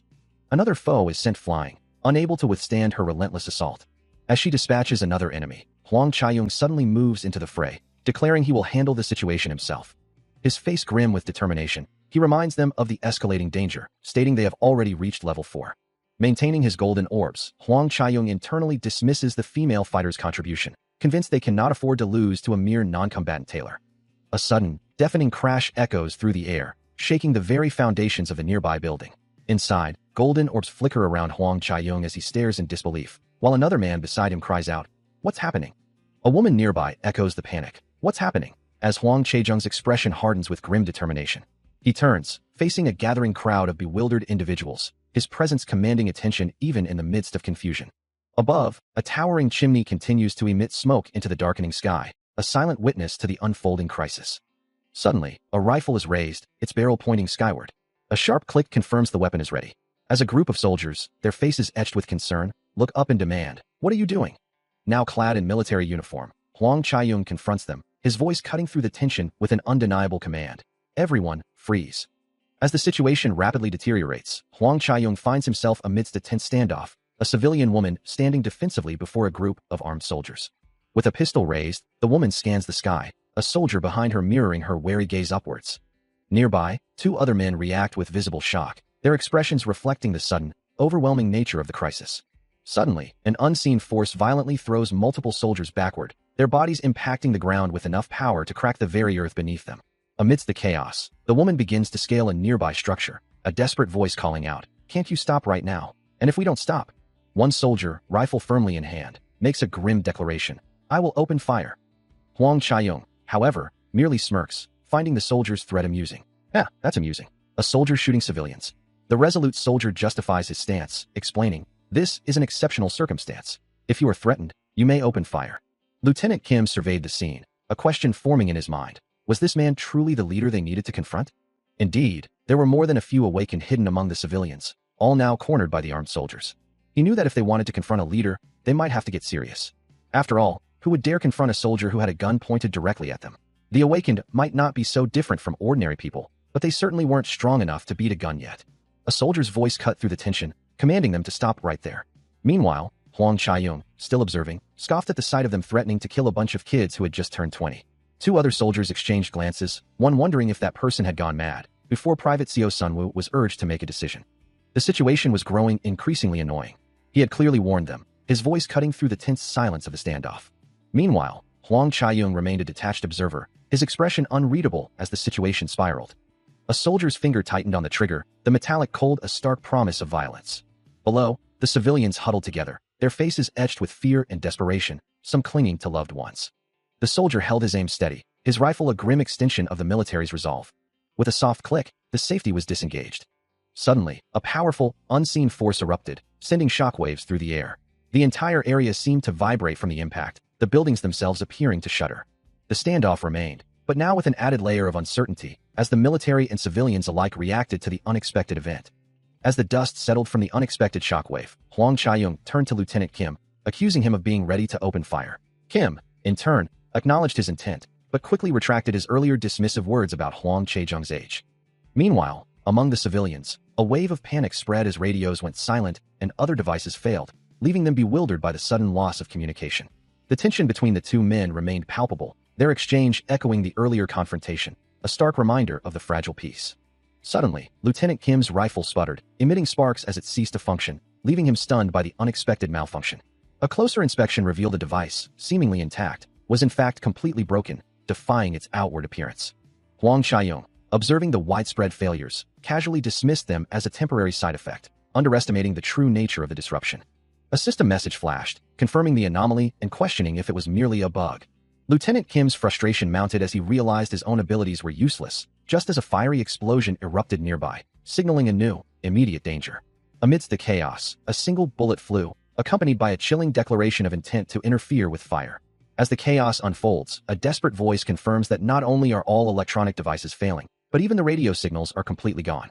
Huang Chaiyong, his expression grim, considers the implications, believing that with so many people like them present, their adversaries wouldn't have acted so carelessly. He admits to being caught off guard. While nearby, Min-jae urgently calls out to Lieutenant Kim, asking if he'd heard the news. Their abilities are now useless. Hwang Chae-young, addressing his subordinates, warns that if this continues, the city will surely fall into enemy hands, urging everyone to focus. From a nearby building, a voice promises that those who listen will not be treated poorly, declaring that from now on, they are taking over this squad. A hand presses a button on a communication device. As Sergeant Shin Young-jun, surrounded by other soldiers, questions if the fizz is interference, wondering what could be wrong and admitting he was unexpectedly scared. Hwang Chae-young, discussing strategy with another man, asks what they should do now, lamenting that with such fools among them, they can't do anything. Min-jae, speaking to another soldier, dismisses the need for strategy, suggesting they simply beat them up with numbers and send more people to the women's area. Amidst the chaos, soldiers struggle to maintain order, attempting to control the bewildered civilians, many of whom had no prior knowledge of awakened abilities. One soldier, Min-jae, cuts through the noise, silencing his subordinates with a sharp command, before delegating the immediate task to himself and another. Lieutenant Kim acknowledges the directive, ready to follow through. Suddenly, a powerful, unseen force strikes, revealing a new figure whose eyes glow with an ominous purple light, his body crackling with dark energy, as he declares his intent to make an example of the weakest. His gaze sharpens, the purple aura intensifying, as he specifies his targets, the dependent ones. With a surge of power, his fist glows with the same malevolent energy, and he unleashes a devastating punch, the impact echoing with raw force. The purple energy radiates outward from his body, a testament to his overwhelming power. The unnamed assailant's fist, crackling with malevolent purple energy, slams into one of the military personnel, the impact sending a shockwave through the air. The force of the blow lifts him clean off his feet, propelling him violently backward through the distorted space. A surge of potent purple energy erupts around Shin Young-jun, his body seemingly undergoing a profound transformation or being overwhelmed by an unknown force. His muscles visibly strain and flex as the power courses through him. Nearby, a group of soldiers watches in stunned silence, one of them barely managing to voice the collective thought, an awakening? Shin Young-jun collapses to the ground, still enveloped in the ominous glow, when an unseen voice echoes with a chilling declaration, "You found me." Before anyone can react, a powerful, unseen force delivers a devastating kick. The impact sends multiple soldiers flying through the air, their bodies flung like ragdolls across the barren ground. A short distance away, civilians huddle in terror, while Hwang Chae-young watches the unfolding chaos with a grim expression. Lieutenant Kim Hyun-sek looks on in shock, as Min-jae stands beside him, his face already bloodied from the sudden assault. A voice filled with disbelief questions, "What?" There was an awakened among the soldiers. In the chaotic aftermath, a young woman flees, her face etched with terror, as the ground around her remains scarred by the recent, devastating attack. Nearby, Min-jae looks down at a fallen comrade, questioning how anyone could be knocked out by a single blow. Lieutenant Kim, equally perplexed, wonders what gives the attacker the right to act with such impunity. An injured soldier lies on the ground, his eyes wide with lingering shock, a testament to the unseen force's power. The realization dawns on them that the enemy must have grown incredibly strong. Later, under the night sky, a voice addresses the assembled troops, assuring them the situation has been handled and asking if anyone requires medical attention. Min-jae then asks Lieutenant Kim about the possibility of awakened individuals among the soldiers, suggesting that such abilities might now be usable, before being told to deal with the matter. From a distance, Hwang Chae-young and Shin Young-jun observe the unfolding events, their expressions reflecting the gravity of the situation. All communication channels are dead, the radio silent, leaving only a desperate question hanging in the air. Nearby, Lieutenant Kim dismisses the recent unrest as nothing serious, though Min-jae has heard rumors of fighting among the survivors. Kim confirms a few individuals were indeed trying to cause trouble, prompting a questioning glance from his subordinate. He then reveals that others, led by a man named Lee Sang-hyuk, not only fought, but have now vanished without a trace. Min-jae deduces their intent was to forcibly take over the unit, a plan that ultimately failed when the commander arrived, leaving them with nothing to show for their efforts. Kim remarks that this outcome was precisely what Commander Min had predicted, revealing that the four individuals had walked right into a carefully laid trap. As Min-jae begins to address another matter, his attention is suddenly drawn to a familiar figure approaching. Sergeant Shin Young-jun joins the group of soldiers, all turning their gaze towards an unseen point in the distance. With a grunt of effort, Shin Young-jun swiftly carries an injured comrade over his shoulder, moving with urgent purpose. He presses on, the injured soldier heavy on his shoulder. As he continues his urgent journey, a voice cuts through the tension, asking, "Has everything been sorted out?" Finally reaching the gathering, Young-jun, who had arrived alone, drew the immediate attention of the other soldiers. Among them, Lieutenant Kim and Min-jae watch him approach, their expressions grim with concern. Carefully lowering the soldier to the ground, Young-jun explains, "He just suddenly woke up looking like this." Min-jae, ever observant, remarks, "Your fighting ability is improving every day." Reassuring the group, he clarifies, "He's just fainted." Elsewhere, a furious Huang Chaiyung slams his fist, his voice laced with anger. "He's the traitor among us. Damn it." Back with the group, Min Jae turns to Young Jun, a hint of concern in his tone. "Hey, you really worried?" Young Jun replies, "Be as gentle as possible." Suddenly, a Stark system notification flashes into view, detailing a grim discovery. Incident. Discovered a man with cut off the head and sucked all the blood. It concludes with a chilling assessment. But this talent is too good for him. He delivers a powerful, fiery kick, sending the monster reeling, fortunate to have obtained a skill token from the encounter. Considering the implications, he acknowledges the new potential. From now on, he realizes skill tokens will be a regular drop from monsters, significantly boosting his efficiency. Later, discussing with his comrades, Min Jae questions the overall strength of the remaining monsters, while Lieutenant Kim suggests that only those who grow too powerful are a concern. Min Jae confirms his understanding, believing the average monster level to be around 3. Lieutenant Kim dismisses the concern, adding that they also possess skill tokens. A sudden realization dawns on Shin Young-jun as he looks at a skill token in his hand. He understands that since skills offer a fixed increase, a higher initial level makes them far more advantageous, instantly boosting a level 1 skill to level 5. The efficiency is undeniably different, prompting the question of long-term commitment. He acknowledges that the military's current strength is a result of their own efforts, not some external power, a sentiment Min Jae echoes, adding that their unit has been nurtured by their collective hard work. Min Jae then points out that Shin Young-jun is also a member of their unit, implying he too is part of this collective effort. The conversation continues, the weight of their words hanging in the air. Shin Young-jun agrees, acknowledging that they are all awakened, and that without their presence, the situation would have been far worse. Meanwhile, a young woman in a pink hoodie is being escorted by soldiers, assuring them that she is unharmed. Back with the group, Lieutenant Kim expresses relief that she is okay, and that they were able to protect her. Shin Young-jun apologizes for the trouble, explaining that he was unaware of her presence until he heard her scream. The young woman simply states that she understands, her expression calm despite the ordeal. As she walks away with the soldiers, she muses that they barely made it out of the unit, wondering if they are more awakened than she initially thought. A quiet moment passes, his gaze distant as if contemplating the weight of his responsibilities. Elsewhere, a voice suggests, "I'd better disclose everything to Mr. Singhae," wondering if such an act might be considered heartless. Under the glow of a full moon, he acknowledges his primary role. "I'm a chef, but I do other jobs too." The next day arrives. Min Jae greets him, "Sergeant Shin." "Hello, anything unusual?" The soldier explains, "Yeah, we thought maybe they'd tried to escape." But quickly adds, "But they left behind their weapons and uniforms. It was impossible." Shin Young-jun simply replies, "Good," then asks, "Which room is this one from?" Min Jae clarifies, "We're checking out the rooms." He then offers, "Would you like to join on your own?" A confident smile plays on his lips as he agrees. "Yeah, after all, it's my specialty." He finds Min Jae cowering on the floor, greeting him with a calm, almost detached tone. Min Jae, startled, can only stammer a response, while Shin Young-jun reassures him that he is only there to talk and has no intention of attacking. Still visibly shaken, Min Jae hesitantly agrees. Shin Young-jun presses him, asking if he will listen to what he has to say. Min Jae, still terrified, bows deeply, pleading for his life and promising to cooperate fully. Observing the man's extreme reaction, Shin Young-jun falls silent, a thoughtful expression crossing his face. He realizes the extent of the trauma, musing that his previous actions must have been quite impactful. With a softer tone, Shin Young-jun reiterates his promise that Min Jae will not be harmed again, urging him to listen. Then, in an unexpected gesture of care, he offers Min Jae something to eat, indicating a shift in his approach. All signals are down, even the radio is silent, leaving a chilling void in communication. Shin Young-jun reflects on the current crisis, understanding that the effects of this information war are immeasurable, and it only serves to blind those caught within it. His concern stems from his past as a commander in Gangwon-do, where the spread of information about mana was already a powerful force. Such widespread knowledge made it difficult for their unit to gain influence, leading them to send talented individuals like Lieutenant Kim, the injured soldier, and Huang Chaiyung to gather and analyze intelligence on their behalf, these truly meticulous guys.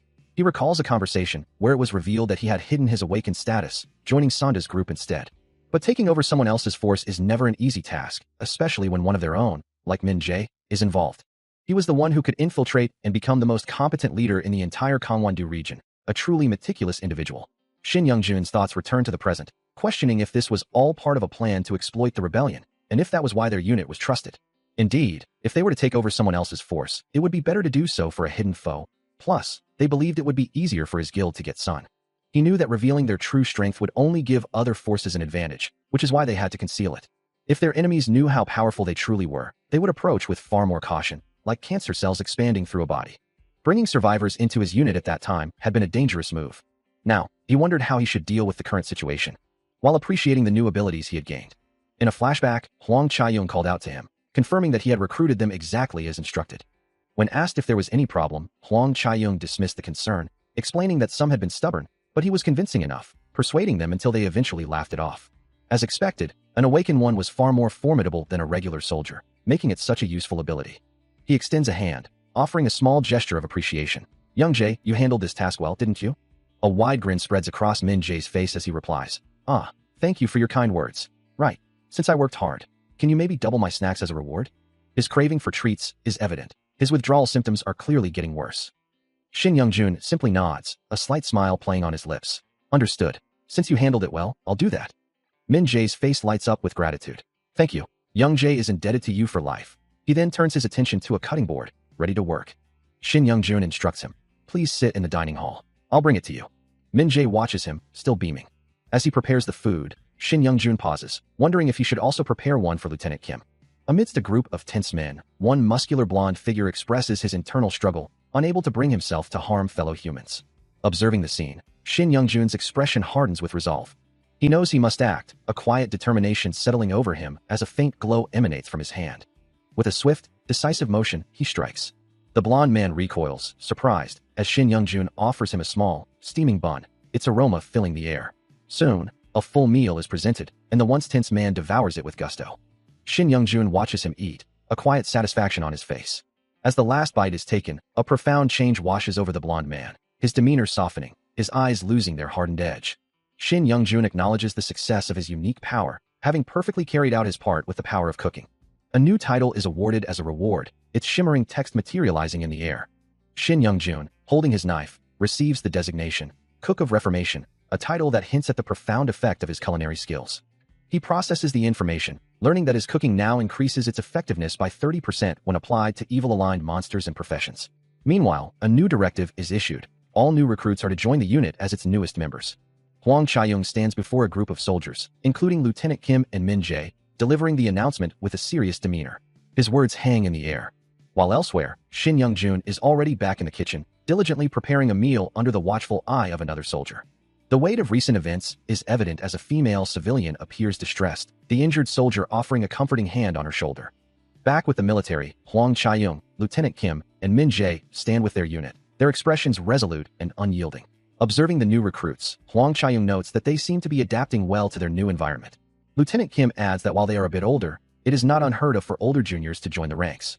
Meanwhile, Shin Young-jun reflects on his own situation, content that everything seems to be sorted out without issues.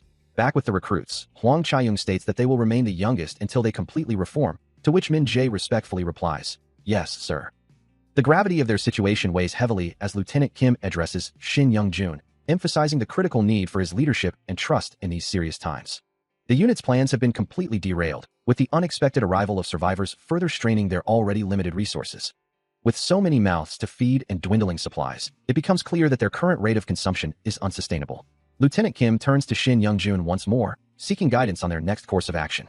After a moment of contemplation, Shin Young-jun resolves that they must prepare to abandon the unit.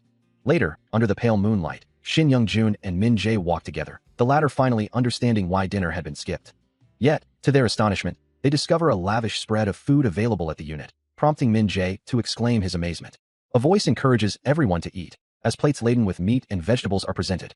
The sight of such abundance immediately sparks confusion, as the soldiers question how they can be eating so well when they were just told about severe resource shortages. He beams, presenting the lavish spread, before revealing the surprising truth. The meal is, in fact, lizard meat. A pair of chopsticks then carefully lifts a piece of the unusual fare, prompting a wave of shock and utter confusion to ripple through the assembled soldiers. They question what could possibly be happening. Just as the chaos begins to settle, a voice urgently calls out, addressing Sergeant Shin. Lieutenant Kim observes that the creatures they're fighting aren't just lizards, but something far more dangerous, while Min Jae agrees, noting their unusual mana. Lieutenant Kim, wiping sweat from his brow, expresses his disbelief, wondering what in the world is happening. Huang Chaiyong then explains that until now, they had only encountered lizards, learning their weaknesses. But now, he continues, the monsters are not merely monsters, some of them are more like zombies. Gathered around a table, Huang Chaiyong concludes that they need to be prepared, as some of these creatures are indeed humanoid. Lieutenant Kim acknowledges the truth of his words, a grim realization settling over the group.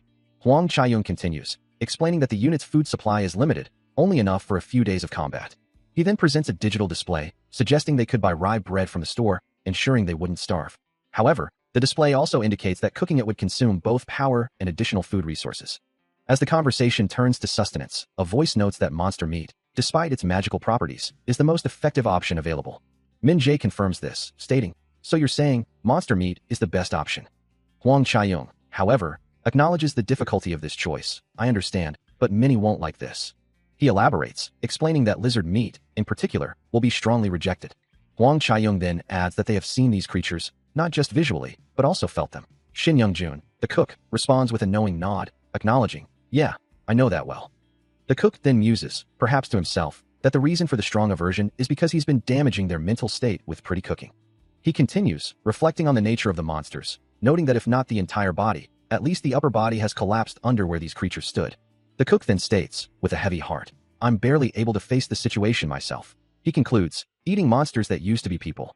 Despite the grim reality, he knows his duty, and looking at the prepared dishes, he acknowledges, there will be considerable resistance to this. As the grim reality of their situation settled, the discussion continued, with some expressing strong reservations, but the consensus remained, they could not afford to worry about such things. Lieutenant Kim reiterated the core principle, their primary goal was, and always would be, survival. He laid out the stark choice before them. Would they be eaten by monsters, or would they find a way to eat monsters and survive? The weight of this decision fell heavily on Shin Young-jun, who stood in quiet contemplation, the implications clear. Lieutenant Kim's words echoed, as Shin Young-jun looked up, a new resolve hardening his expression. With a direct plea, Lieutenant Kim entrusted him with the difficult task, asking him to convince everyone. Later, a soldier presented a meal to the gathered survivors, announcing it as a dish prepared by Sergeant Shin for everyone. The sight of the fresh food brought a wave of relief and excitement, as one soldier exclaimed his weariness of instant rations, wondering if this feast was truly monster meat. He watches intently as the soldiers begin to eat the meal he prepared, a mix of anticipation and anxiety on his face. One of them, Min-jae, takes a bite and his eyes widen in surprise, realizing it tastes even better than he expected, and more importantly, his stats are actually increasing. He exclaims that this meal is truly incomparable to anything they've had before. Other soldiers around the table echo his sentiment, their expressions shifting from apprehension to genuine enjoyment as they savor the monster meat. Min-jae turns to Shin Young-jun, a wide smile on his face, congratulating the sergeant on a resounding success with the cooking. The soldier simply nods, still savoring the taste, acknowledging that it truly isn't bad at all. Despite the positive reactions, some soldiers still hesitate, their fear of the unknown lingering. Shin Young-jun, however, remains confident, assuring them they'll get used to it after a few tries, to which Min-jae readily agrees, before suggesting they can't end the meal without some proper celebration. With a triumphant shout, Min-jae calls for the booze and beer, much to the surprise of others who wonder where he could have hidden it. Min-jae, still reveling in the successful meal, boasts about his resourcefulness, claiming the leftover drinks from deployment are his secret stash, as all other inns have vanished. Other soldiers eagerly carry in crates of green bottles, their cheers echoing as the celebration continues. The entire unit raises their bottles in unison, a testament to their newfound morale. Meanwhile, a new figure, a man in a dark suit, walks away from the scene, a somber narration box indicating that their unit will be leaving soon, urging them to enjoy the present. His sharp, green eyes hint at a deeper concern, a stark contrast to the revelry he just left. Elsewhere, a young woman, Sang-ae, steps out from a building, her casual attire suggesting a different world from the military camp. The unnamed leader rushes towards her, calling out her name, and she acknowledges his presence, before he explains they couldn't find his soldier. Sang-ae calmly states she came over because there was nothing there, while the leader begins to explain the circumstances surrounding their situation. The leader reflects on the precarious situation, understanding that trust cannot be forced upon survivors who are already exhausted. Instead, he believes their willingness to follow stems from a promise of protection, as he turns to Sang-ae, asking if she was referring to the monster meat. She acknowledges that it might seem strange, but quickly clarifies her understanding, affirming its practicality for survival, especially since they already feel abandoned. Her words resonate with Huang Chaiyong, who realizes that survivors like her must also feel uneasy, their trust not easily earned. With a determined expression, Sang-ae then makes a request, which he readily accepts, asking to be formally included in the unit. The leader looks on, surprised by her bold proposition, a flicker of astonishment crossing his face. He turns to his assembled soldiers, his voice booming with disbelief, questioning the unexpected turn of events. He ponders if they intend to join the combat as well, while Sang-ae calmly explains her rationale, stating that being protected by soldiers isn't inherently bad. However, she emphasizes the critical point. Without contributing, they would simply become another burden, another mouth to feed, just like the monsters they've been consuming. She thinks like a true leader, Huang Chaiyong observes, as Sang-ae continues to explain that they cannot protect the other survivors forever. He acknowledges that he and his unit have also been considering this, especially since the betrayal by Quan Chang's group, but admits her proposal is quite sudden. Without the unit's intervention, the survivors would not have been able to stop the monsters. The survivors were lucky to have them, as Huang Chaiyong recalls a past battle where he, with a glowing fist, fought alongside Sang-ae and others against a monstrous threat. In a subsequent discussion where Sang-ae had asked if he considered the lives of the other survivors. He had, of course, and they had thoroughly discussed it, concluding that they lacked the strength to survive on their own. Now, reflecting on their resolve, he reminds himself that as soldiers with ranks, joining the unit means obeying orders and becoming part of a structured force. Sang-ae reassures him, telling him not to worry about it. Min Jae, a soldier from his unit, then speaks to Huang Chaiyong, acknowledging that following the rules is simply the game they follow, Captain. Sang-ae then expresses a slight hesitation, feeling as though she is dragging him into danger alone, but Huang Chaiyong promises to discuss it with his superiors and let her know. With a bright, reassuring smile, Sang-ae offers her thanks, promising that she and the others will strive not to impede their efforts. A tense question hangs in the air, contemplating the implications of a new alliance. Lieutenant Kim voices his apprehension, asking Sergeant Shin if such a move wouldn't be too dangerous, especially since they are already outnumbered. But Shin Young-jun remains resolute, asserting that they cannot simply abandon the others, as leaving them would surely lead to their demise. Min Jae then inquires if all the other survivors have agreed to this plan. His expression unwavering. Having made his decision, Shin Young-jun's resolve hardens, believing it their duty as both humans and soldiers to protect those in need. With the path forward clear, he confirms the decision and moves to review the finer details of their plan. Among the preparations, a new set of command combat uniforms stands ready. Someone invites another to take a closer look. Indeed, the promises of hard work had not been empty. Min Jae, observing the new gear, expresses his surprise, wondering if the combat uniforms were made by the person before him. The answer confirms his suspicion. It is a set of military uniforms crafted from monster leather, specifically chieftain leather for the command version. The regular combat uniforms, however, are made from standard leather, prompting Min Jae to exclaim about the tailor's incredible talent, marveling that they made these uniforms themselves. Sang-ae, the skilled artisan, confirms her handiwork, explaining that she used leather from low-grade monsters, though the scales, while reduced, still leave the material a bit thick. Having reinforced only the critical areas, Sang-ae explains that she fitted the uniform to allow for full movement without restriction. The uniform itself appears to be made of a durable, camouflage pattern material, and she then offers, "Would you like to try it on?" As the steel leather command combat uniform is donned, it emits a soft, ethereal glow. This meticulously crafted leather armor, made from the hide of a chieftain-class monster, retains the creature's inherent magical properties, making it exceptionally durable, especially for a god-tier class monster. The uniform's special effects are profound, greatly increasing physical and attribute resistance, while also boosting strength and agility by lowering the wearer's charisma. A wide smile spreads across Shin Young-jun's face as he realizes, then it's incredible. If I utilize these sets of armor, the effect will be unimaginable. Sang-ae, observing him, comments that it suits him well, noting its comfortable feel. Considering her exceptional skill, Shin Young-jun muses that she could be a great asset in the reconstruction efforts, almost as if she runs a tailor shop. Sang-ae holds a piece of the newly crafted uniform, questioning its muted tone. She explains, "Well, I thought we were going to a city somehow," to which Shin Young-jun simply agrees, acknowledging her reasoning. The conversation shifts to the officer's uniform version, designed for enhanced performance, with the command combat uniform, made from chieftain leather, having been distributed to Lieutenant Kim and other court leaders. Sang-ae then reveals, "About that, I'm currently the only one in our unit," leaving Shin Young-jun surprised, asking for clarification. He considers, "It's a bit late, but I should tell her," realizing the implications of her unique position. Once she learns their secrets, there will be no turning back. With a resolute expression, Shin Young-jun declares that Sang-ae will be fully integrated into their clan, her skills now indispensable. Sang-ae's expression shifts as she processes the weight of his words, understanding that only the sergeant knows this crucial detail, a secret now shared between them.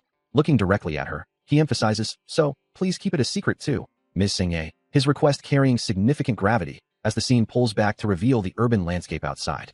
Amidst a growing sense of unease, all radio signals have gone dead, leaving everyone to wonder what in the world is happening. Meanwhile, Shin Young-jun ponders the implications of the new gear, questioning how a mere uniform could possibly enhance a warrior's abilities. Sang-ae, examining the material, realizes it's made of leather, and voices her concern that such a material couldn't possibly block bullets or allow for free movement, fearing it would only lead to ruin for those who wore it. Despite her apprehension, the other soldiers around them seem oblivious, their faces alight with excitement over the new uniforms. As Sang-ae continues to inspect the uniform, she expresses disbelief at the rapid production of steel leather combat gear, to which Shin Young-jun explains that its swift creation was only possible with the guild's assistance. He offers a reassuring smile, emphasizing that the warriors need more defense than attack, making the new gear incredibly comforting. Sang-ae then asks if they can be more comfortable in the new uniforms, eliciting a small gasp from her as she considers the implications. Understanding dawns on her face as she replies, "I see." Shin Young-jun then adds that for him, a sheath has been attached to the belt. She looks on in surprise, marveling at the fact that it's almost a miracle to craft such an item from steel leather. As he continues to discuss the new gear, Shin Young-jun mentions setting aside uniforms for Lieutenant Kim and Min Jae, confirming they will be delivered. Turning to Sang-ae, he asks if she'd like to try on the uniform as well, to which she agrees. A short while later, as she walks away, now clad in the new uniform, she is informed that she's officially been appointed a squad leader for the survivors. Her expression thoughtful, Sang-ae questions the true meaning of being a representative of the survivors once they've joined the unit. Shin Young-jun, standing among other soldiers, simply replies, "No," before clarifying that they are now simply members of the unit. Her eyes widen slightly in understanding, and she asks for further explanation. He explains that once all the survivors are integrated, they will no longer be considered survivors, but rather members of the unit, emphasizing the need to protect them. Sang-ae nods, absorbing his words, and acknowledges the new reality, realizing it's become a position rather than a title. With a reassuring smile, Shin Young-jun encourages her, confident she will excel in her new role. Continuing his encouragement, Shin Young-jun assures her that he can tell from experience she will adapt quickly. Meanwhile, in a memory, he recalls Min Jae's surprise at her unapproved officer status, but then agrees that humans are adaptable creatures, so she will get used to it soon. Back in the present, Sang-ae accepts a K5 pistol, asking if it isn't a bit much for her. The K5, a weapon typically issued to field-grade officers and senior warrant officers, is now in her hands. The memory continues, as he recalls that when the monsters first appeared, only the battalion commander, the lieutenant, and he were military doctors, forcing them to fight countless foes without proper weapons. Sang-ae admits that she has never handled a gun before. Smiling reassuringly, Shin Young-jun suggests that Soo Hyun can give her quick lessons. The memory shifts again, as Min Jae asks who will use the other two pistols, which Shin Young-jun intends for his aunt and cousin. Acknowledging the need, he confirms his plan to use the remaining one himself. Shifting focus to an earlier time, Shin Young-jun reflects on his abilities, acknowledging that the skill he's been using has a distinct limit. Later, in conversation with Min Jae, he suggests accompanying him, confident that his own skill could be of assistance, even if Min Jae finds the idea of it cool. A different scene unfolds, with a large crowd gathered, as someone remarks that a small sun doesn't suit a big frame, hinting at a powerful, perhaps overwhelming, presence. Back in a more intimate setting, Shin Young-jun looks down, apologizing as he notes that even Ms. Senga is laughing at him. A few days later, a building glows with energy, marking a triumphant moment as a voice exclaims, "We did it!" Shin Young-jun then congratulates someone off-panel, announcing their awakening. System notifications confirm the fulfillment of conditions, with 100 awakened individuals now forming a successfully established guild of 100 members. A large crowd gathers once more, as a voice questions the unfolding situation with a simple, "This?" Finally, the system updates Shin Young-jun's guild status, showing this starter edition guild. Field of view skill upgrading from level 1 to level 2. He finds all communication dead, the radio silent, and a growing sense of alarm washes over him as he questions what could possibly be happening.